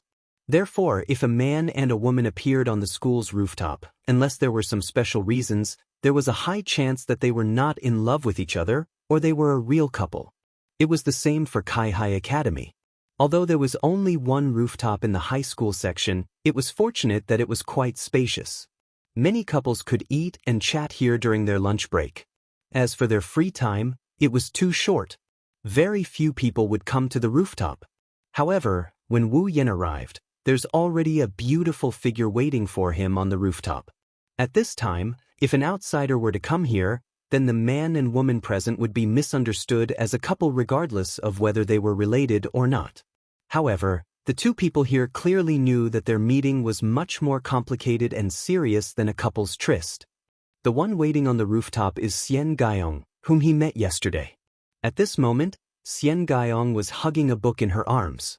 Coupled with her calm and intellectual appearance, others' impression of her would be reduced to an honest scholar, an excellent student, the class's disciplinary committee member, and other harmless characters. Only those who truly understood her would know. How scary is she? The three saints of the Lion King organization weren't something that anyone could become. After all, the Lion King organization was an existence that maintained the peace of the entire world. Although their methods weren't very presentable, it didn't mean that they weren't brilliant. To be able to become one of the three saints of Lion King organization while still a student, Xian Guiyong's ability, be it strength or scheming. She's not to be underestimated. That's why Wu Yan brought Xian Gaiyong here. Wu Yan stopped when he was 3 meters away from Xian Gaiyong. His calm voice echoed in the quiet area. Sorry to keep you waiting. It's our honor to be able to wait for you here.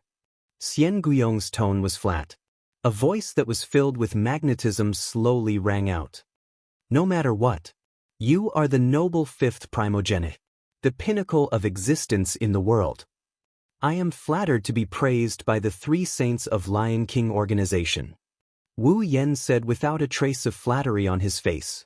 He then looked at Xian Gaiyong. Let's stop with the pleasantries. I believe that with your intelligence, you should have guessed the reason why I called you here, right? The demoness of the gap, huh? Xian Gaiyong raised his head. There was finally a slight change in his calm tone. Do you want to free her from the prison barrier? Wu Yan glanced at Koyong and he didn't answer her question. Instead, he said this. Lend me Itagami Island for 3 days. What did you say? Even with Xian Guyong's temperament, she couldn't help but be shocked when she heard this. She didn't even bother to use the honorifics that she always used. One can only imagine how shocking Wu Yan's words are. Lend me Itagami Island for 3 days. Wu Yan ignored Xian Guyong's shock and continued with his request. With the 3 Saints of Lion King organization, it shouldn't be hard for you to do that, right? You think too highly of me. Xian Guyong smiled bitterly. Even if the 3 sages of the Lion King organization are here, they still wouldn't be able to fulfill your request. Aside from the higher-ups of Itagami Island, there are also powerful attack mages and demons here. If the Lion King organization had the authority to order them around, a lot of magical disasters wouldn't have happened. Don't bother with what those guys are saying. Wu Yan waved his hand and he turned around. I only need the citizens and demons of Itagami Island to disappear from the island for 3 days. Just tell me if you can do it or not. Xian Guyong fell silent. Following Koyong's silence, Wu Yan didn't say anything either. One of them lowered her head and used her spectacles to hide the change in her expression. The other one stared at Koyong as he waited for her reply. The atmosphere in the room turned a little weird. 1 week later, Xian Guyong lowered her head and spoke. Due to unknown changes to the dragon vein on Itagami Island, Lion King organization will conduct a thorough investigation of the island in 1 week. To prevent unnecessary casualties, we will contact the higher-ups of Itagami Island and have them evacuate the citizens and demons of Itagami Island in 1 week. Are you satisfied with this arrangement? All right. That's good enough. Wu Yan's expression softened. He turned around and walked out of the rooftop. I owe you a favor. Xian Guyong's expression softened after hearing Wu Yan's words. A favor from a primogenitor is very useful. Itagami Island Harbor. Beside the pool on the top deck of the Oceanus Grave, there was a beach chair and a large parasol. Vatler was wearing a pair of sunglasses and a pair of swimming trunks. He was lying on the beach chair, leisurely enjoying the leisurely time after a swim. Vatler was about to fall asleep, but the appearance of an aura instantly dispelled his drowsiness. A joyful smile slowly appeared on his face. It's still as sudden as before. Standing up from the beach chair, Vatler looked behind him and shrugged helplessly. If you can come to me in a normal way, I'll be happier. Well, I'll still welcome you. Wu Yan didn't want to waste time with Vatler. His words made Vatler's smile freeze. Have you been bored lately? Vatler. Vatler raised an eyebrow and lowered his hands. Yes, a little. Does our 5th primogenitor want to beat me up again? I don't have that much time to play games with you. Wu Yan smirked. But if you want to pass the time, I have a good idea. Oh. Vatler's interest was piqued. He knows that Wu Yan has always been unhappy with him because of his bad taste. In the past, every time Wu Yan saw him, even if he didn't start a fight, he would still hurl insults at him. Vatler thought Wu Yan was here to teach him a lesson. It seems like something interesting is about to happen. Wu Yan didn't know Vatler for long, but he could tell what Vatler was thinking based on his expression. His grin widened. Prison barrier, I'm sure you've heard of it? Narrowing his eyes, his wine-red pupils gradually congealed. In about a week, I will destroy it. Destroy the prison barrier? Vatler was stunned. He was puzzled. But don't you like this island very much? Why? It doesn't matter what the reason is. Wu Yan muttered before his voice turned cold. Once the prison barrier is destroyed, the prisoners inside will flood out. I only have one question for you, Vatler. Are you interested in hunting the criminals of the prison barrier with me? Wah. Vatler flinched. Wu Yan didn't look like he was faking it. He laughed. Ha. Vatler clutched his head and laughed maniacally. Wasn't fighting exactly what he wanted. Moreover, his opponents were powerful criminals who had been imprisoned in the prison barrier. Of course Vatler was tempted. Of course he was excited. Since it's an invitation from the Honorable Fifth Primogenitor, I can't refuse." With a fanatical smile, Vattler placed his hand on his chest and he saluted Wu Yen like a noble. "In the name of Duke Rudiaro, I'm happy to serve you." Wu Yen looked at Vattler, who bowed. Wu Yen lifted his head with a sharp glint in his eyes.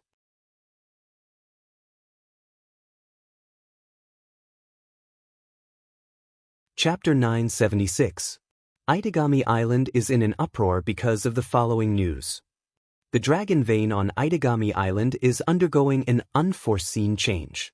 In order to investigate the cause of the dragon vein and prevent any unnecessary harm to Itagami Island, from today onwards, all residents of Itagami Island will be evacuated from the island for a week to cooperate with the investigation. These were the exact words of the higher-ups of Itagami City. What was a dragon vein? The so-called dragon vein was actually another name for the spirit vein. In this world, there were some places where the land was naturally filled with very strong spiritual power, so strong that it was absolutely impossible for human beings to have it. The source of this natural spiritual power was the spiritual veins, the so-called dragon veins, the existence of the huge spiritual power flowing on the surface of the earth. As the spiritual energy on the dragon vein was far beyond people's imagination, and to a certain extent, it protected the place on the surface where the dragon vein was located like a geomancy shelter. People believed that the spiritual energy emitted from the dragon vein would become the vitality of the city built on the land where the dragon vein was located and lead the city to prosperity. Therefore, if someone discovered the area where the dragon vein flowed through, then that area would be very dangerous. Normally, they would be robbed clean and used to build large and prosperous cities. And Itagami Island is a man-made island built on the surface of the sea where the dragon veins intersected. The land built on the dragon vein would be filled with spiritual power, and whether or not it could bring prosperity to the city, there was no absolute evidence to prove that it was true. However, people were certain that they were able to cast spiritual spells and magic spells that were much more powerful than usual when they were above the dragon vein. In fact, some magic rituals that were difficult to cast could be cast smoothly with the support of the dragon vein. They were conducting research on the demon race. Speaking of the special region of the demon race, that would be a great help.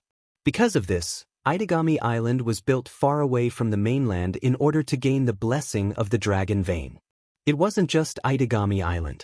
Basically, all the famous special districts of the demon race were built on the dragon vein. Only some special regions of the demon race that carried out unimportant research would casually find a place to build one. Of course, being able to gain the blessing and protection of the dragon vein was one of the reasons. Most importantly, the foundation gate that supported the 4 large floating structures and allowed Itagami Island to exist safely was powered by the spiritual energy of the dragon vein. The magic energy engraved on the foundation gate was also converted from the spiritual energy of the dragon vein. In other words, if something were to happen to the dragon vein, the cornerstone gate would lose its source of mana. Unless there is a new source of mana, the cornerstone gate wouldn't be able to support Itagami Island once the mana in the magic formation runs out. When that happens, even if Itagami Island doesn't sink, it will still be destroyed. That's why the matter of the dragon vein can be serious. It's best to get to the bottom of it. Otherwise, it won't do anyone any good, especially Itagami Island. Thus, the residents of Itagami Island accepted the arrangement and evacuated to the mainland for the next 7 days. Wu Yen was very satisfied. After all, the Lion King organization and the higher-ups of Itagami Island are competitors. Natsuki has mentioned more than once that the Lion King organization is her business rival. Now that the Lion King organization is using the dragon vein as an excuse to evacuate Itagami Island's residents, logically speaking, the higher-ups of Itagami Island wouldn't agree to it. It's not like they don't have attack mages and they're not inferior to the Lion King organization. If the Lion King organization is able to detect the abnormality of the dragon vein, then they should have the ability to solve it. This is how the higher-ups do things. Kodori Island somehow got the higher-ups to agree to her suggestion to evacuate Itagami Island's residents. Wu Yen didn't say it out loud, but he was very impressed. Kotori was the only one who was disdainful towards Wu Yan's admiration. The so-called competitive relationship was nothing more than an opposition based on certain interests or natures. When there was no benefit or influence to both parties, this competitive relationship would also become a cooperative relationship. In Wu Yan's opinion, Kotori must have used some kind of trick to get the residents to leave Itagami Island. Kotori, on the other hand, has at least 10 tricks up her sleeves. But if it was Shokuhu Misaki who was extremely familiar with human psychology, let alone 10, even 100 would be possible. It was just a temporary retreat, and it wasn't like they would never return, so the impact wasn't big at all. Except for those powerful attack mages and demons who couldn't be controlled, it couldn't be easier to make the ordinary residents obey the arrangements. That's right, the residents and demons have left Itagami Island, but the attack mages and demons who saw something amiss are still on the island.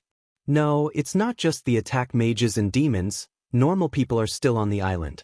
For example, No. Lying on the sofa, Nagisa covered her ears as if she didn't want to hear anything. Everyone around her felt a headache coming on. Nagisa! Wu Yan rubbed his forehead and advised her earnestly. Most of the normal residents on the island have evacuated, you should go with them. What if something really happens? Do you have a way to escape? Why? Then why is Kotori-chan allowed to stay? Nagisa puffed up her cheeks. Kotori didn't know whether to laugh or cry. Don't look down on me just because I'm a human. Of course, I have my own abilities to be able to stay with this vampire brother. What about Kojo-kun and Yukina-chan? And Kanon-chan? Nagisa pointed at Kojo-kun, Yukina, and Kanon. Her large eyes stared straight at Wu Yan. If Kojo-kun, Yukina-chan, and Kanon-chan can stay here, why can't I? But we're not normal people. Wu Yan, Kotori, Kojo-kun, Yukina, and Kanon can only shout that in their minds. They can't say it out loud. Nagisa has a phobia of demons. Other than Wu Yan, she has never accepted a demon. If she finds out that her brother is a demon, it's possible that the sibling relationship between Kojo-kun and Nagisa will never return. As for Kanon, she used to be a human, but she's Wu Yan's familiar. In theory, vampires' familiars are considered demons. She can't reveal her identity. As for Yukina, she can reveal her identity, but Kojo-kun's identity will be exposed too. Even though they feel sorry for Nagisa, they can only keep it a secret. According to Wu Yan's original plan, Kojo-kun, Yukina, and Kanon were supposed to leave the island with Nagisa.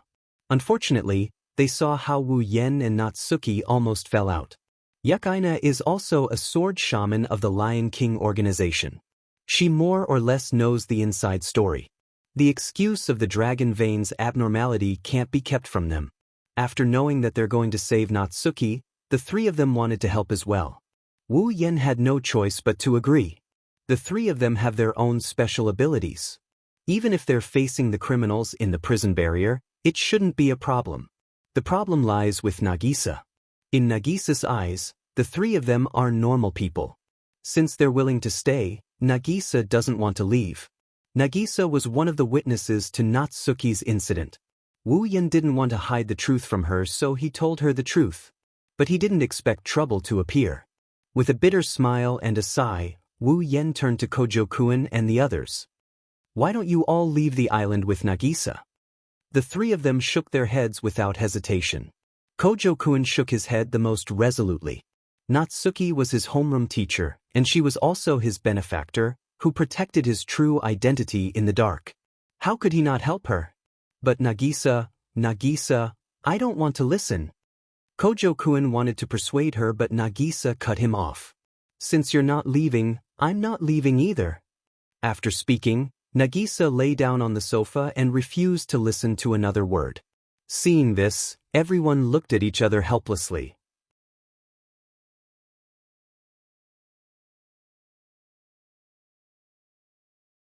Chapter 977. While everyone was having a headache over Nagisa's situation, a blurry spatial ripple appeared in the hall. Natsuki appeared with a serious expression on her face. Natsuki-chan. Minamiya-sensei. Aside from Wu Yan and Kotori, Nagisa, Kanon, Yakaina and the others all called out to her. Koju even called her by the name Natsuki doesn't like. Usually, Koju would have been the target of Natsuki's vengeance by now. However, Natsuki has been staring at Wu Yen ever since she appeared. Seeing this scene, the crowd looked at each other and fell silent at the same time. Natsuki and Suyu looked at each other. Neither of them spoke immediately. Instead, they used their eyes to let each other know what they were thinking. Just like that, they looked at each other quietly. There was a strange, heavy feeling in the air. It spread throughout the silent hall. Kotori! At some point, Wu Yen suddenly spoke. Why don't you take everyone away first? Kotori didn't hesitate. She knew what Wu Yen was going to do next. She nodded and she dragged Nagisa and Kanon out of the room. She didn't even look back. Akatsuki. Yakaina, come with me. Wait, 5 Rivers. Koju wanted to say something, but Yakaina stopped him. She shook her head at Koju and carried her guitar bag.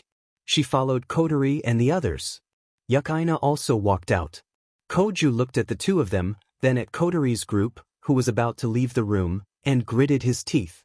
He also followed them out. In the hall, only Wu Yen and Natsuki were left in the hall. The moment the door closed, Natsuki broke the silence in the room. Do you know what you're doing? Natsuki's face was devoid of any emotion. She looked straight ahead. Her calm gaze was just as imposing and oppressive as it had been in the past. Unfortunately, Natsuki's imposing gaze was aimed at the wrong person. Her gaze was fixed on Koju. Wu Yen smiled bitterly and shook his head. I knew it, I can't hide it from you. No matter what, Natsuki is a top-notch attack mage, known as the Demon Assassin. Before Wu Yen came to this world, Natsuki dealt with countless cases of magic-related incidents. Her expertise in dealing with magic-related incidents is comparable to anyone in this world.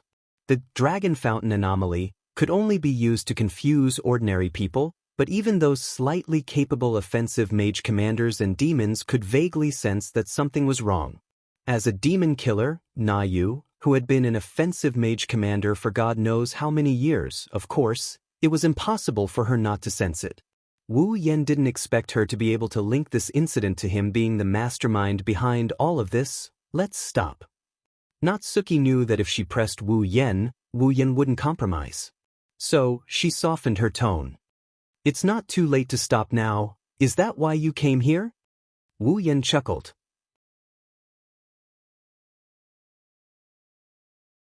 He narrowed his eyes and he exuded an undeniable aura along with a strong sense of determination.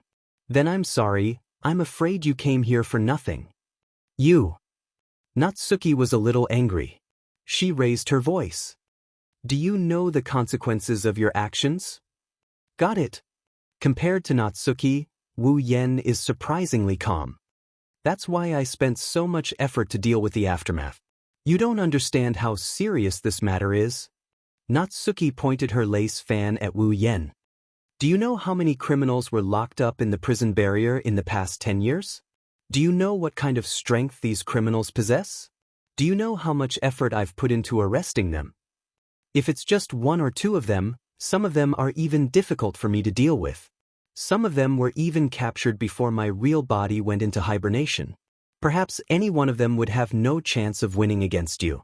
However, it's not just one of them, it's a whole group of them. Now that you've released them, if something goes wrong, let alone the island, even the outside world will be affected. Natsuki took a deep breath and looked at Wu Yen. His expression didn't change at all. Natsuki smiled bitterly. Take it as me begging you to stop. Even if you break the prison barrier and bring me out, I'll have to sleep again sooner or later and build another prison barrier. This is the price I have to pay for making a contract with the demon, and it's a price that can only stop until I die. If you really want to save me from the demon's curse, then there's only one way. Natsuki raised her head and met Wu Yan's eyes. She continued. Kill me. Wu Yan's wine-red eyes trembled a bit before he laughed. He laughed at himself. I say, aren't you underestimating me? Huh? Natsuki was stunned. I have to say, Natsuki, your suggestion is really stupid. I can't believe you would say something like that. Wu Yen sneered as his gaze sharpened. Death, that's the way to escape. Then don't cause so much trouble. Natsuki's tone started to become a little impatient. It's not my first day knowing you. I don't believe you don't know the seriousness of the situation. It's because I know that I'm doing this. His wine-red eyes turned golden under the influence of his emotions. In an instant, Wu Yan's strength was exposed to Natsuki's senses. Natsuki's expression changed when she sensed Wu Yan's terrifying aura. In your eyes, am I someone who doesn't know the severity of the situation? Wu Yan stared at her eyes. He raised his head and stabilized his emotions. I thought of everything you thought of, but I still chose to do this. I naturally have my own solution. Wu Yan walked in front of Natsuki and looked at her beautiful face. He suddenly reached out and hugged her. What are you doing? The sudden hug made Natsuki flustered. She struggled with all her might. She didn't even care about the parasol and fan in her hands. She pushed Wu Yan's shoulders with both hands. Let go of me. You just need to trust me. Wu Yan straightened Natsuki's cheeks. Under her panicked gaze, he lowered his head and the lips he tasted a few days ago were once again under his control. Woo-woo. Natsuki's body stiffened and she struggled even harder. However, it was useless. Based on physical strength alone, 100 Natsuki were no match for Wu Yan. Wu Yan held Natsuki's cheeks with both hands and held her in his arms. He domineeringly used the tip of his tongue to push open Natsuki's pearly white teeth and mercilessly opened her mouth. After a while, Wu Yan captured her tongue and tangled it with his. Under Wu Yan's lead, Natsuki could only helplessly resist. She kept shaking her head in an attempt to break free from Wu Yan's control. However, Wu Yan seemed to be able to read her mind. Just like last time, he picked her up like a doll and lifted her feet off the ground. Then, he carefully tasted her softness. For some reason, Natsuki felt her strength gradually disappearing. Her struggling slowed down and she couldn't even summon her mana. She couldn't teleport. This has never happened before. Natsuki was at a loss. In this situation, Wu Yan took advantage of her. After a long time, their lips parted. Looking at Natsuki, who was breathing in large mouthfuls of fresh air, Wu Yan caressed his lips and said with a smile, I've remembered the taste of your avatar's lips. When I hold your real body in my arms, I'll see what the difference is between the two. You. Natsuki glared at Wu Yan with hatred, but she couldn't do anything about it. Wu Yan rubbed Natsuki's head and whispered into her ear, I'll have to trouble you to return to the prison barrier for now. We'll be able to meet again soon. After he said that, he didn't give Natsuki a chance to react. A strange mana wave acted on Natsuki's body and she disappeared. It wasn't teleportation or invisibility. She truly disappeared. He stood up and walked to the window. Looking at the pedestrians walking on the street, Wu Yan closed his eyes. No one knows what he's thinking.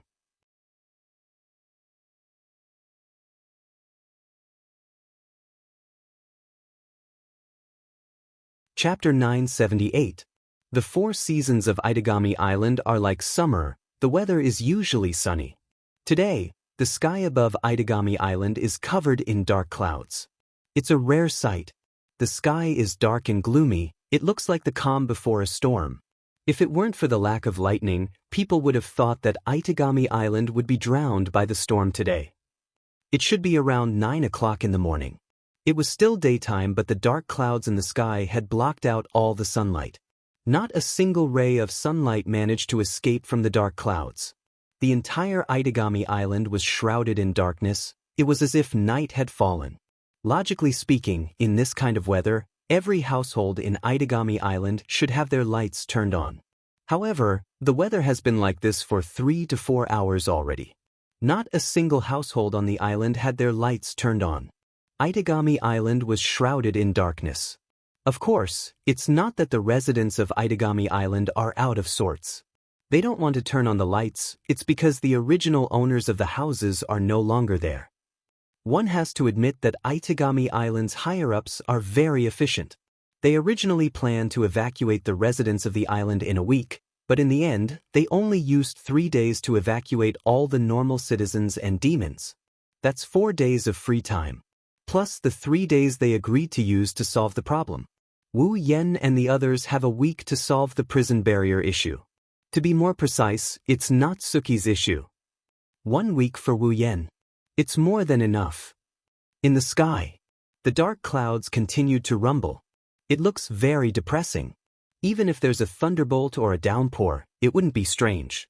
That was nothing strange. The wind was raging on the island, making sharp, whistling sounds. The atmosphere of a storm was spreading across the entire artificial island. The tallest building on Itagami Island is the Cornerstone Gate. Standing at the top of the Cornerstone Gate, one can see the entire island in its entirety. Wu Yen, Kotori, Yukaina, Koju and the others are standing at the edge of the gate. If you look closely, you'll notice that Vatler is there as well. Nagisa didn't want to leave, but she didn't want to come with them either. With her phobia of demons, who knows how she would react when she sees Vatler? Plus, the prison barrier is filled with demons. Nagisa isn't a suitable candidate to participate in this operation. To prevent Nagisa from worrying too much, Wu Yen used a hypnotic magic on her. He also put on the mobile church that Nagisa requested to replenish her mana for. With Kanon taking care of her, Nagisa should be fine even if the outside world is turned upside down. Koju looked down at the dark Itagami city. He sucked in a breath of cold air.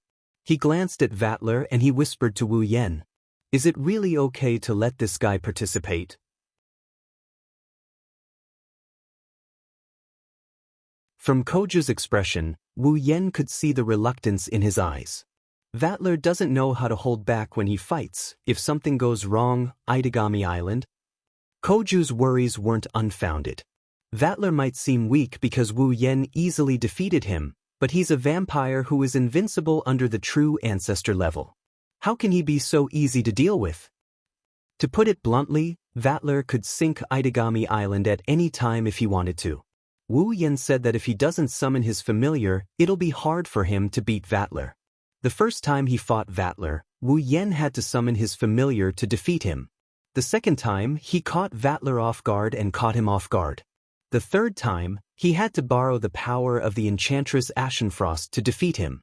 Excluding the abilities of the familiar, the Enchantress Ashenfrost is on the same level as Wu Yan's familiar. Only a primogenitor can control a familiar. Vatler is a Tier 9 fighter. Wu Yen was able to defeat Vatler in the first 3 fights due to their lack of familiarity with each other.